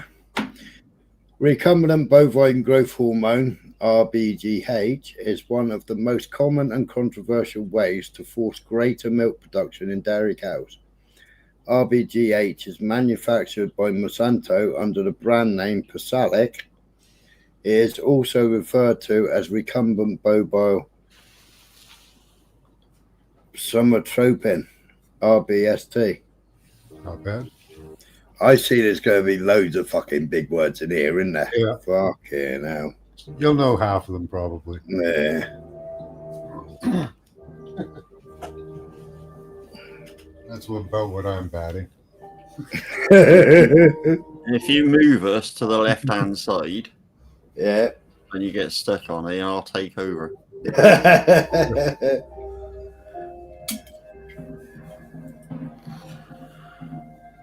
Your Somerset accent's worse than the Cornish one.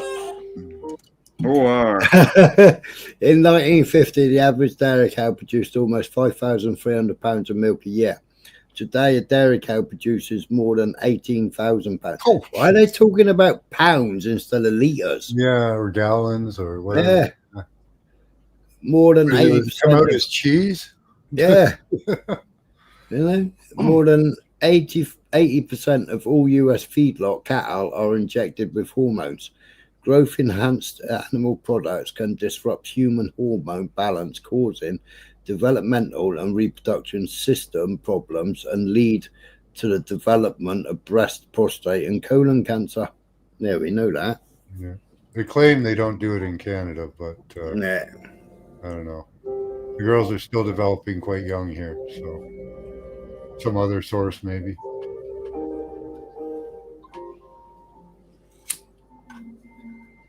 Oh, thank you, Serendipity. I'm sorry to hear that.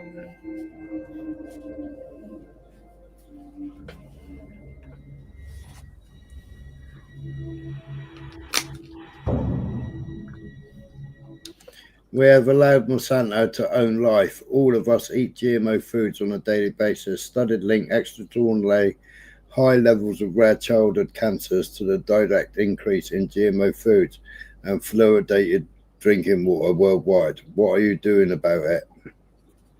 Or what are you going to do about it, should I say? Or you could try and vote your way out of it. Yeah. You can't. They pay the government too much money to lobby, don't they? Yeah. Bloody music gets a bit loud, doesn't it?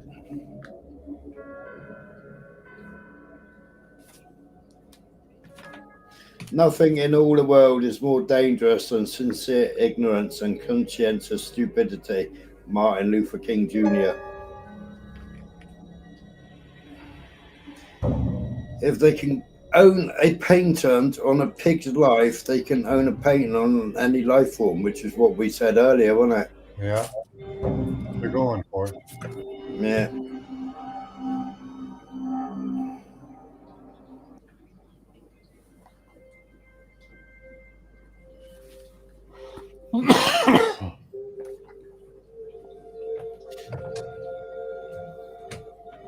Monsanto has clearly come to dominate the American food chain with its genetically modified seeds. It's a master at enforcing its 674 biotechnology patents, using tyrannical and ruthless tactics against small farmers. They have also moved into the production of milk with its artificial growth hormones, seeking to dominate the dairy industry as effectively as it has the seed business. Has this new corporate image made us forget about the old Monsanto's decades-long history of scorched earth and toxic contamination?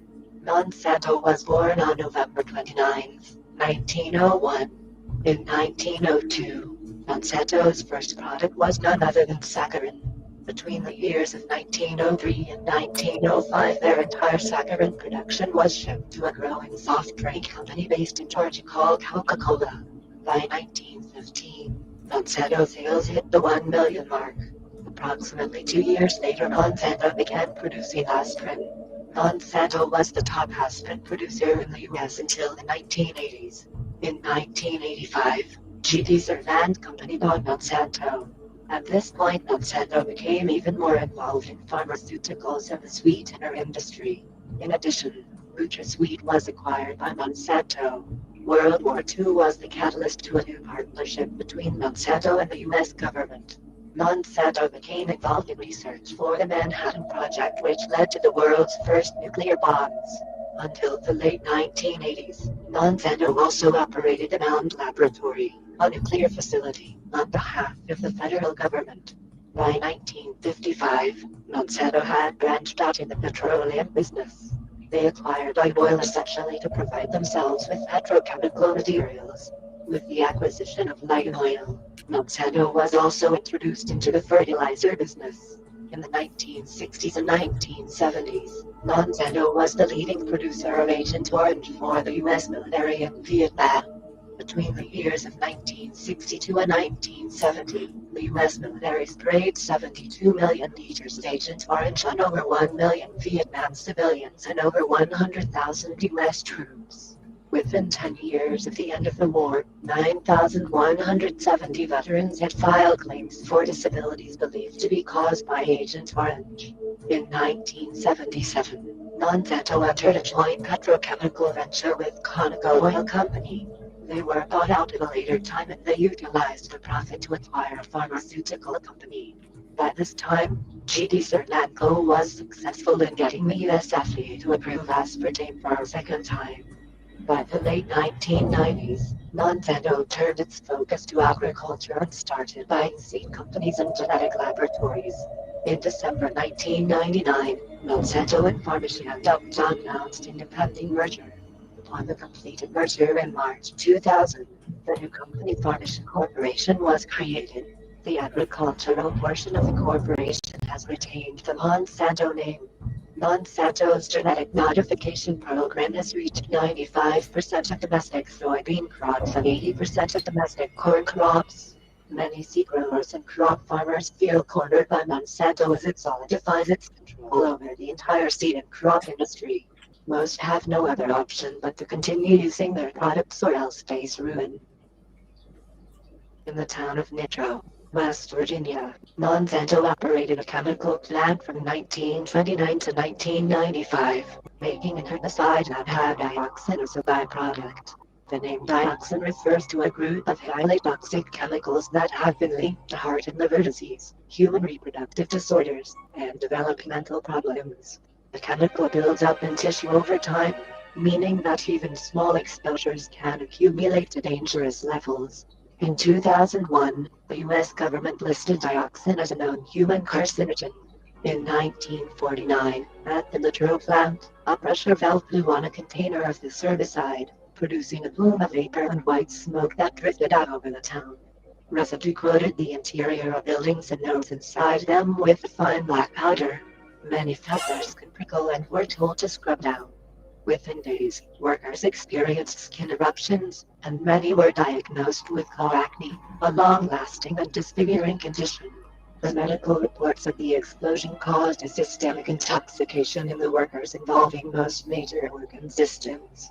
Doctors detected a strong odor coming from the patients they described as men excreting a foreign chemical through their skins. Workers also suffered aches, pain, fatigue, nervousness, loss of libido, irritability, active skin lesions, and definite patterns of psychological disorders. 226 workers became ill. Dioxin waste went into landfills, storm drains, streams, sewers, into bags with the herbicide, and then the waste was burned out into the air. Dioxin from the plant can still be found in nearby streams, rivers, and fish. Tests also show that some longtime residents have measurable amounts of dioxin in their blood. Monsanto downplayed the incident, saying that the contaminant was fairly slow-acting and only a irritant to the skin. Well, that's how they found glyphosate,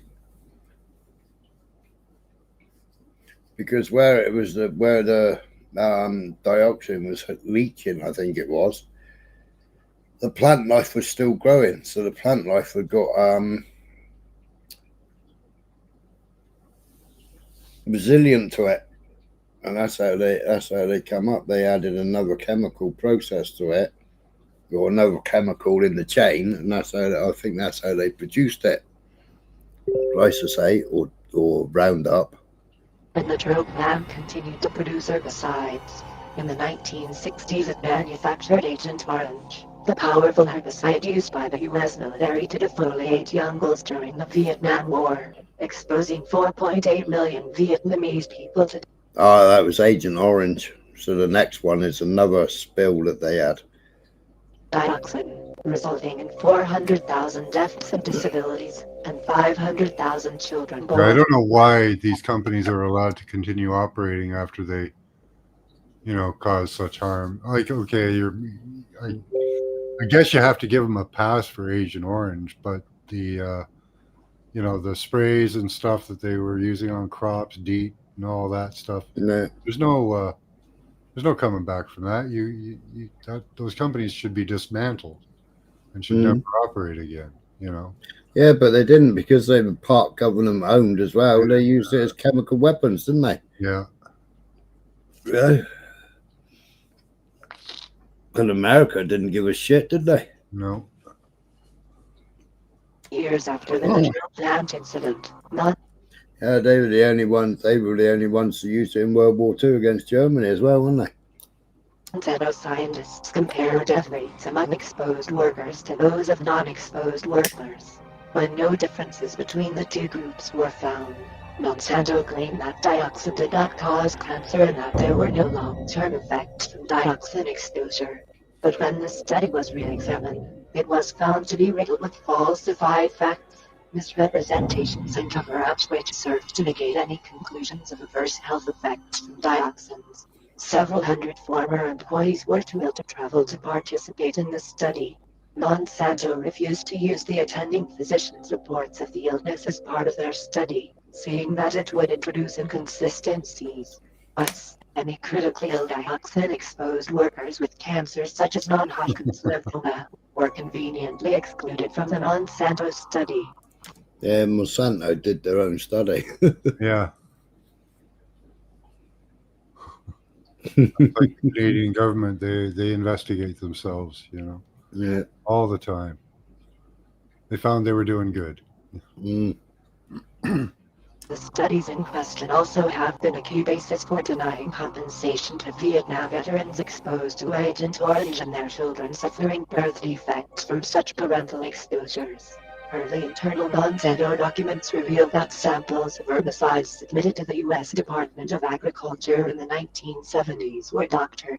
In other words, the submitted samples to the government for analysis had been specially prepared so that dioxin contamination did not exist. A later study by the National Institute of Occupation Safety and Health found a statistically significant increase in cancers in the Monsanto workers. In 1984, Monsanto wins a lawsuit filed by 7 intro plant workers. The 7 men had contended that their lingering medical problems, including skin cancer, bladder cancer, and a variety of nerve disorders, stemmed from exposure to dioxin and 5 other chemicals at the company's plant. But the federal jury found that the Monsanto company was not responsible for the illnesses of the retired employees.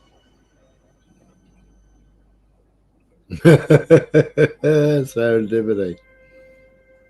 4 arms, 2 heads, and 3 legs, yeah. No eyes and no mouth. From 1929 to 1971, the Monsanto Aniston plant in Alabama produced PCBs as industrial coolants and insulating fluids for transformers and other electrical equipment.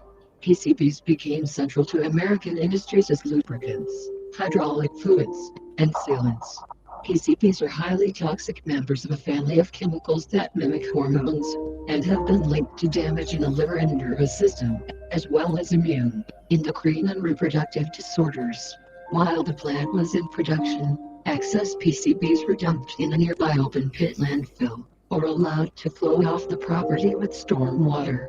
Some were poured directly into a creek running alongside the plant and emptying into a larger stream.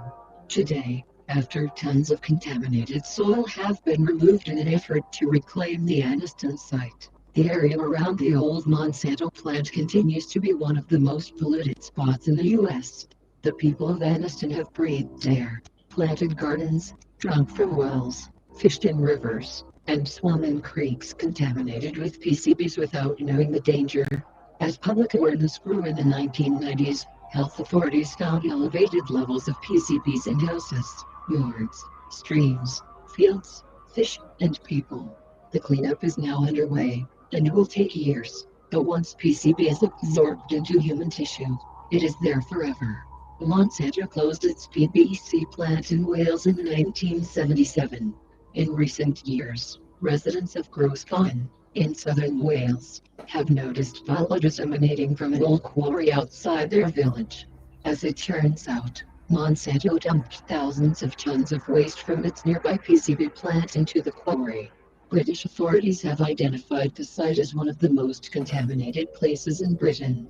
What did Monsanto know about the potential dangers of the chemicals it manufactured? Information from court records indicates Monsanto knew quite a lot. The evidence that Monsanto refused to face questions about the toxicity of PBCs is clear. In 1956, the company tried to sell its PCB containing hydraulic fluid, Hydro 150, to the Navy.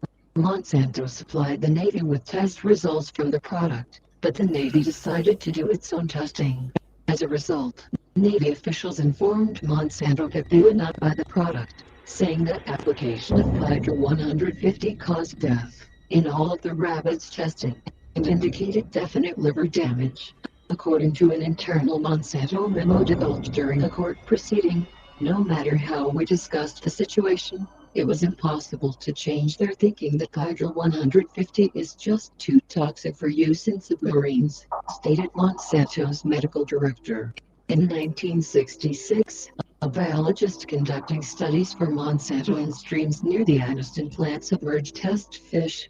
He reported to Monsanto that all 25 fish lost equilibrium and turned on their sides in 10 seconds and all were dead in 3.5 minutes. The company swung into action to limit the PR damage when the Food and Drug Administration found high levels of PCBs in fish near the Aniston plant in 1970.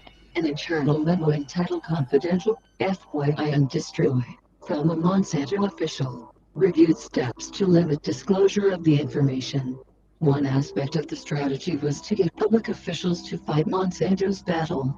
Joe Crockett, Secretary of the Alabama Water Improvement Commission, will try to handle the problem quietly without release of the information to the public at this time, said the memo. The plant manager of Monsanto's Aniston site convinced a reporter for the Aniston Star that there was nothing to worry about. An internal memo from Monsanto's headquarters in St. Louis. How much do they get paid to cover it up then? And yeah, I agree, Blunt. It is like AI. Not AI. Well, they learned to build that into the cost, right? The cover-ups and all the payouts and all that.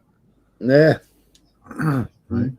It was no good for the Navy, so they should have been shut down there then, shouldn't they? You would think so, but no, of course not. No, it's too profitable for the lobbyists, wasn't it? Or the lobbyies. Yeah. Summarized the story that subsequently appeared in the newspaper, quoting both plant management and the Alabama Water Improvement Commissions. The feature emphasized the PCB problem was relatively new, was being solved by Monsanto, and at this point, no cause for public alarm. The real truth. Right? Being solved by the people that caused it, yeah. Yeah. Is that there was huge cause for public alarm for the harm done to the public by Monsanto. But that was the old Monsanto, not today's shiny new Monsanto. Today's Monsanto says it can be trusted, that its biotech crops are as wholesome, nutritious and safe as conventional crop, and that the milk produced from cows injected with its artificial growth hormones is identical to the milk from untreated cows. How can it be? Yeah. How can it be?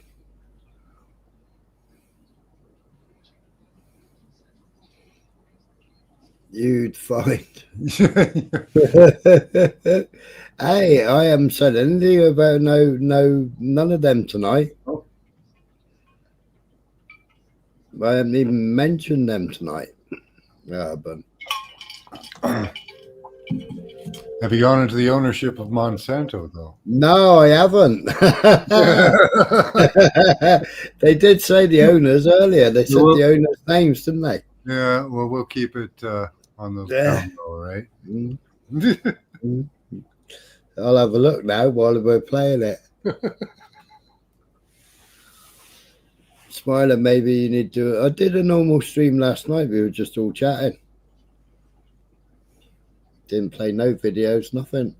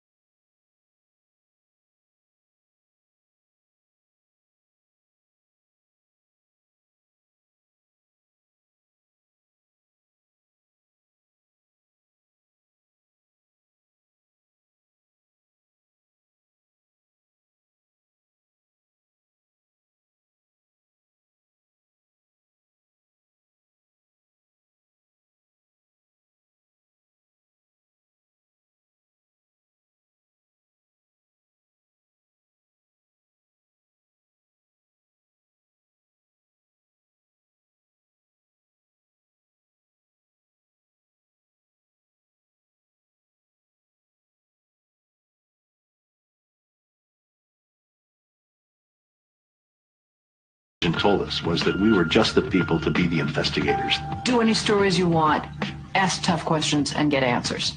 So we thought, this is great. This is a dream job. Fantastic. The very first thing they had us do was not to research stories, but to shoot this promo, which was the investigators. Uncovering the truth, getting results, protecting you. And they had a film crew and a smoke machine, and we were silhouetted. One of the first stories that we came up with was the revelation that most of the milk in the state of Florida and throughout much of the country was adulterated with the effects of bovine growth hormone, the artificial hormone that farmers were injecting into their cows so that they would produce more milk. With Monsanto, I didn't realize how effectively a corporation could work to get something on the marketplace. The levels of coordination they had to have. They had to get university professors into the fold. They had to get experts into the fold. They had to get reporters into the fold. They had to get the public into the fold.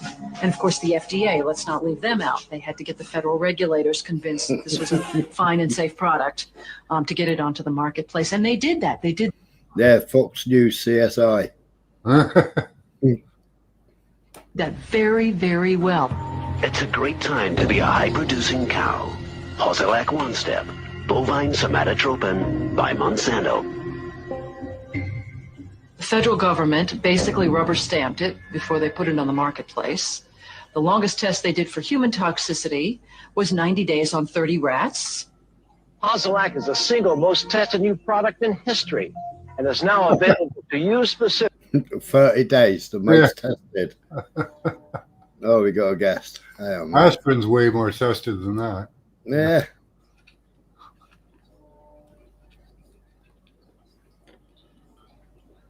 Hello, hello, hello.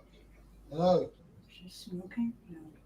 How you doing? Something to cover up. So. Am I on? You are? Oh. No, carry on. This Monsanto. So is that like the chemicals that they spray the crops with? Yeah, and all the GMO seeds, etc. Yeah. Fucking, they've been doing that for a long time, man. Yeah, I know. We've been doing it for the last 4.5 hours. Hello, Smart. Hello. I can't see the panel. All I can see is this film. So hello. You got panel. me, Max. Max. Hello, Max. And Michael Castro. Hello. All right, Wonders. Yeah, carry on with this video. It's intriguing, man. You can increase your profit potential. And then either Monsanto misreported the results to the FDA, or the FDA didn't bother to look in depth at Monsanto's own studies. The scientists within Health Canada looked very carefully at bovine growth hormone and came to very different conclusions than the Food and Drug Administration in the U.S. did. Monsanto's engineered growth hormone did not comply with safety requirements. It could be absorbed by the body and therefore did have implications for human health.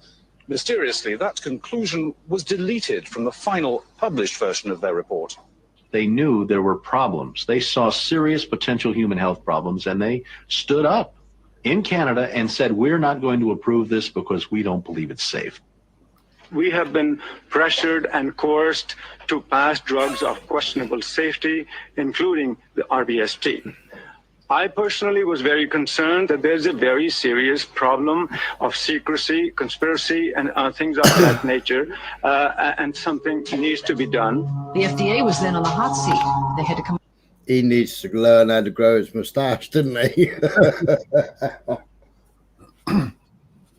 Up with an Yeah, I used to trust the meat in Canada until they started vaccinating it. You know? Now you don't know what you're getting. With a good one, and they never took the opportunity. Then, I mean, what would they do? Pull it off the market and say we need to now do the. I think it's 90 days. If a cow over it or beef has had anything, then it's got to be 90 days before it's allowed into the food chain. The job that we didn't do the first time, they didn't do that. We wrote the story. We had it ready a week beforehand. They bought ads. Farmers in the milk industry say it's safe, but studies suggest a link to cancer. Don't miss this special report from the investigators. That Friday night before the Monday this series was to begin, the fax machine spit out a letter from this very high-priced lawyer in New York that Monsanto had hired. It contained a lot of things that were just off the wall false, just demonstrably false. But if you didn't know the story and you didn't know how he had gone about producing it, would have scared you as a broadcaster, as a manager. And they decided that they would pull the story and they would just check it one more time. This is before Fox took the money, innit? Well, and this is they're giving us all chemicals, killing us, yeah? Yeah. Yeah. Why is this never fucking 10 o'clock news? Well, as you just seen it on the ITN news. When? What, 3 minutes ago, you had ITN news reporter telling you.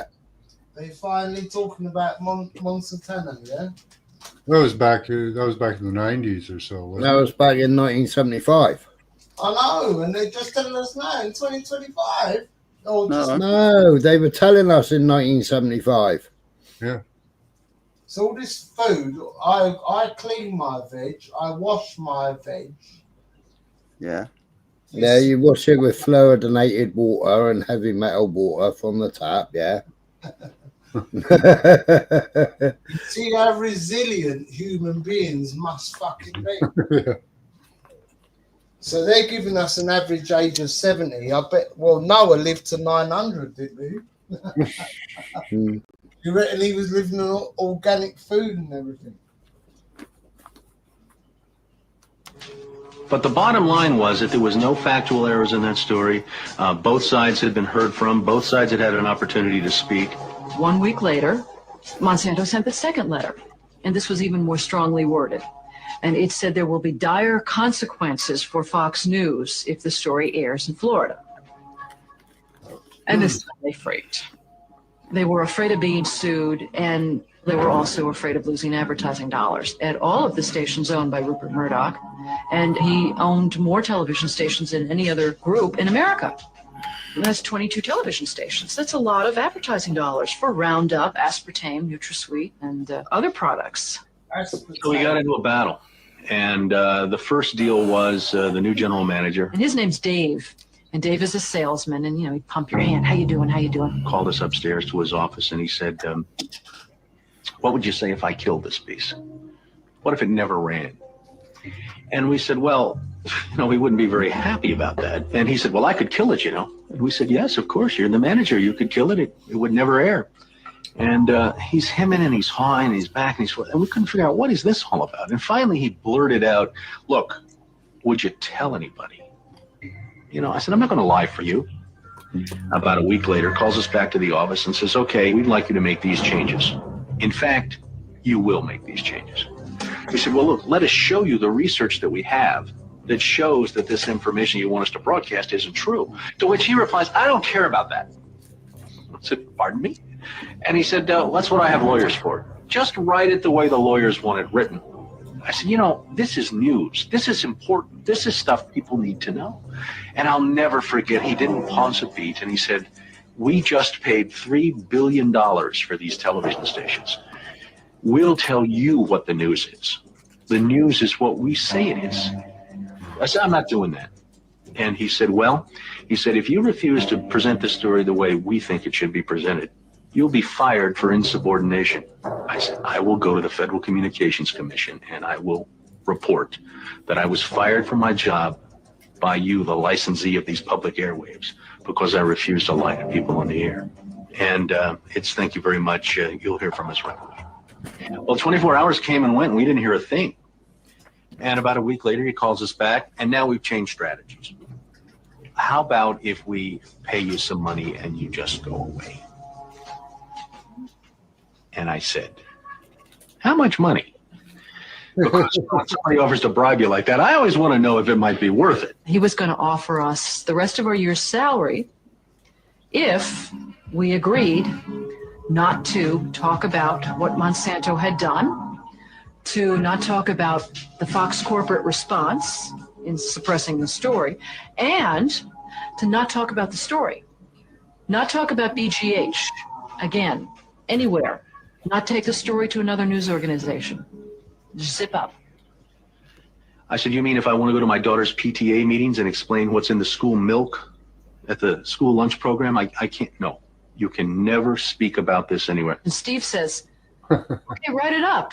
And I'm like, what are you talking about? Write it up. And I didn't say anything. And Dave, he wrote it up. And he FedExed it to us a couple days later. And he said, Gotcha. "You gonna sign?" I said, nah, Dave, we're not going to sign that. Yeah, that's just more evidence. Yeah, we're not going to sign that, but thank you very much. Nice. That's good. That's good, Urban. Do you know whether they're growing Monsanto corn or not, or Monsanto seeds? Be interesting to find out. I bet they don't fall for that one twice. And do you know what herbicides they're spraying, Urban? Because they could be organic farmers, which would be interesting to find out. Yeah. If you live beside some place that's spraying, that's growing crops, you want to know what they're doing on there, because they'll meet on you. Yeah, it'd be interesting to find out, you know, because there's a lot of farmers that only wanted to grow organic, and they wouldn't, because Monsanto, when you buy Monsanto seeds, right, if you've got seeds left over from one grow to the next grow, yeah, you ain't allowed to replant those. You ain't allowed to replant those leftover seeds. You've got to dispose of that leftover seed. You're not allowed to use it a year later or a season later. You're not allowed to use it. And with the Monsanto seeds, like we used to do crop rotation, but with the Monsanto, they grow it year in, year out on the same soil. A friend of mine's trying to regrow some GMO seeds he got from broccoli. They don't grow very well, but he's seeing if over time he can bring back the genetics, right? If it'll recoup. But so far, they look pretty lame, you know. So even if you save the seeds, it doesn't seem like they'll grow very well. What genetics was he trying to bring back? Broccoli. There's a GMO broccoli they made. He was seeing if he could get it to regrow. So he's got a couple of generations going out of it. So, but they're very pathetic looking. Yeah, nudie. We're definitely the pest. We're the useless eaters, aren't we? We're the ones they want us to get rid of. You think so they can all live in harmony on their own and all bum each other. Oh, I didn't say that out loud, did I? And run around with their rainbow flags. There's so much of that going on up there. I don't know why. Crawl around on their hands and knees barking.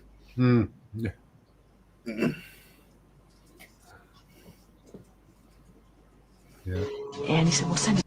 But you got all these right wingers pushing it, and it's like, well, what are you doing? What are you doing? Why are you pushing Zionism? Back, okay? I said, no, Dave, we're not going to send that back. It was okay. We can't buy you. Smiler. Urban, no, oneness. I think a lot of them like crawling around on their knees barking, mate. I think a lot of them Tommy Robinson fans, I think they like getting pegging. Well, a lot of them pegged children. Well, don't say that, man. They did. There was 109 of them that pegged children. And Tommy Robinson stood up for them.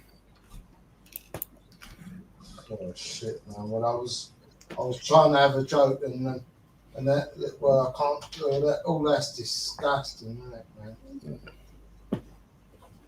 No, I showed her on there a couple of weeks ago. I know. You know, I know. Shield Destroyer. It showed it well. Right. You've been on Shield Destroyers. You put a comment on there. You know what channel I'm talking about, isn't it? I'm not sure.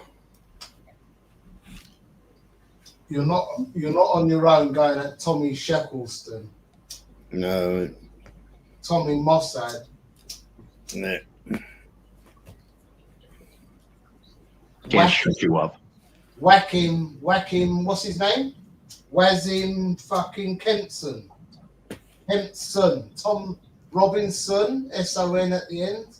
Wazim Kempson, S-O-N at the end. Mm-hmm. Let's get the story on the air in a way that we can all agree it will go on the air. And we started rewriting and editing with their lawyers. Well, during this 8-month re-review process, I say jokingly, they did things like, for example, they wanted to take out the word cancer. You don't have to identify what the potential problem is, but just say human health implications. Any criticism of Monsanto or its product, they either removed it or minimized it. And it was very, very clear, I would say, almost every edit they made to the piece, that was the aim. And we changed this and this and this, and then that wasn't good enough. Okay, now change this and this and this. Now change this and this. Version after version after version, 83 times. 83 times is unheard of. It doesn't happen. You shouldn't have to rewrite something 83 times. Obviously, they didn't want to put the thing on the air, and they were trying to drive us crazy and get us to quit or wait until the first window in our contract so that they could fire us. They, in effect, announced that they were going to fire us for no cause. Well, this was a little much. And Steve wrote a letter to the lawyer in Atlanta, whose name is Carolyn Forrest, the Fox corporate lawyer. And I said, you know, this isn't about being fired for no cause. You're firing us because we refused to put on the air something that we knew and demonstrated to be false and misleading. That's what this is about. And because we put up a fight, because we stood up to this big corporation, and we stood up to your editors, and we stood up to your lawyers, and we said to you, look, there ought to be a principle higher than just making money. And she wrote a letter back and said, you are right. That's exactly what it was. You stood up to us on this story, and that's why we're letting you go. Jane sued Fox under Florida's whistleblower statute, which protects those who try to prevent others from breaking the law. But her appeal court judges found that falsifying news isn't actually against the law. Florida's appellate court has ruled in favor of Fox 13. You may recall that Jane Acree, a former reporter here, sued Fox 13 in a whistleblower lawsuit, claiming she was fired for refusing to distort her report. The appeals court today threw that case out, saying Ms. Acree had no whistleblower claim against the station based on news distortion. Fox 13 Vice President and General Manager Bob Linger says the station has been completely vindicated. I think that a situation like this would be on the cover of every major newspaper. That is until you realize that the people who are behind this movement are the same people behind the mainstream media, and you are not told what you're not supposed to know.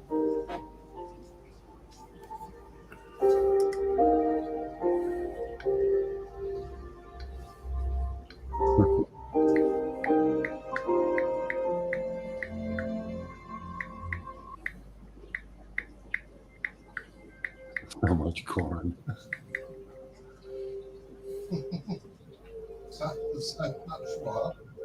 We make our way to St. Louis, So much corn. U.S. state of It's Missouri. corny. This is where Monsanto's headquarters are located. Fucking. They're dirty chemtrails. Monsanto is the world's largest producer of genetically modified seed. Again, we request an interview, but again, even at the company's headquarters, our request is turned down. Insiders have long been telling us to continue our search in Washington. That's where the center of the debate is located. Some internet research tells us what they mean. Time and again, a connection between Monsanto and the United States Food and Drug Administration, the FDA, is brought up. Influential politicians are named. Many allegedly worked for Monsanto in the past. Monsanto. Smiler, who's the A lot CEO? of political influence. Who's the CEO of Monsanto now? It's a German guy.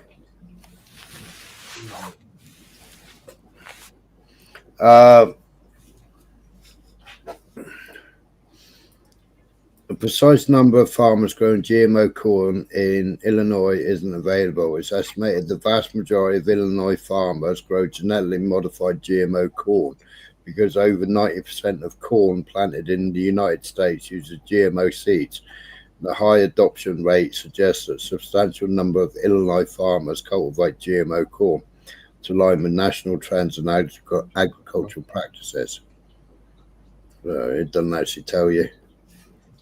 Contact the Illinois Department of Agriculture or the U.S. Department of Agriculture to request a specific data on GMO corn adoption rates in Illinois. Can we request that, please? Yeah, look for annual reports from agricultural organizations in Illinois that track crop planting and technology used. Happen here. We got Monsanto over here. We have, haven't we? Yeah, of course we have. Yeah. But we also got Monsanto's bought out by Bayer, but it still sells under the name Monsanto, but it's owned by Bayer. What's that spelling, Bayer? Bayer. But it's like Ukraine, right? Ukraine grows a lot of GMO crops, right?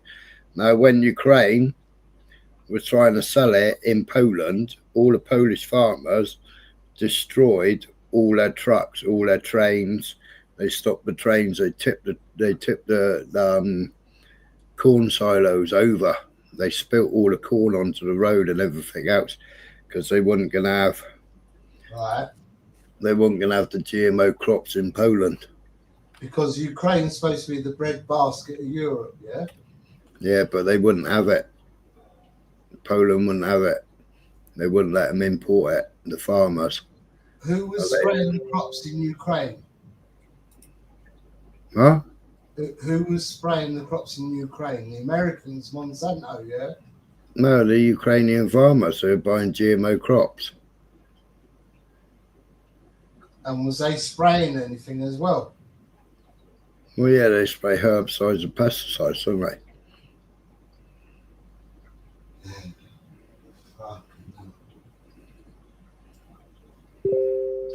They're all carcinogenic.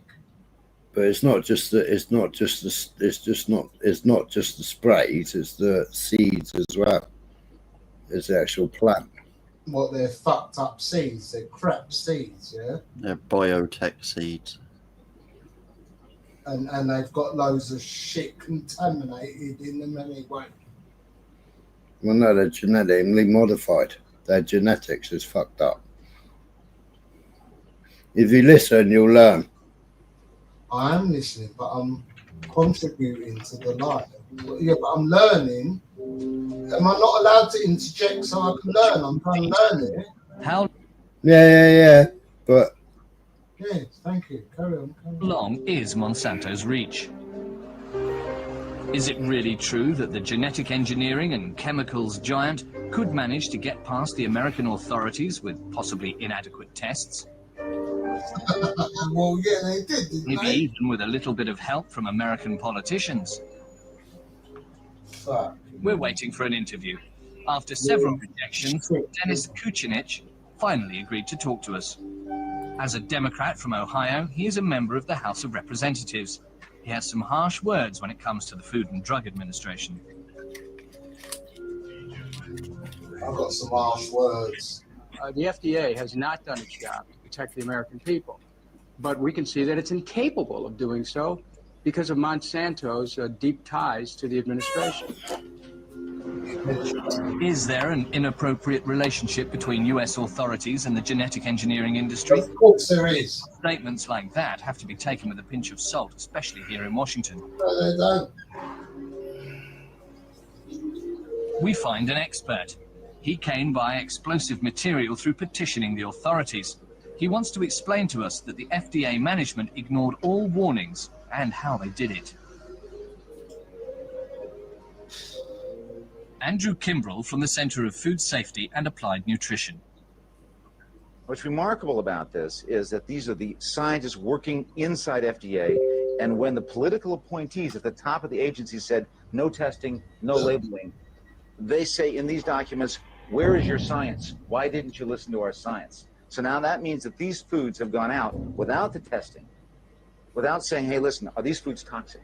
Are these foods causing new allergens? They're out there, they're in the fields, they're in our supermarkets, they're now going around the world without this testing being done, even though FDA's own scientists said these tests should have been done, they had to have been done if these foods would be proved safe. Section of the FDA. This is really amazing. Here they say genetically modified plants can contain unexpected high concentrations of plant toxins. In other words, the genetic engineering of these plants can take a safe food and make it toxic. Not only that, but on food allergens, they say that there can be novel allergens, that this genetic engineering of plants can create new allergens never seen before in our food. And that's, again, from the toxicology section of the FDA, their own scientists. This food is not safe. It needs to be looked at. But Monsanto didn't want that examination to happen. So it used its political influence to make sure that the FDA could not do its job. What year was this, Milo? To this day, well, the United States, people of the world do not know if these foods are safe because Monsanto was able to convince. 1975, I think this bit is. Another issue we would have liked to confront Monsanto about, but they're standing by their decision. No interview. And what about the FDA? The court ruled that the authorities' work was clean and independent. But for Andrew Kimbrell, there is a small clique of politicians, agency managers, and Monsanto. Well, prove it. He shows us. Was they not? Look at this. Look at all these former. I was born in 1975. Various government agencies. And this man was trying to warn us. Less than a corporate coup d'etat. This is a corporate takeover of our government agencies by Monsanto. For the same John Ashcroft, formerly Attorney General and the current president, he had got more money from Monsanto, 5 times more money than any of the other hundreds of members of Congress that they found. He then got this man appointed to the Supreme Court. This is Clarence Thomas, a former lawyer from Monsanto, who recently authored, he was the author of an opinion that said, yes, Monsanto and DuPont, you can patent plants. Chemically. Want to know the story behind the increased use of herbicides? He tells us that the 1 to 2 litres they needed to spray initially to keep the weeds at bay had turned into 10 litres. And to get rid of certain super weeds, they even had to spray chemicals that were prohibited. Fucking hell, listen to this. They even had to spray chemicals that were prohibited. Many in Torito know the truth, but nobody talks about it. The people here prefer to profit from the boom. The money is rolling in, so the negative aspects are ignored.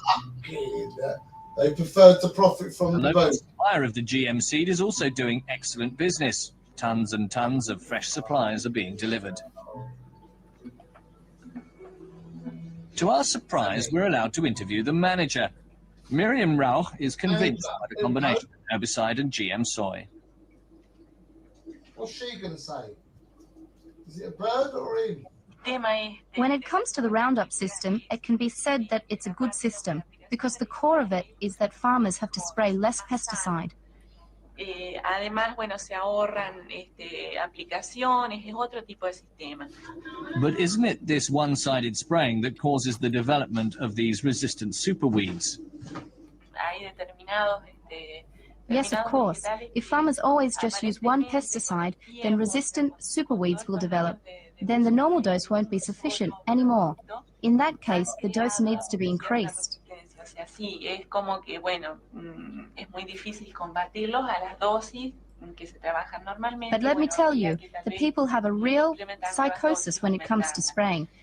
Por ahí se ha creado una psicosis bastante. It even goes so far that when someone is spraying, the people run to the police right away. As soon as they see spraying, they're sick. Only a psychosis? Or do that really make people sick? We have an appointment with local doctor Dario Gianfelici.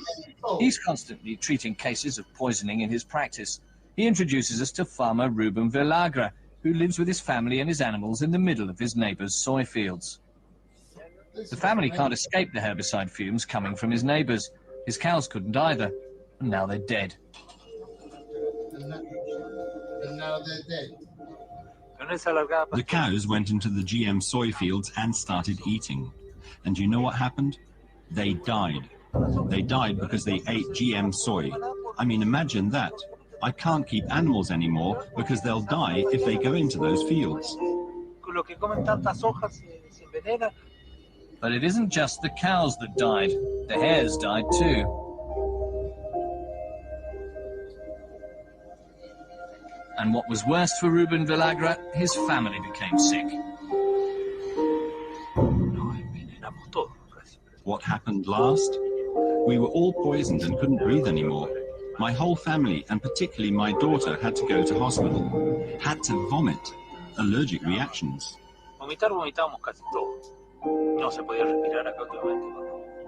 Then I called the police, but even they ran away.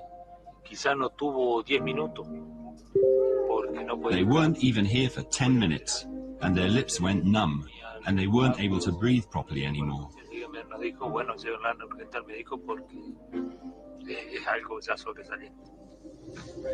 Dr. Gian Felice explains the situation from his point of view and adds,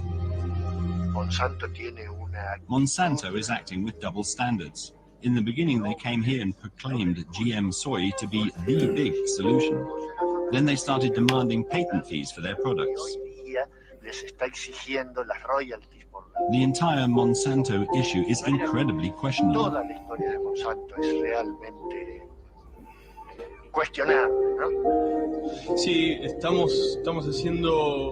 A little while later, our request for an interview with Monsanto Argentina is refused.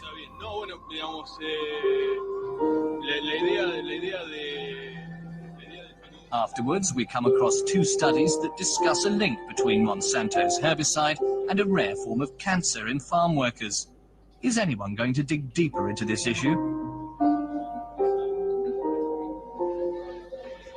As long as important questions remain unanswered, people will continue to demonstrate, like here in Germany. Almost 60% of Germans don't want to consume GM food, according to the polls.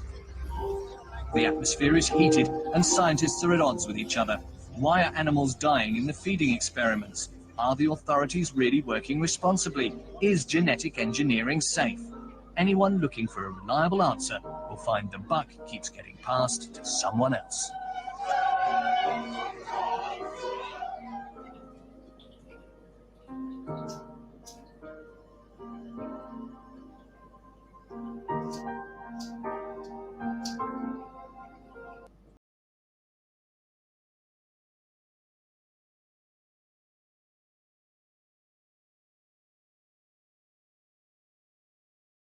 Where the corn grows, there are no weeds. If I don't weed my yard for a week, where they don't spray, it's like a jungle. Yeah, for real, man. Look, see some of the other comments. Everyone's so proud of their. Yeah, they grow soy here in the same fields. Must be GMO. Be like spraying, saying to the cop, yeah. How's that, man? Yeah. There's enough shit in the sky, enough spraying. It's dangerous in London, UK, let me tell you. When they crisscross the sky, so they show you, we're covering the sky today. But if it's aluminium or BAL, so the chemical compound, what is it? So it's BAL, yeah? So it's aluminium and something else. It's the Bill Gates experiment. So it even went mainstream news, didn't it, Smiler? And Bill Gates dimming the sun. They finally decided to put it mainstream news. And he said they're going to spray aerosol. So it was Satan, S8, so stratospheric aerosol, I think it's transformation and nuclearation. So Satan, SANTA, and the point was to reflect the heat from the sun. So Bill Gates is involved in that. That's going on in England, UK. So on Smiler's channel now, I'm looking at the comments and everyone from who's not from the UK, if you're from America and all that. Smiley, you can hear me, innit?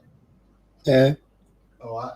Right, so all the people in here, we've had an experiment going on. I don't know if it's done or not, because he said he'd do it in spring. It had to be fucking Bill Gates, that cunt. That fucking cunt. Why is he allowed to do... Why is Bill Gates allowed to do an experiment in the UK? Which documentary, Nudie? The one I've just been playing? What's Nudie saying? Name the documentary. Hold up. So I've never seen aggressive weeds. Hold on.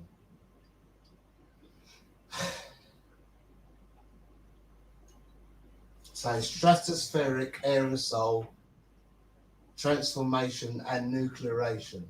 So that's an anagram of Satan, yeah? Google that for me, because I'll tell you what, you'll probably think lazy bastard, but Smiler, you know, do the Bill Gates experiment over the UK. You know, the aerosol, stratospheric aerosol transportation and nuclearation. So Satan.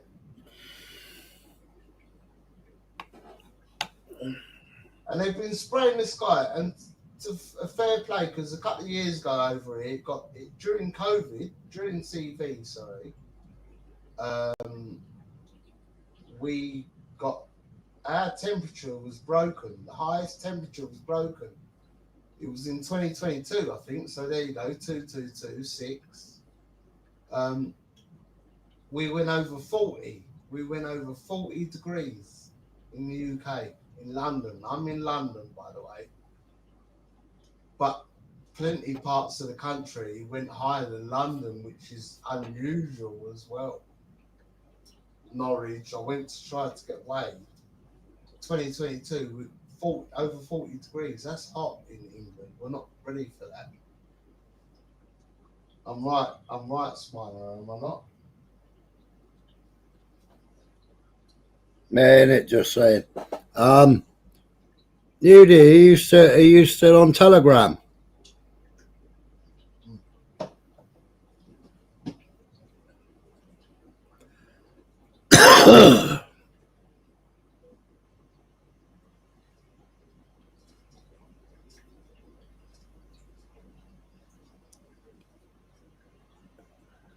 Yeah, it got bloody hot though, didn't it?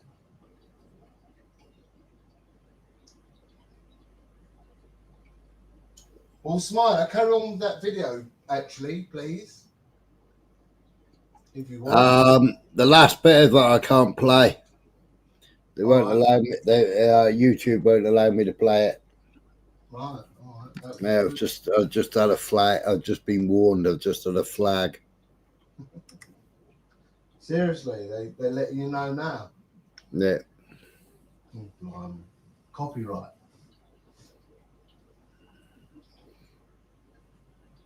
I was enjoying that.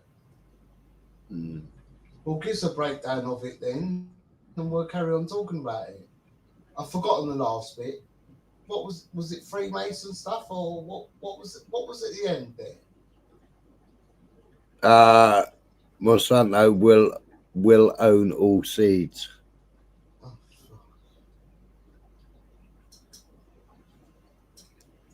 What, all seeds? Yeah. Right. It's actually on Telegram. The video. I can what I'll do, Nude, is I'll download it and then I'll put it up on my YouTube unlisted, and I'll send you the link to your YouTube channel. Yeah, please. So they're poisoning us. So who's suing them? Huh? Anyone? The Indian government kind of kicked them out. They were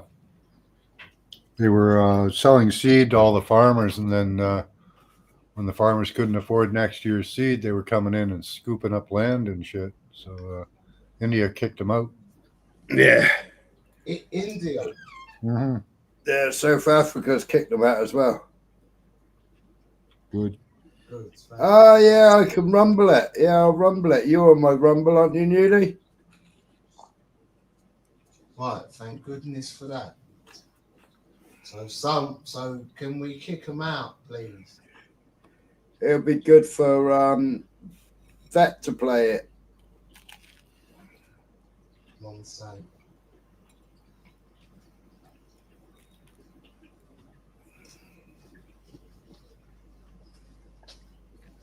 All right, thank you. Was that the Canadian fella there? Yep.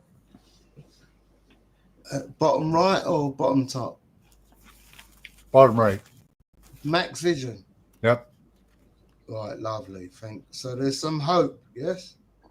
Yeah, you know, we can do it with our dollars too. If we don't buy GMO products, there's no use in making them because they, you know, if you're not going to make a profit of them, you know. So yeah, it does work. Voting with your dollars just takes knowledge. People have to know. Like I go to the shop. I go to the shop here, the Tesco's or the Co-op Metro, and the grapes. Like I try and find grapes that have got seeds, but they're all seedless. Yeah, right. So I'm trying. Yeah. So it's a bit of a fight going on, isn't there? Isn't there?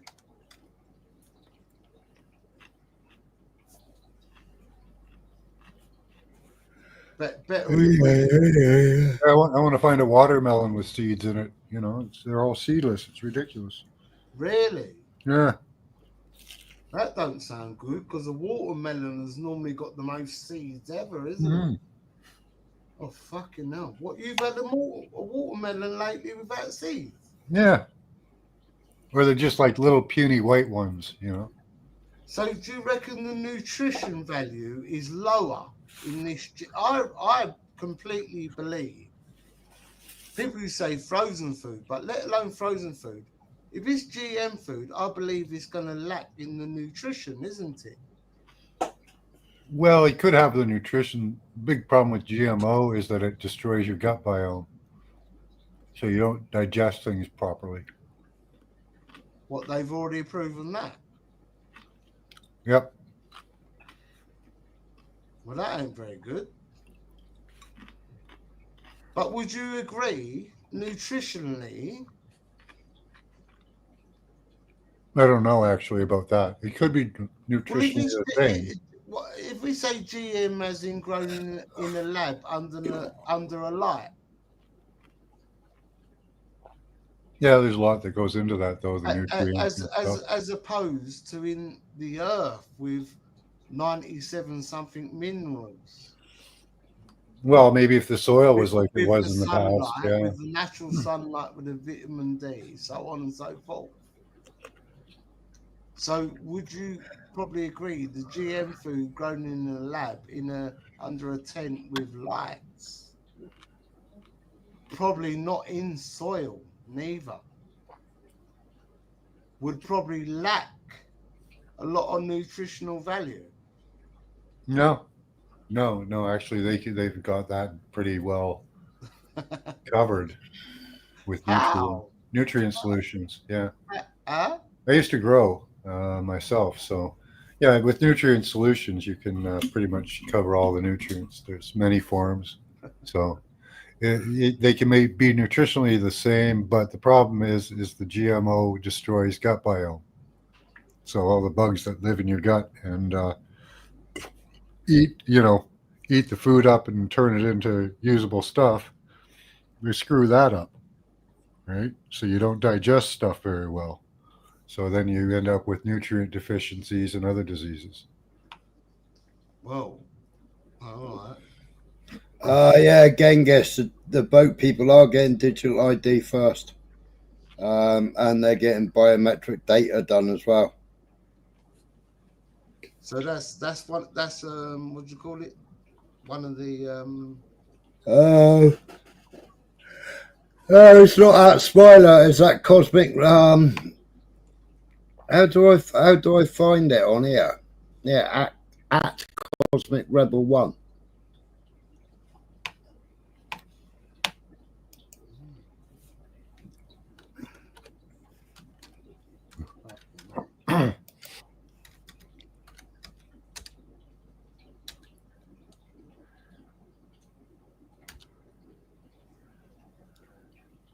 So is eating healthy a good idea?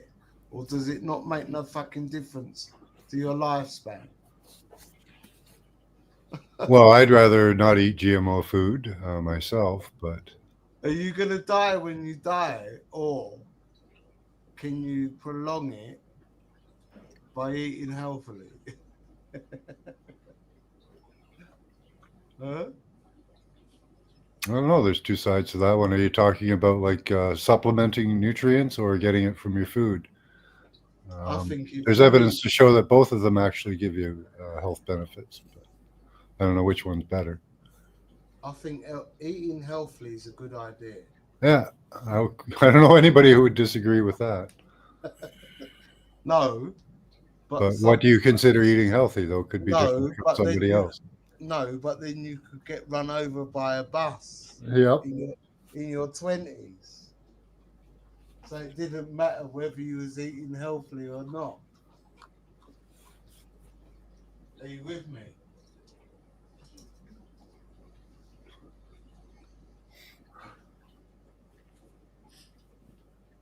What the psychologist was? Anthropot? No.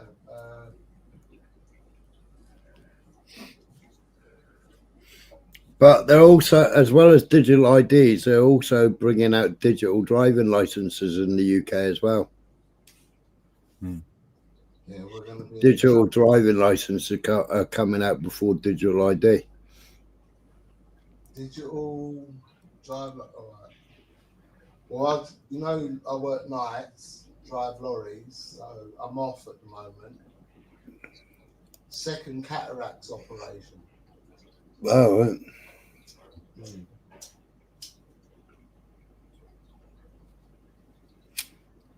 But my line in the sand might be different to someone else's. My line in the sand is going to be digital ID. If you've had your vaccine, I've not had any vaccinations. That don't matter. Go on. Well, they put it in the food, water, and air. No, but it's everywhere. They put sensors everywhere now. No, but he's talking about the digital ID. Yeah, well, they'll do that through your biometrics. Your DigiTwin. You got a digital twin out there. It's got all your medical data, your heartbeat, how you walk, all that kind of stuff. Your phone habits, your computer habits, where you go, everything about you. What? Oh, that's going to be on there. Yeah, it's all linked to that. Yeah. Shut up. What porn you watch and all that? Depends on how much. See what they're doing now is they're just parsing out bits of information about how much actual surveillance they have. Like if they were to turn on the W band and use that information, they could find every criminal everywhere. What's the W band? W band is the wide body area network, which human beings make the majority of. That's how the internet being wired through your body. This is a very intelligent man on this panel at the moment, Smiler. Is this your friend? It is indeed. He's been on before, has he? Mm-hmm. Oh, you said he's your friend. I'm glad you're many times. Yeah, I'm good on the technology stuff, that's for sure. I know a lot about that. So what's this here? Is detoxing from nanoparticulate possible? Right, no. Yeah. So, okay. So is detoxing from nanoparticles possible? Bottom line is there's no established routes for detoxing. Some methods may work for some things. The point is that it's impossible to escape what they're putting into us. It's far more strategic to take on the infrastructure that interfaces with our bodies than it is to focus on our bodies. I kind of disagree with that a little bit, but anyway. Our bodies are constantly bombarded with a variety of engineered nanoparticles. While some materials may be possible to remove, they end up right back inside the body due to unending onslaught of nanoparticles coming from every direction. Some materials are impossible to remove, such as carbon nanotubes or asbestos fibers. So how does the body eliminate nanoparticles? When fed sugar, engineered nanobacteria thrive. So if you eat sugars and that, they love it. Conversely, when deprived of blood sugar, glucose, the nanobacteria die. Built-in self-monitoring systems can sometimes circumvent this issue. more on sugar. The use of biofuel cells to harvest energy from various materials, such as blood, sugar, is another recent advancement in harvesting nanonodes, which are links to the internet through our bodies. So they have all these stealth nanoparticles.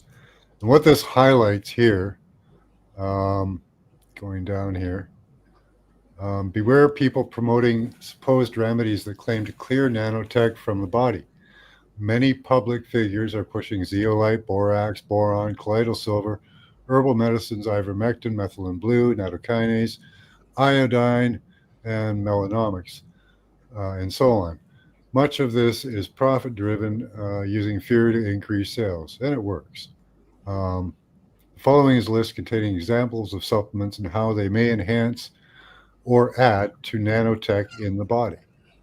Well, you know, my view on this, like, I can show you these. They do like self-healing polyborax hydrogels, fabrications, properties, and applications. So that's in vitro, inside the human body. But these supplements do help rid the body of nanotech. So I'm kind of on the fence about this one. I think it's good to try to limit the amount of nanotech in your body by using some of these possible things. But I appreciate the stuff you. What was this fella's name, please? Max Vision. Max, you've been brilliant, man. thank you. We have to realize that, you know, while we're cleansing our bodies out, we're probably also putting in particles that they can use to build the nanotech. But at the root of it, though, they can use your very blood cells to do it. So I don't see any way around it. Flush ourselves out. We can flush the metal out of us. Yeah, somewhat. Yeah. So yeah, this has a list of. Intelligent, intellectual man. So this shows like. To the stage. Sorry. This shows all the different like castor oil, colloidal silver, and it links to papers on how they use it in nanoparticles and in biomedicine, or as sensors, or you know, various devices in your body. So. But all this heavy metal, so the spray in the sky, fella, would you say is affecting our health? Oh yeah, yeah. It's for monitoring and part of the internet. It's cloud technology. What do you think they're synthesizing us with? Fucking now. Are you saying there's the synthesis of man and machines happening now? Yeah, biodigital convergence. Here, I'll show you that. No, this isn't good, bro. Every government has a biodigital convergence program. The Canadian government has the best. This is transhumanism. This is transhumanism, right? Yeah. Huh? Yep. Oh no, this is going too fast. There you go. Hold on. You're so acceptant of it, like you already knew about. The way you're nonchalantly talking about it is like it's happening, but this is a bit scary, bro. It's what's happening. We've been talking about this for about a year and a half on here. So here we are at the government of Smiley, Canada. you seem a bit calmer about it. Well, he's heard about it. Yeah. Just trying to get the information out to people. That's what matters, you know. This fella's nonchalantly talking about AI is going to absolutely exponentially take over. Yeah. So here's Canada's program on exploring biodigital convergence. And look, what happens? What did that say? What happens when? yeah, I'll just take you down to the bullet points. They have some great bullet points on this document. So this is Terminator business. 150. This is Terminator. He's an actor. There you go. So here you go. 3 ways biodigital convergence is emerging. Full physical integration of biological and digital entities. Yeah. Coevolution of biological and digital technologies. Yeah. And conceptual convergence of biological and digital systems.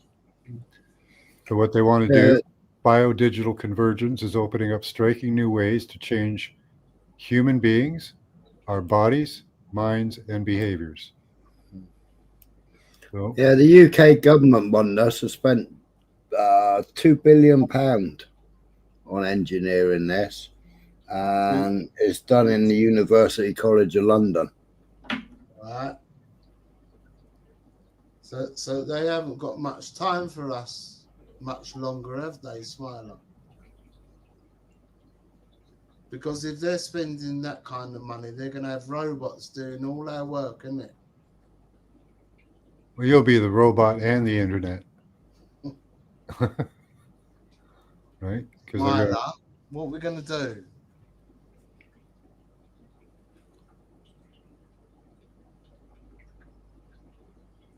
I don't know if he's processing.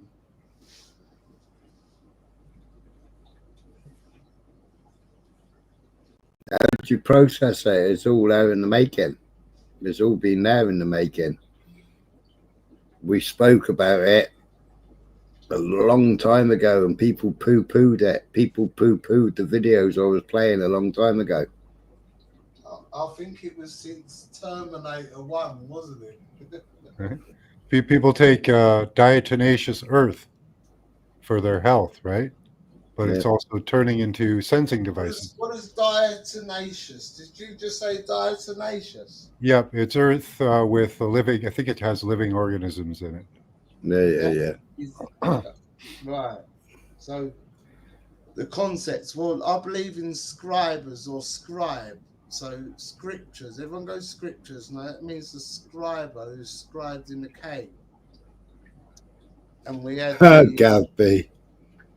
You know. And what was the tablets?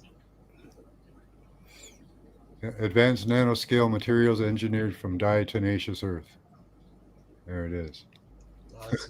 Did someone just put that in the comments? No, I'm showing the document for it. There's some big brains on here.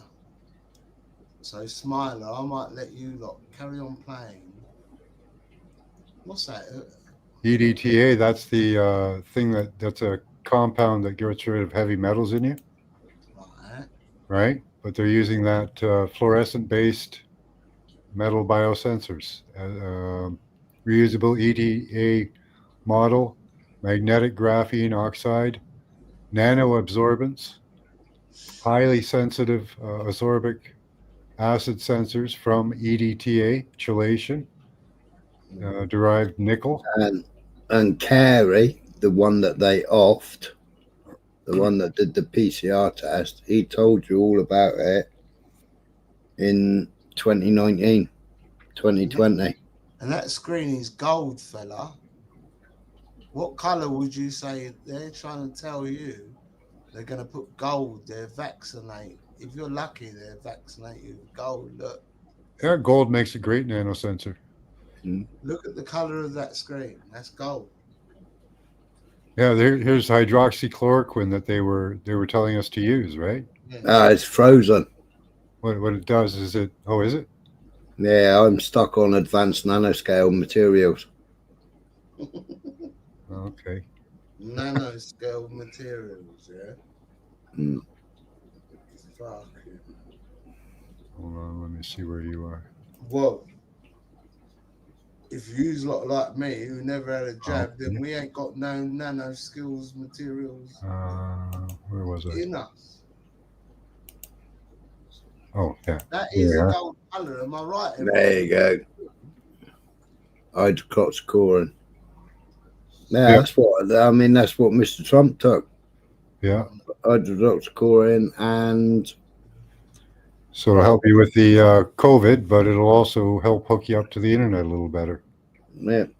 Iodine, something as simple as iodine. Very good for you, but they use it, again, to make nano particulates in you. Lots for that one. Ivermectin, there you go, the wonder drug, given a Nobel Prize. Yeah. But here it is being used to make nanosensors. This one, I'm trying this one. Oh, methylene blue, yeah. Yeah, I'm taking that. It's Yeah. good stuff, really. Yeah, you can get the fish tank stuff, and then you get the human grade stuff. Yeah. Yeah. But yeah, it's also used in CRISPR. Yep.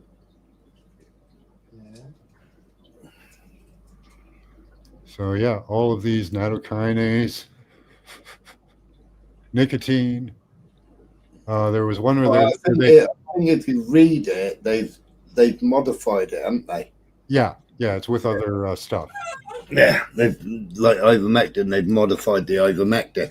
Yeah. So you're taking it with other stuff, yeah. like cigarettes with iron and iron oxide additive. Yeah, this one was cool. Real-time undiluted measurements by scanning mobility particle size.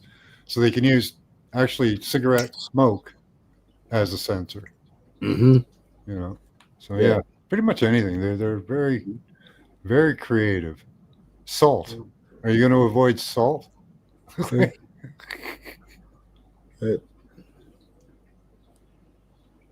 Took a look into scalar wave weapons.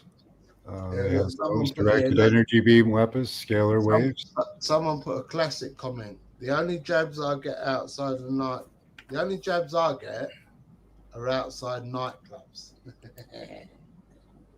Go on, Directed energy beam weapons. Here you go. Mandate my ass. Thanks for bringing me to your chat. It used to be a dog worming tab. There's some good people in here, isn't it? Well, it still is a dog worming tablet. It's still a horse worming tablet. But ivermectin, yeah, it's been used on livestock as a wonder drug for animals. Ivermectin's been used for years. They just didn't want us using it against the cough. Yeah, I never. One of the great explorers, everybody on the boat. So I don't know whether it was Cook or whether it was one of the other ones. Smiler, you never. They were all suffering. They were all suffering from scurvy. Smiler, quickly, did you have any jabs? No, I've answered that before. No, yeah. Right, nor did I. That's 2 out of 2 on the panel so far. Never had one myself. Excellent. 3 out of 3. The fourth man.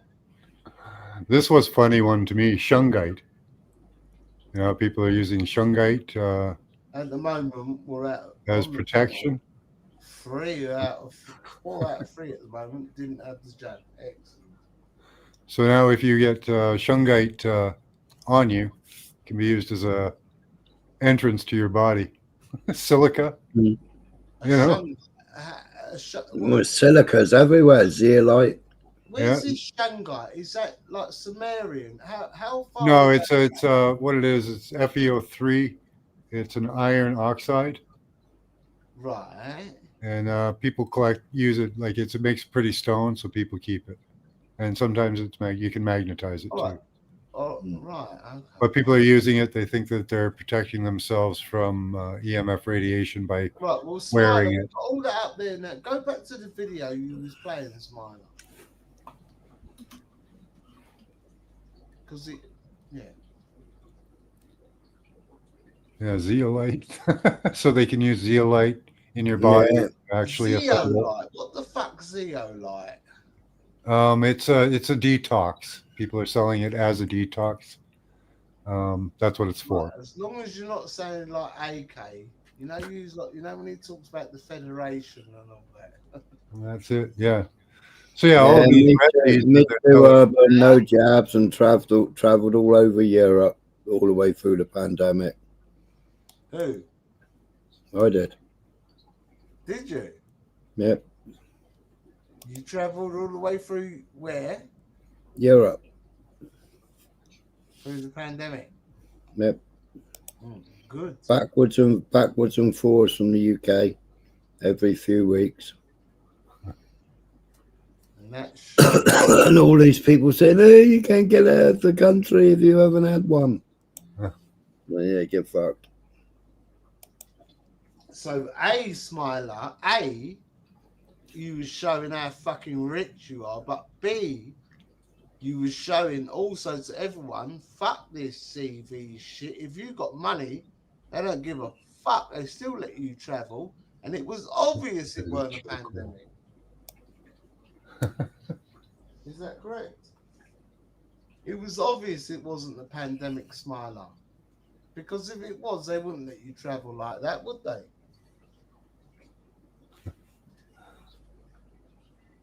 Well, it was a scam-demic, wasn't it? Oh, it's just shut. Yeah, I shut it off. That was fun.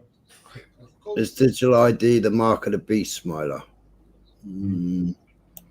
Of course it was a fucking I wouldn't say it's mark of the beast. I say it's the mark of all control, isn't it? It's when you're gonna get a digital credit score. It's when they're gonna be saying, "Oh, you've burnt too much carbon this week, so you can't have any diesel or petrol." Yeah, no, it's gonna be everything. And anybody using their mobile phone or using a watch to pay for things, they're all enabling in it. Yeah. They're enabling the digital currency. So here's a link to that website, and that has all those links and many more that I didn't even get to that you can look up if you. It's pretty much I trust most of it. So.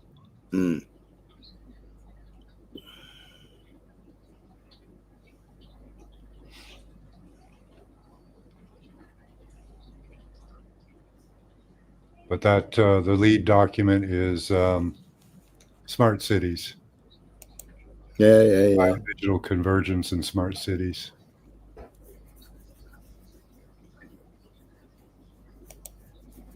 Well, that's what they want. That's what they want to build in Palestine. You know, that's the next great thing for Trump and Bibi, isn't it? Yeah. A smart city. So if they can do that to us.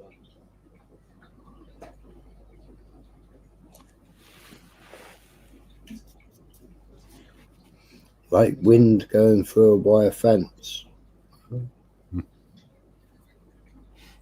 Oh yeah, the masks. Yeah.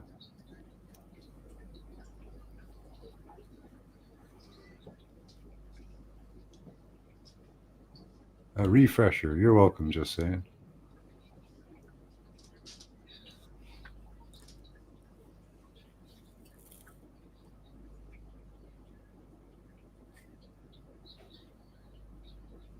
Yeah, they don't even test for nanotech in water because they only test down to a certain amount of particle size. So a lot of nanotech beats the particle size meters. It just goes right through it too.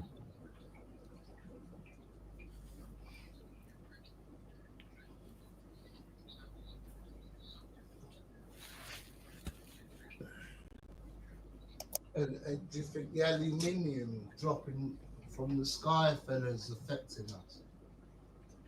Well, we know it's affecting us. We know it's affecting the trees. I can't get his name. What's his name now? I'm trying to. I want to be. Okay, I've had cataracts operations, so now I've got to put my glasses on. We've got El Cappuccino up there. Oneness, Max Vision, right?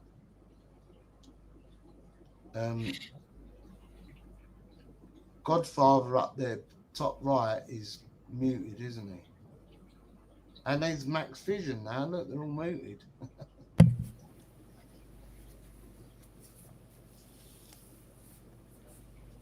You're back. Oh, you've been back for about 40 minutes. No, you just didn't realise you were muted. Yeah, I muted it because I thought, well, I thought somebody else was talking, so I thought I'd mute it. Isn't it mad? I managed to play all that lot there. Yeah. And then all of a sudden the numbers jumped up. Yeah. and then I get flagged up. Why? Yeah, weird, isn't it? Yeah. Why have you got flagged up? Well, because obviously people that popped in didn't like what I was playing. Yeah, video he's playing didn't like it.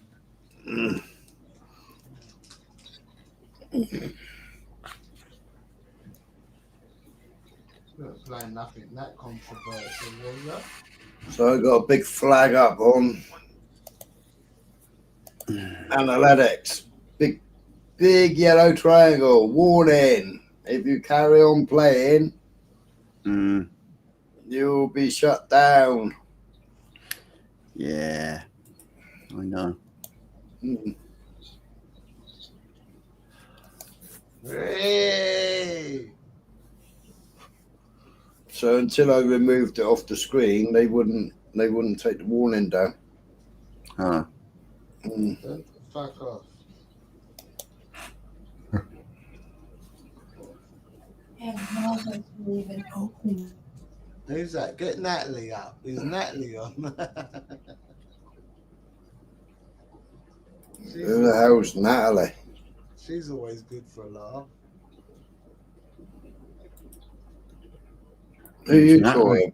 You're talking about that crazy bird that thinks she karaoke's?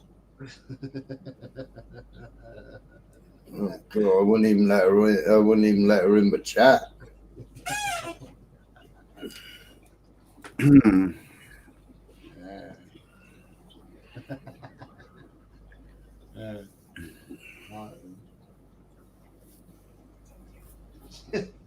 She'll get you about 500 views. Empty your room. Oh, Urban, I used to go to a guy that used to do all the different teas. Used to go to him in Poland. Poland? Poland. Poland? Yeah, Poland.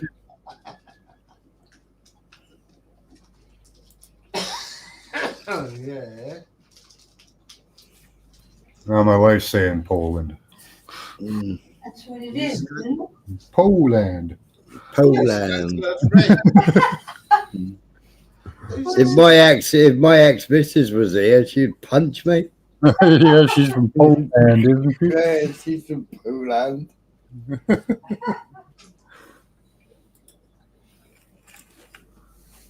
She spent an absolute fortune to get citizenship, but she won't get rid of. She will not get rid of her Polish driving license, and she will not get rid of her Polish ID. Who? Your ex? Yeah. So where is she now? Poland. No, UK. Your missus? Ex-missus. Huh? Yeah, my ex-missus. You're with her now, though, yeah? No. No, I said if she was here, she'd punch me for saying Poland. She'd probably call it Polska. No, I was going to say it's good. A lot of couples get back together, you know. They realise they got it wrong, realise what they got it wrong about, get back together and get it right. You know what I mean? It's lovely. Men and women are supposed to be together in partnership. Sometimes. What do you mean sometimes? All the time. The more women and men are together, the more peaceful and loving the earth is. I tell you.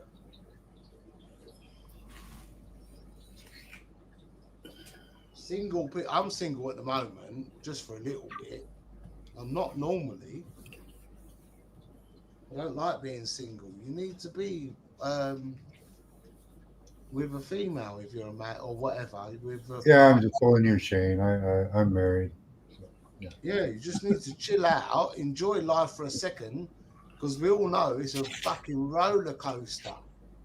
But you need to ask the man, can I get off a second quickly? And go and buy your property, move forward, go on holiday, see the world. You know what I mean? You need to do shit before you fucking peg it.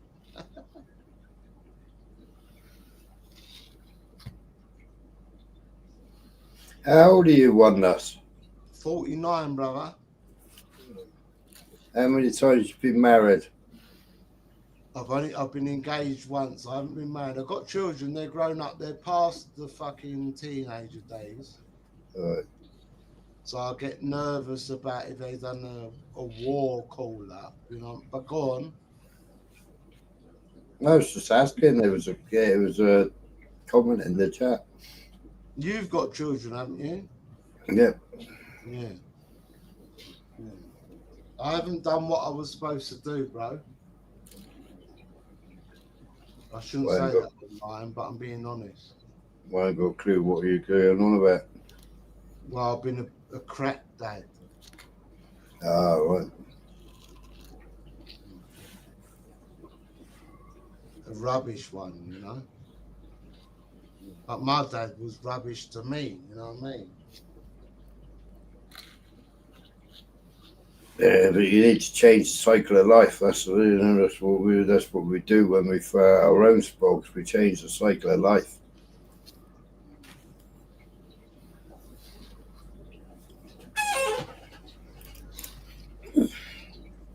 Just going for a slash. All right, I got to head out. Smiler. It's nice talking to y'all. All right, Max. Hang on, I'm just having a pee.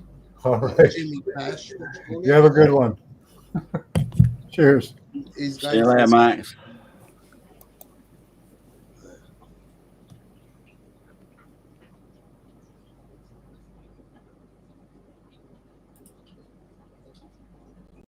You know.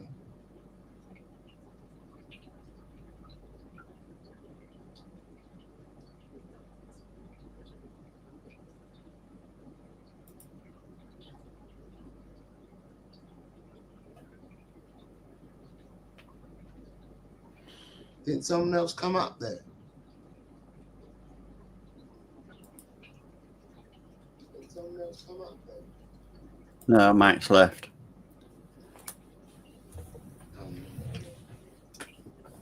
No, Max left.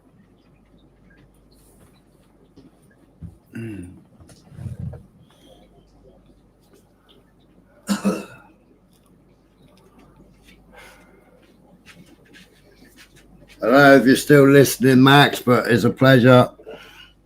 Yeah. See ya.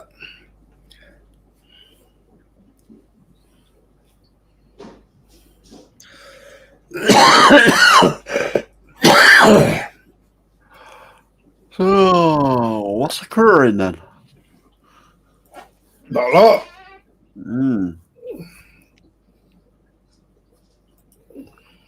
Listen to that cough, you old cunt. Smile. What about it? Yeah, what about it? Yeah, that's a bad cough, brother.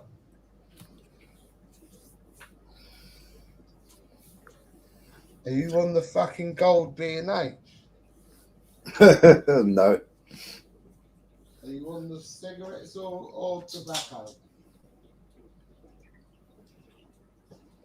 Cigarettes. What, silver B&H? No. Go on, fucking the shit ones. You're not buying the fucking shit ones from the Chinese. Rothman's Blue. Are you getting them from the shop or from the Chinese lady? From the shop. So they're Paca. I only get L&M from my Polish friends when they're available.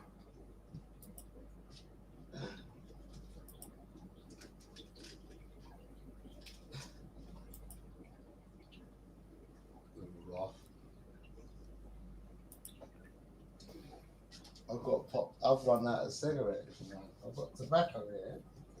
I've got Cutter's Choice.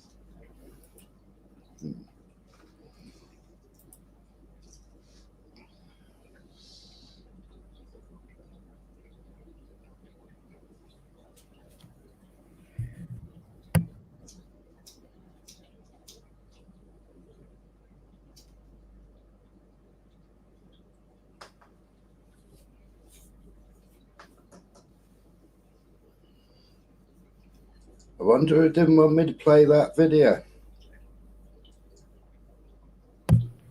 I wonder. Only had about 20 minutes left. Hmm.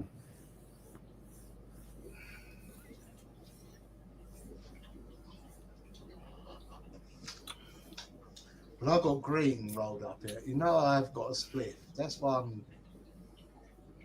not communicating as comfortable as you think. Because I drive at night, innit? And I've had my cataracts operations. I've been off for a month, but I'm going back to work soon. So I'm going to have to give up this green, innit? Yep. Are you smoking a bit of green there, Smiler? Nope.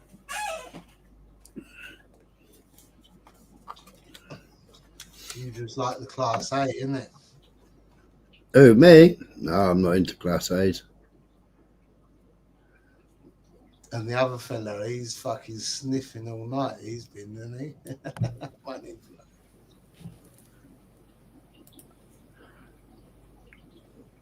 Which fella? The other one on the panel, what's his name? Michael. Michael, Mm-hmm. are you there? Yeah. How much lines have you sniffed tonight? Don't touch any of it. Never have, never intend to. How old are you, if you don't mind me asking? Probably old enough to be your dad. No. I'm 49. Oh, not far off it then.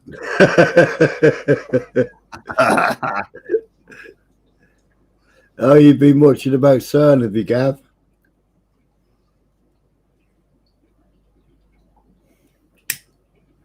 What's that? What did you ask him, Smiler? No, it's a comment in the chat. Gav B's been watching things about CERN.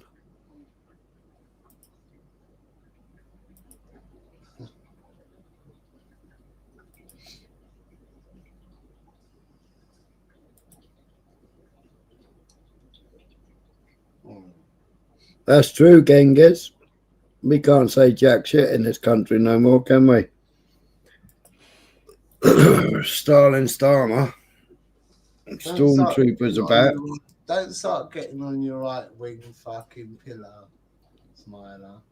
What's right wing about calling him Stalin Starmer? Because it don't suit you. Fabian Night. Whoa, that would be a good one, wouldn't it? Fabian. How long do you think a Fabian Night would last? Who's written? No one's written about Fabian. Yeah, Genghis.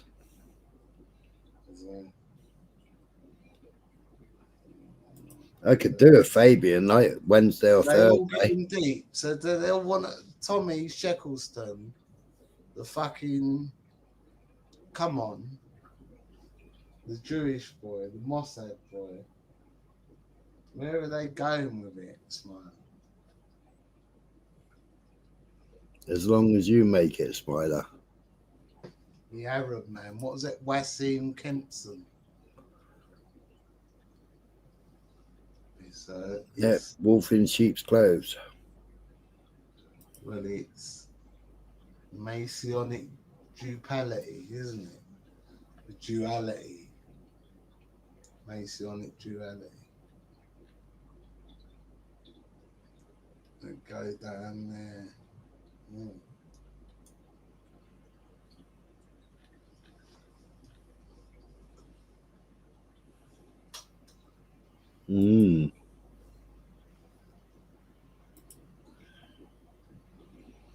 We did a Fabian Night years ago.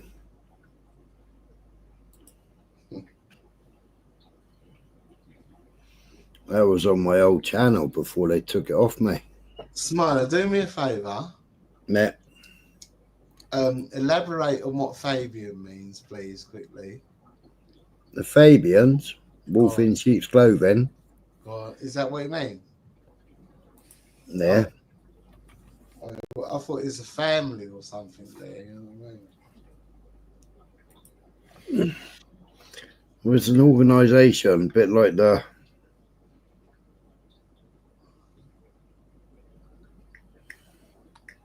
It's a left-leaning think tank. Yeah.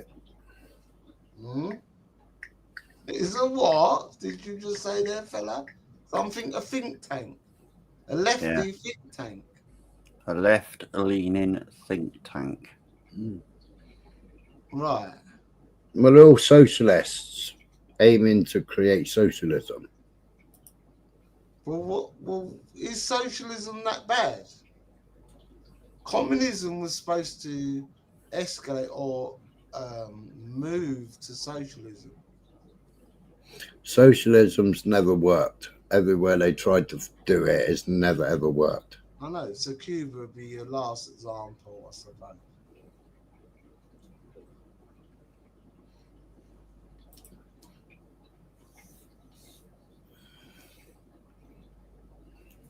Go on. Fabianism. Urban Tommy's only against anything that pays him money. He ain't against immigration. There's many videos out there. Tommy advocating for immigration. He ain't out for protecting women or children either. Many of his friends have abused women and children. Who? Tommy Robinson. Many of his friends, yes? Yeah. Yes. They've all been convicted as well, haven't they? Yep. And he's defended them. Has he? Yeah. What, there's footage of him defending them. Really? Yeah, I've played footage on here. Of him defending some of them fucking wrong pedos. Yep. You serious? No. Well, we've always said if he's fucking part of their fucking part and parcel, birds of a feather, then he's part of that nonce fucking shit. But now you're telling me that some of his crew that were put up for court, he tried to defend them. Yeah, tried to say they were fitted up, but it's all bollocks. Even the two guys that admitted murdering. Got a great long list of them, Lee wasn't it? Macmillan, Leigh Macmillan. He's got 18 years for grooming the 10-year-old. But you're saying a few more of them have been fitted up for doing some serious kind of violence, Smiler. They haven't been fitted up.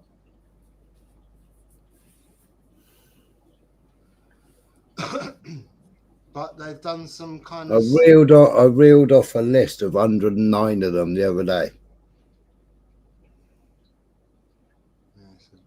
Including the founding members of his gang, his groupies.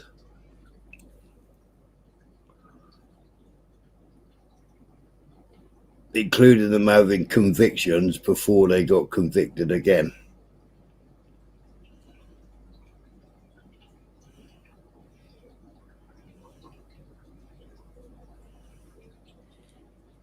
And this cunt's going out next week, bro. We should go and shoot him. Can't say stuff like that these days. Maybe I should go and shoot him. You can't say stuff like that these days on here because you'll get the channel struck, you fool. I'll be more worried about, like, after who's going to take out. I don't want no right-wing shit taking over after, neither, you know. This country's Labour, Liberal. The majority of this country are not racist. We're not racist. Farage, fuck it. Tommy Robinson ain't racist. Of course he fucking is, isn't he? No. Why is he racist? That's one thing you can say. He's not racist. Don't be pretending, Smiler. Don't take the piss. How can you say he's racist? Don't be pedantic. Religion isn't race, is it? You're talking bollocks. Well, who gives a fuck what he is? He's only a puppet, Smiler. So who gives a fuck what he is? We just made a claim that he's racist. That's one thing he isn't. He isn't racist. Smiler is a puppet, isn't it? He's an actor. He's an actor.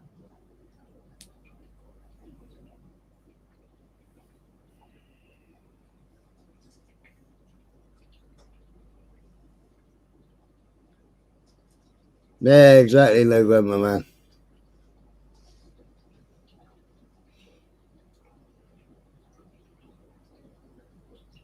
Yeah, what was it? The Home Secretary said that they got more rights than the English people.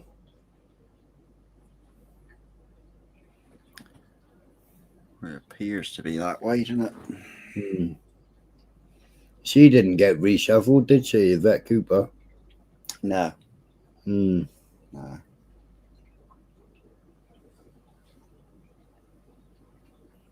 But what's this Mahmood gonna do? Not a lot. Yeah, but you know, is she gonna be batting for the wrong side?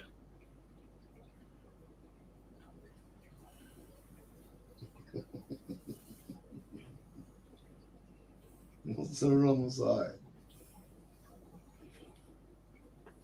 Well, is she an Islamist?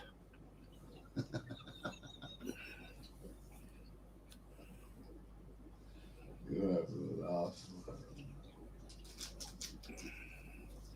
You normally do a serious and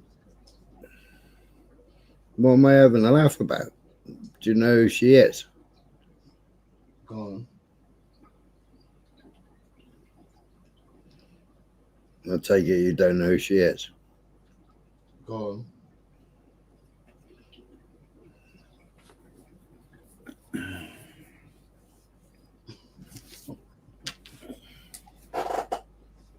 Yeah.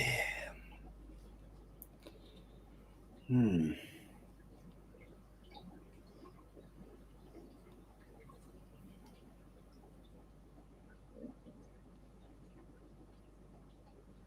Go on. What's her name? Who?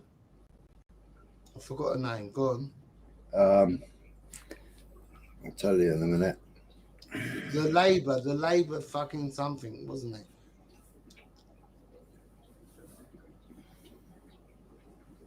We're never gonna vote here. I'd never vote. Never. Vote, Smiler. Do you fucking vote? You're having a laugh. Yvette Cooper. Is that who you're talking about? Shabana Mahmood, a Muslim of Pakistani descent, has just been appointed as the UK Home Secretary. This means that Mahmood will oversee the UK's immigration policies and national security.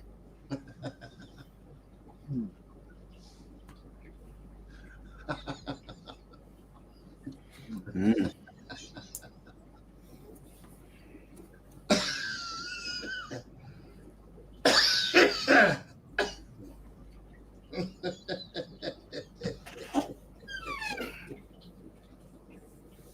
Yeah, I don't do the labelling neither, Genghis. But if you, as soon as you become outspoken, straight away you're tarred with far right, aren't you? Just Hopefully she won't be biased. Hopefully she won't be biased. Is that a Labour one, Smiler? Well, obviously she's just been elected Home Secretary, so she must be Labour, mustn't she? Yeah, so Labour in the government. So this woman you're talking about, she's in control now, boy. She can change your doorstep. You know, if you've got a couple of, like, smooth out a couple of steps if you can't get out your doorstep. You know, one of them MPs. Urban, what do I think of Lammy being Vice PM? I think it's a debacle. Debacle, of course it's a fucking debacle. It's been a debacle since CV. He's Labour Friends of Israel. He's taken God knows how many hundreds of thousands from Israel. All right, so he's got up and said a couple of things, but he's heavily invested in Israeli armaments. They won't sanction Israel. They should sanction Israel. Yes. They should fucking stop sending anything to Israel because Israel are taking the piss. Well, London Metropolitan Police have just bought 18 Israeli 4x4s at £180,000 a pop. Their new armoured vehicle.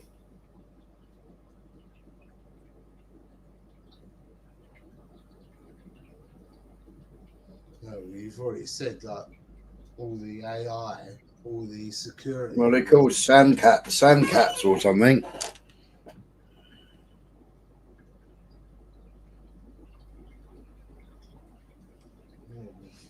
And they're 180 grand a piece, and we just bought 18, or greater fucking London Metropolitan.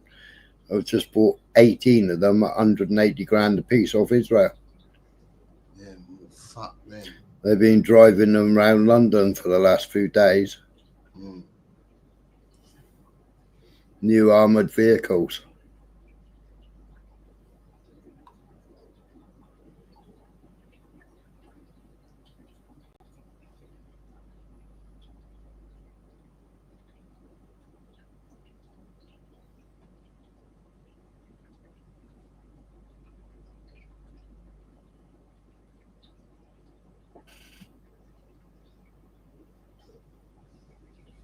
Play a best of Lammy montage, Smiler.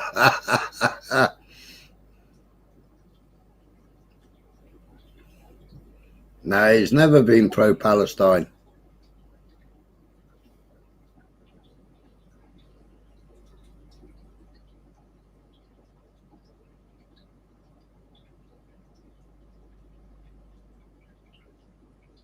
The poor Palestinians.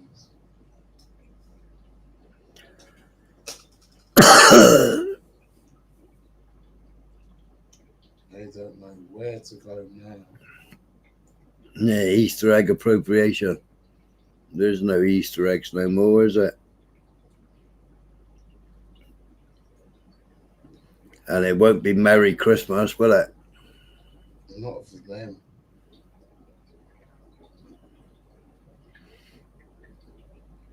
Oh, somebody was sending me that yesterday or the day before, Lammy on Mastermind.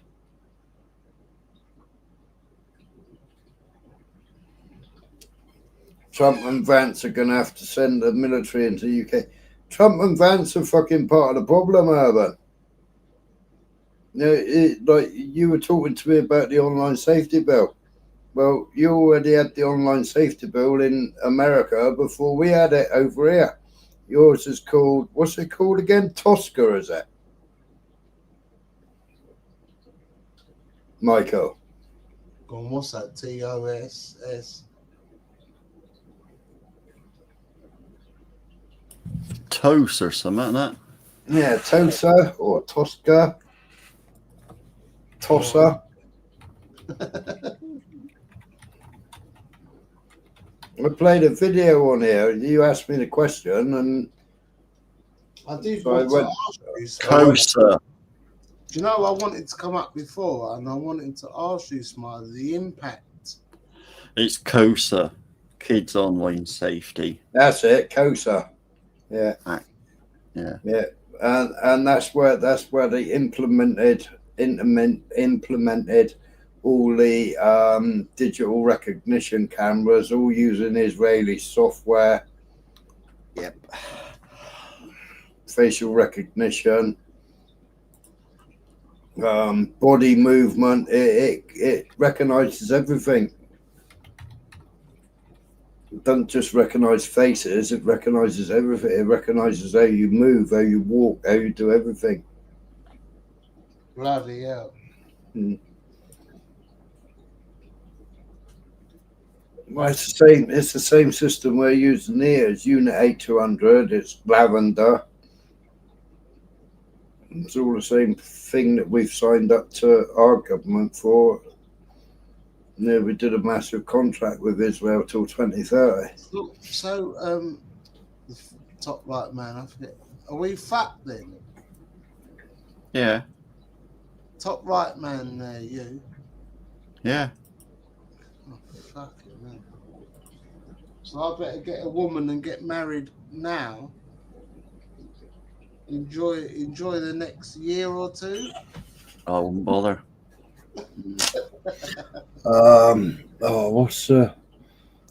What are they called? They're called fucking. Are you getting a bit of fanny yourself?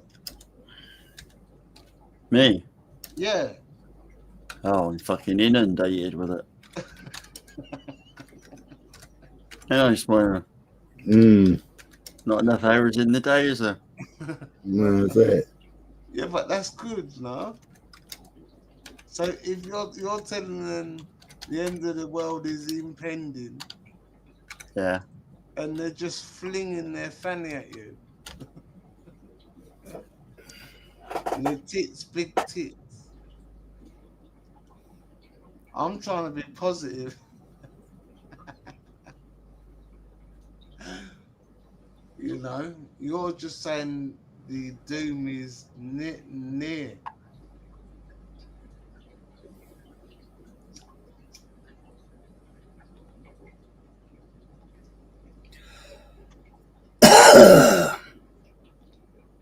Well, smile. How about yourself? You have to get married soon, you know? I ain't getting fucking married. I've done that. Not doing it again. Oh no, I remember you said that. Yeah, but that's nice though. At least you got married.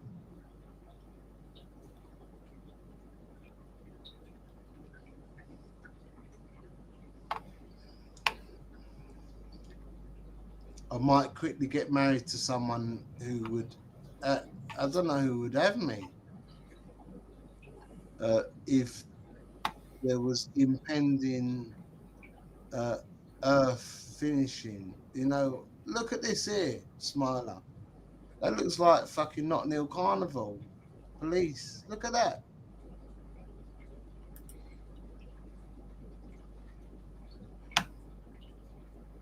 Did someone send you that?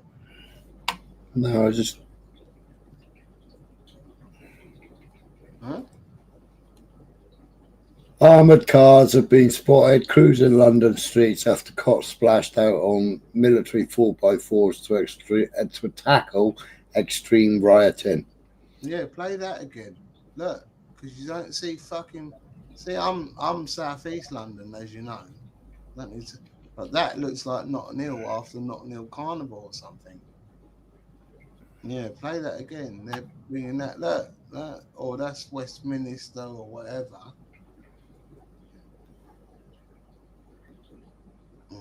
No. Oh look, they're hyping up all. There's nothing going on like that now. No, don't show that. But look at them vehicles.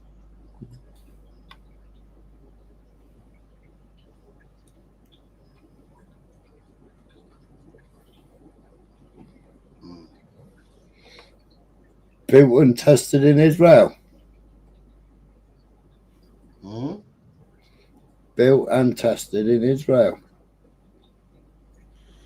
What, that vehicle? Huh? Yeah.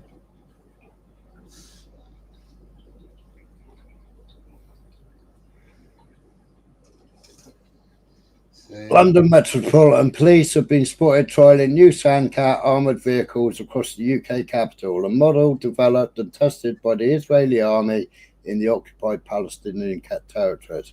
Footage posted on BBC London shows the vehicles being driven through London as part of a training exercise. The Met confirmed it was preparing officers to operate the Sandcats. These are specialist armoured vehicles used for high-risk armed policing operations by officers deployed at airports and contingency options for use in the most serious public order, the like of which we thankfully rarely see, a Met policeman spoke.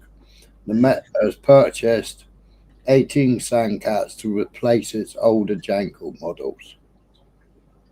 Police Scotland had also acquired one Sandcat vehicle for £282,000, but kept it in storage for 2 years. Yes. Specialist vehicle can be used in a number of scenarios, like linked to a major incident, and improves our options to keep people safe. The Sandcat is manufactured by Israeli defense company Plasan and was first introduced in 2005. The light armored vehicle is widely used by the Israeli army, including in Gaza. According to Israel Defense, Plasan supplied hundreds of Sandcats to the Israeli military following the start of war on Gaza in 2023. And even reopened a ballistic armor production line to meet demand. More money than they got sense. Like 60 billion or something. It's like Boris when he was in, wasn't it? He was mayor, wasn't he? He went and bought fucking water cannons, didn't he? Yeah. Never used them, and they were sold off as scrap. 60 billion they give them. Listen.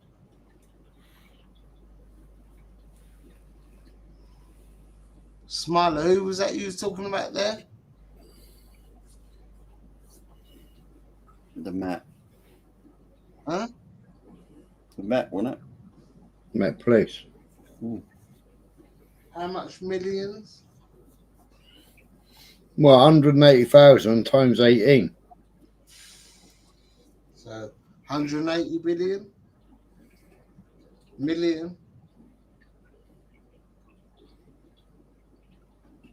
It's just a joke, man. You got sort of USA fucking SWAT style, and they're using them. Yeah. In vehicles.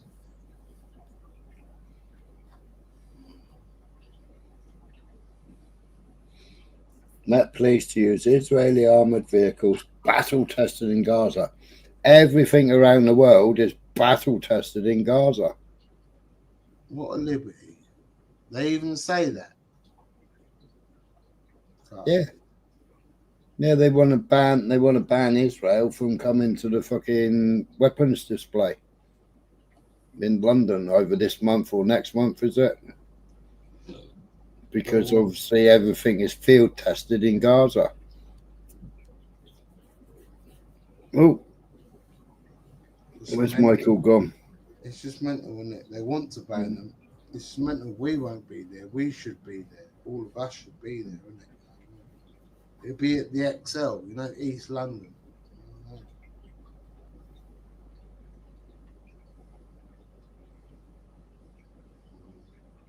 Well, a lot of them, Genghis, they go to Israel for training rather. But it's like one of the last rallies, one of the last Tommy rallies, you had two taxis stuck behind a bus outside a pub. I can't think whereabouts in London it was. It was outside the little pub on the corner. And you had a few people there drinking and a few glasses and bottles being broken and what have you. And the police had kettled the road. Well, what's he called? What was that actor called? The one that he was an actor. He was the one that got arrested for his LGBT flags. The sniffhead. I can't remember his name. He's fallen out with Tommy now, but I can't remember his name. He was an actor or TV or something, he was. But he went up to interview the police. And the coppers were Canadians. You had Canadian police on our streets over here for training.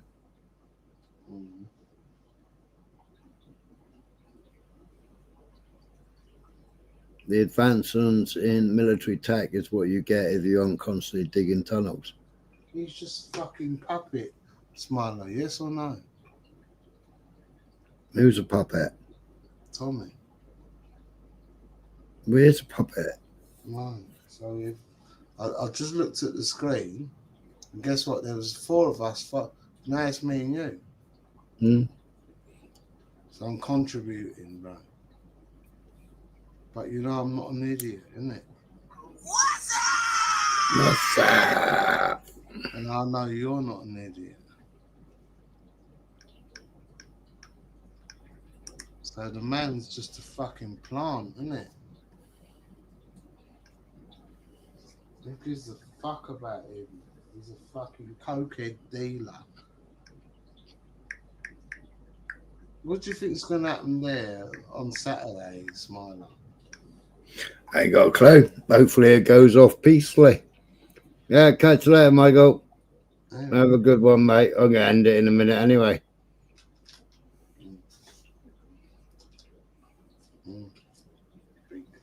Yeah, nothing.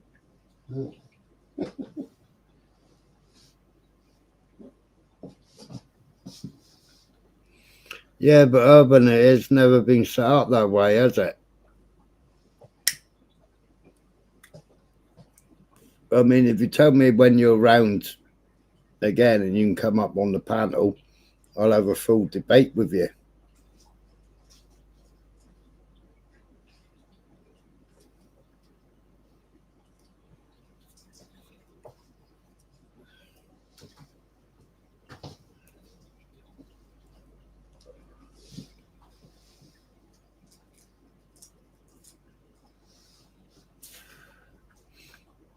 I don't know if you do panels, Urban.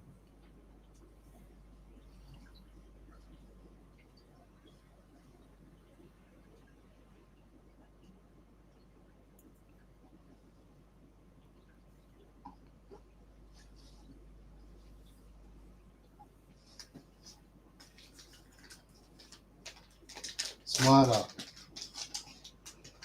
Oneness. Well, play what you was playing before we go then. You always play good content. Well, I'll jump off in a minute. You're going to shut this down, but play some of what you was playing, the video. Oh, I can't play that no more. It's been reported. Oh, what do you mean? Hmm? What? Somebody didn't like it and reported it to YouTube. It's been copy striked already. Yeah? Well, not copyright, just reported. Yeah. Because there was too much truth. Fuck's sake. Well, I'm doing little roll up. I'm off. You know, I'm going back to work in next week. I've been off. But I enjoy your streams quite a lot, actually. You play quite a lot of stuff I can learn from. But you're waiting now. Well, I'm waiting now. Well, what are you doing then? You haven't been banned now, so you might as well play this live then. But you're telling me you've already been copyrighted, yeah? Oh, No. I think it's better for all parties that it goes off peacefully on the 30th. Yeah, absolutely, Urban. Absolutely. Needs to go off peacefully. But it's just another big money spinner, isn't it? I mean, he's just asked for further donations of 27k so that he can get the New Zealand hacker team over. And he wants to build a bigger stage so he can get 50 of them on stage to do the hacker.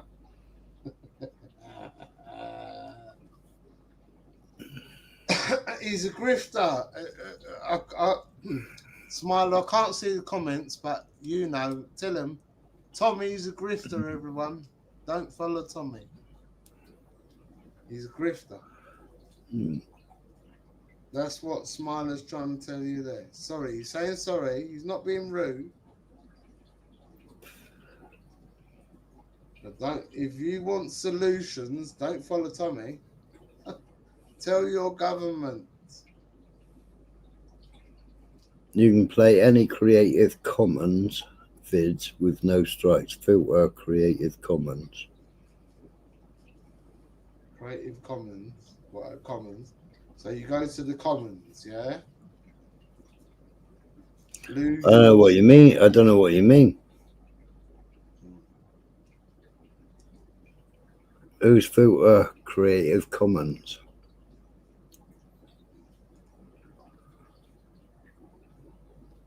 Don't forget the YMCA music. Yeah. Right. So they're taking the piss, Smiler, aren't they? If you went to a protest and they play YMCA, you look at them. These people don't get it. They're taking the piss out of them. YMCA.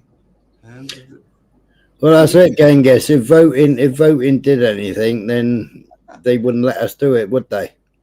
Right. He wouldn't be allowed. If he was public enemy, he wouldn't be allowed there, would he? So, if they do strongman, what's that? I don't know. We're having two different conversations here. I'm talking in the chat. If he was public enemy #1. Ah, right. Okay, then. Yeah, I get what you mean now. It's right. I've got another Monsanto video that I know is safe on YouTube. So, yeah, if it changed anything. But, I mean, I can't understand why all these people are trying to back reform. You know, reform are trying to fuck up Cornwall. You got 28 fucking councillors and they're trying to fuck up Cornwall now.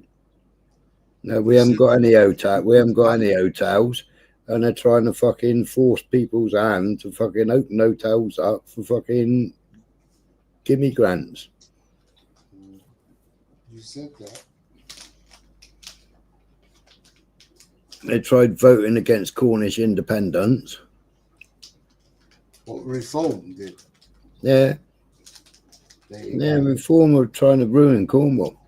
There you go. Trying to bring Cornwall in line with the rest of the country. Well, you're going to have to fight that one, bro. You and your brethren down there.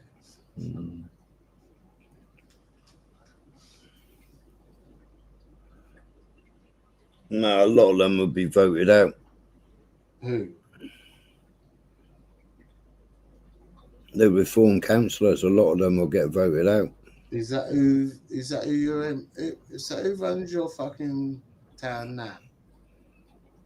There's a Labour leader, but there's 28 councillors that are reform.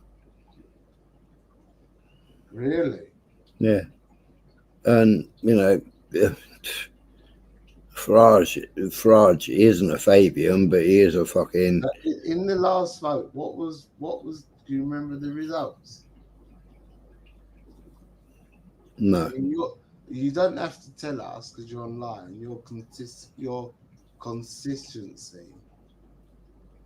But what was the fucking numbers then? Oh, I don't know. I don't honestly know. Was your Labour, yeah? So your town's Labour. Oh, what, St Awful? Are you saying I don't even know who the councillor is. No, are you saying reform got close? Is that what you're telling me? They got 28 councillors. What do you mean they got wait a minute. Fucking, you're only in Cornwall, you silly cunt. There can't be 28 councillors. They did. Alright, I can hear you Googling. Get this right, for fuck's sake. What's your fucking MP? Labour or what? Are you telling me you're like, don't tell me your MP's reform.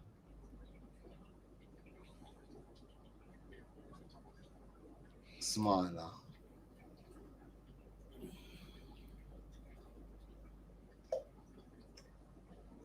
Fucking, you know this anyway, don't you? You've had to. No, Lib Dems was Bob in St. Patrick's 2017 was elected.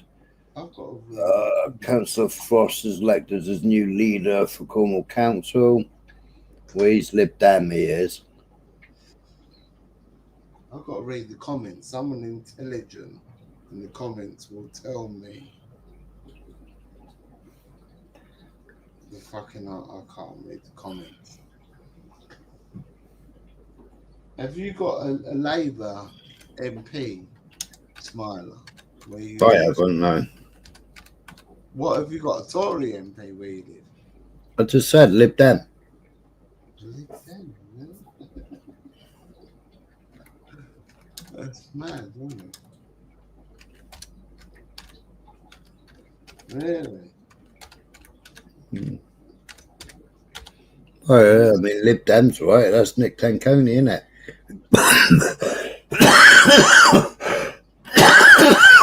There's 87 Cornish councillors. Read my last two comments, Smiler. Like what happened with the Bell Hotel. The problem. There's 80 something Cornish fucking what? Councillors. Councillors. The problem is, even if you get a leader in who does the business, the activist judges will overturn the policies. Yeah, that's right. Like what happened in the Bell Hotel. Well, not exactly, Urban. The Bell Hotel was, you know, it was the complete. I watched the whole thing. I watched the whole court case. Right, and the Bell Hotel was down to the council. The council fudged up. You know, because the Bell Hotel's been in control for the last 4 years, right? And every year they've told the council that they're not going to apply for a change of use, and the council hasn't objected, right? And this year they did exactly the same. They said that they weren't applying for planning for a change of use, right? So, what's the fucking Bell Hotel? What's the Bell Hotel? Bell Hotel. Oh. It's where that guy got convicted of. Why are you talking about that? I thought we were talking about old fucking Cornish heritage. No, we were talking about people being elected. But it's like down here, Urban. If you do a crime, you do a crime for paedophilia.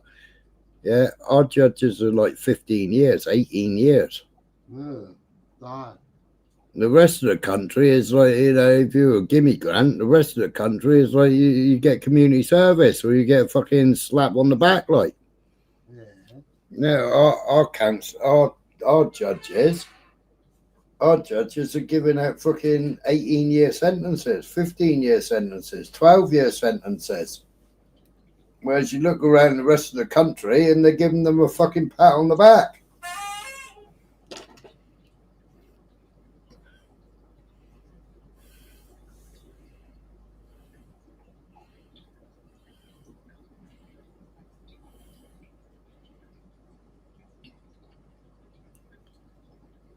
I wouldn't know, but I know a lot of them are Masonic.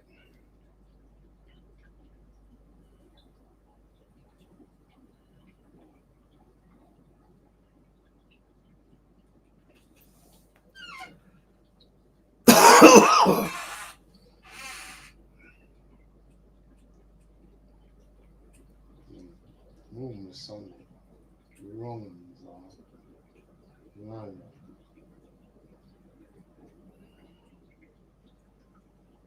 Macy on it.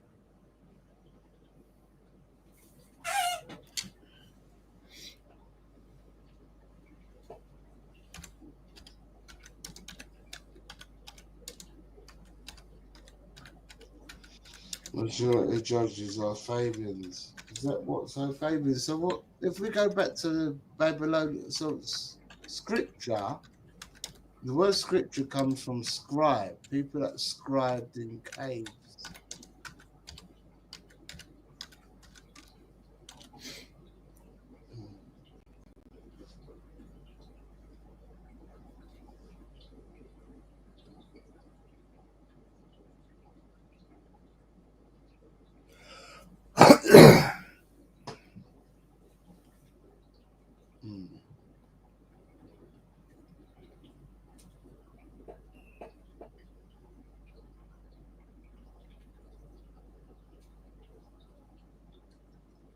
What's the tablets I'm trying to talk about, Smiler? What? So what? The earliest form of language, Sumerian, was it, or what? Well, it was cuneiform. Cuneiform? Yeah. What's that? Cuneiform text. That was the Sumerians, cuneiform. The scribers in the cave.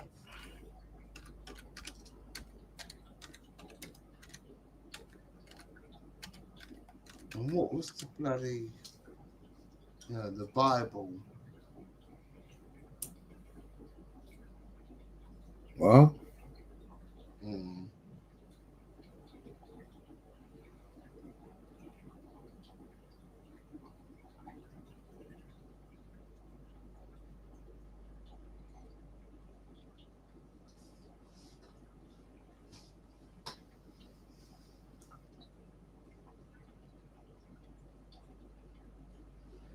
No, go on.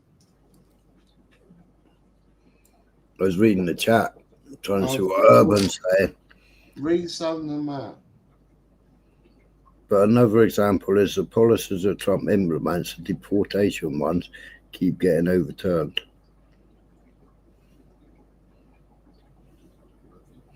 Well, Trump's just a fucking big puff of wind.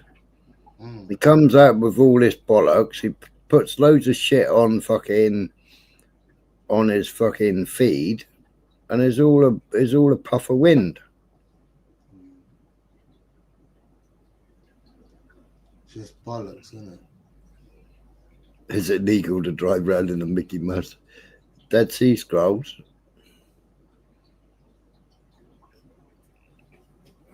Dead Sea Scrolls were faked.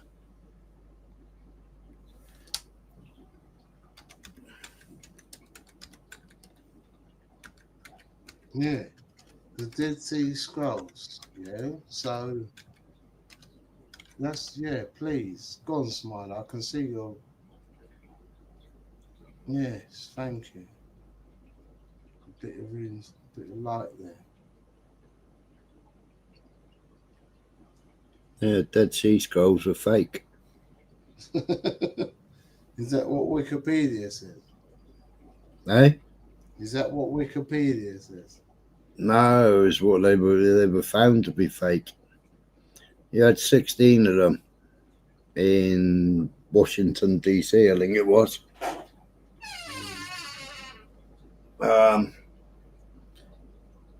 What's the other? And they weren't on ancient parchment. They were all leather. We've got the Ark of the Covenant, no? Google the Ark of the Covenant. Man. Well, the Ark of the Covenant is several different things. And the Knights Templar had that away. But was it the Emerald tablets or? We had the Emerald tablets. But then the Emerald tablets were, well, there were lots of weird, magical, mystical things, and lots of people. These things are real, aren't they? Eh? These things are real. Yeah, but many scientists have spent years studying the Emerald tablets, trying to make what the Emerald tablets stood for. He seems to be following through. Who's following through?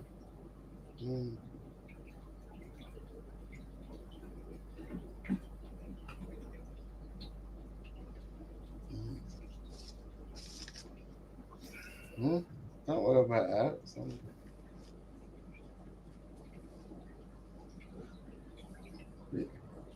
The Emerald tablets are Sumerian. What? The Emerald tablets are Sumerian, so that's sort of 3000 or 2000 BC. If people on here can tell me what was before So Egyptian times was sort of 1600 BC. What was the ancient Mesopotamia, which is like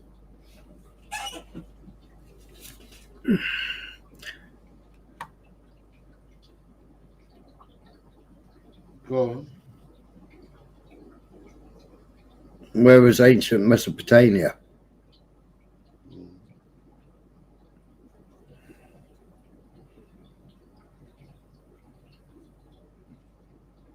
Well, that was before Egyptian times.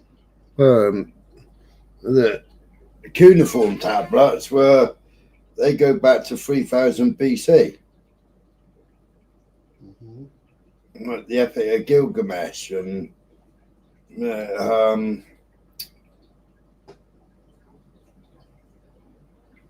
Well, that'd be like 3000 BC. That's just before Egyptian time.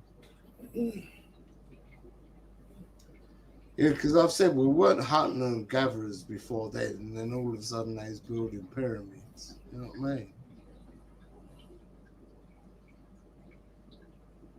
yeah, but we know all that's fake.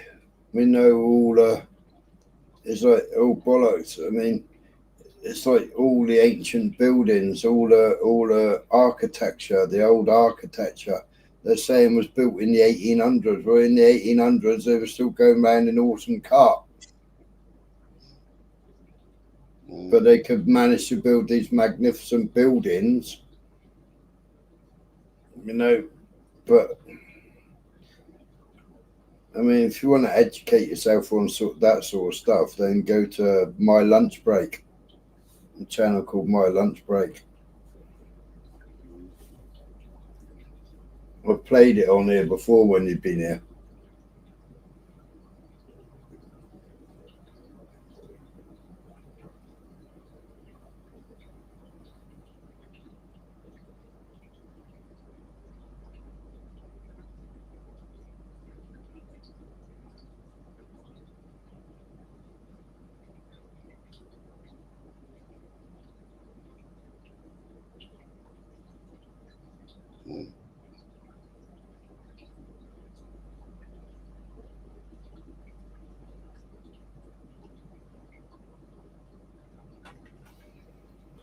Anyway, people, it's 4:30. I've got to get up in for 3.5 hours. Got a stupid engineer coming at 8 o'clock in the morning.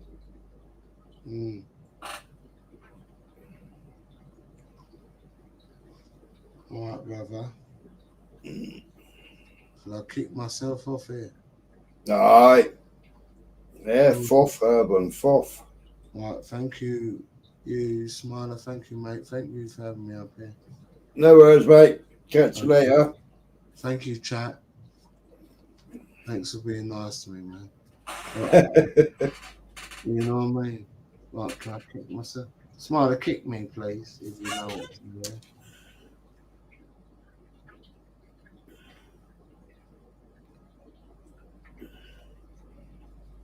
You're kicked. Yeah, people. Yeah. Catch you later, Mandate. Catch you later, Genghis. Night. Just saying. Urban. Let me know when you're about Urban. I'll give you a debate.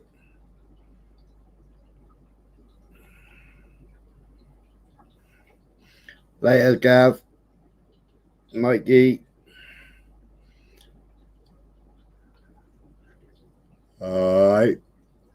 Yeah, take it easy. Stay safe. Keep your head screwed on.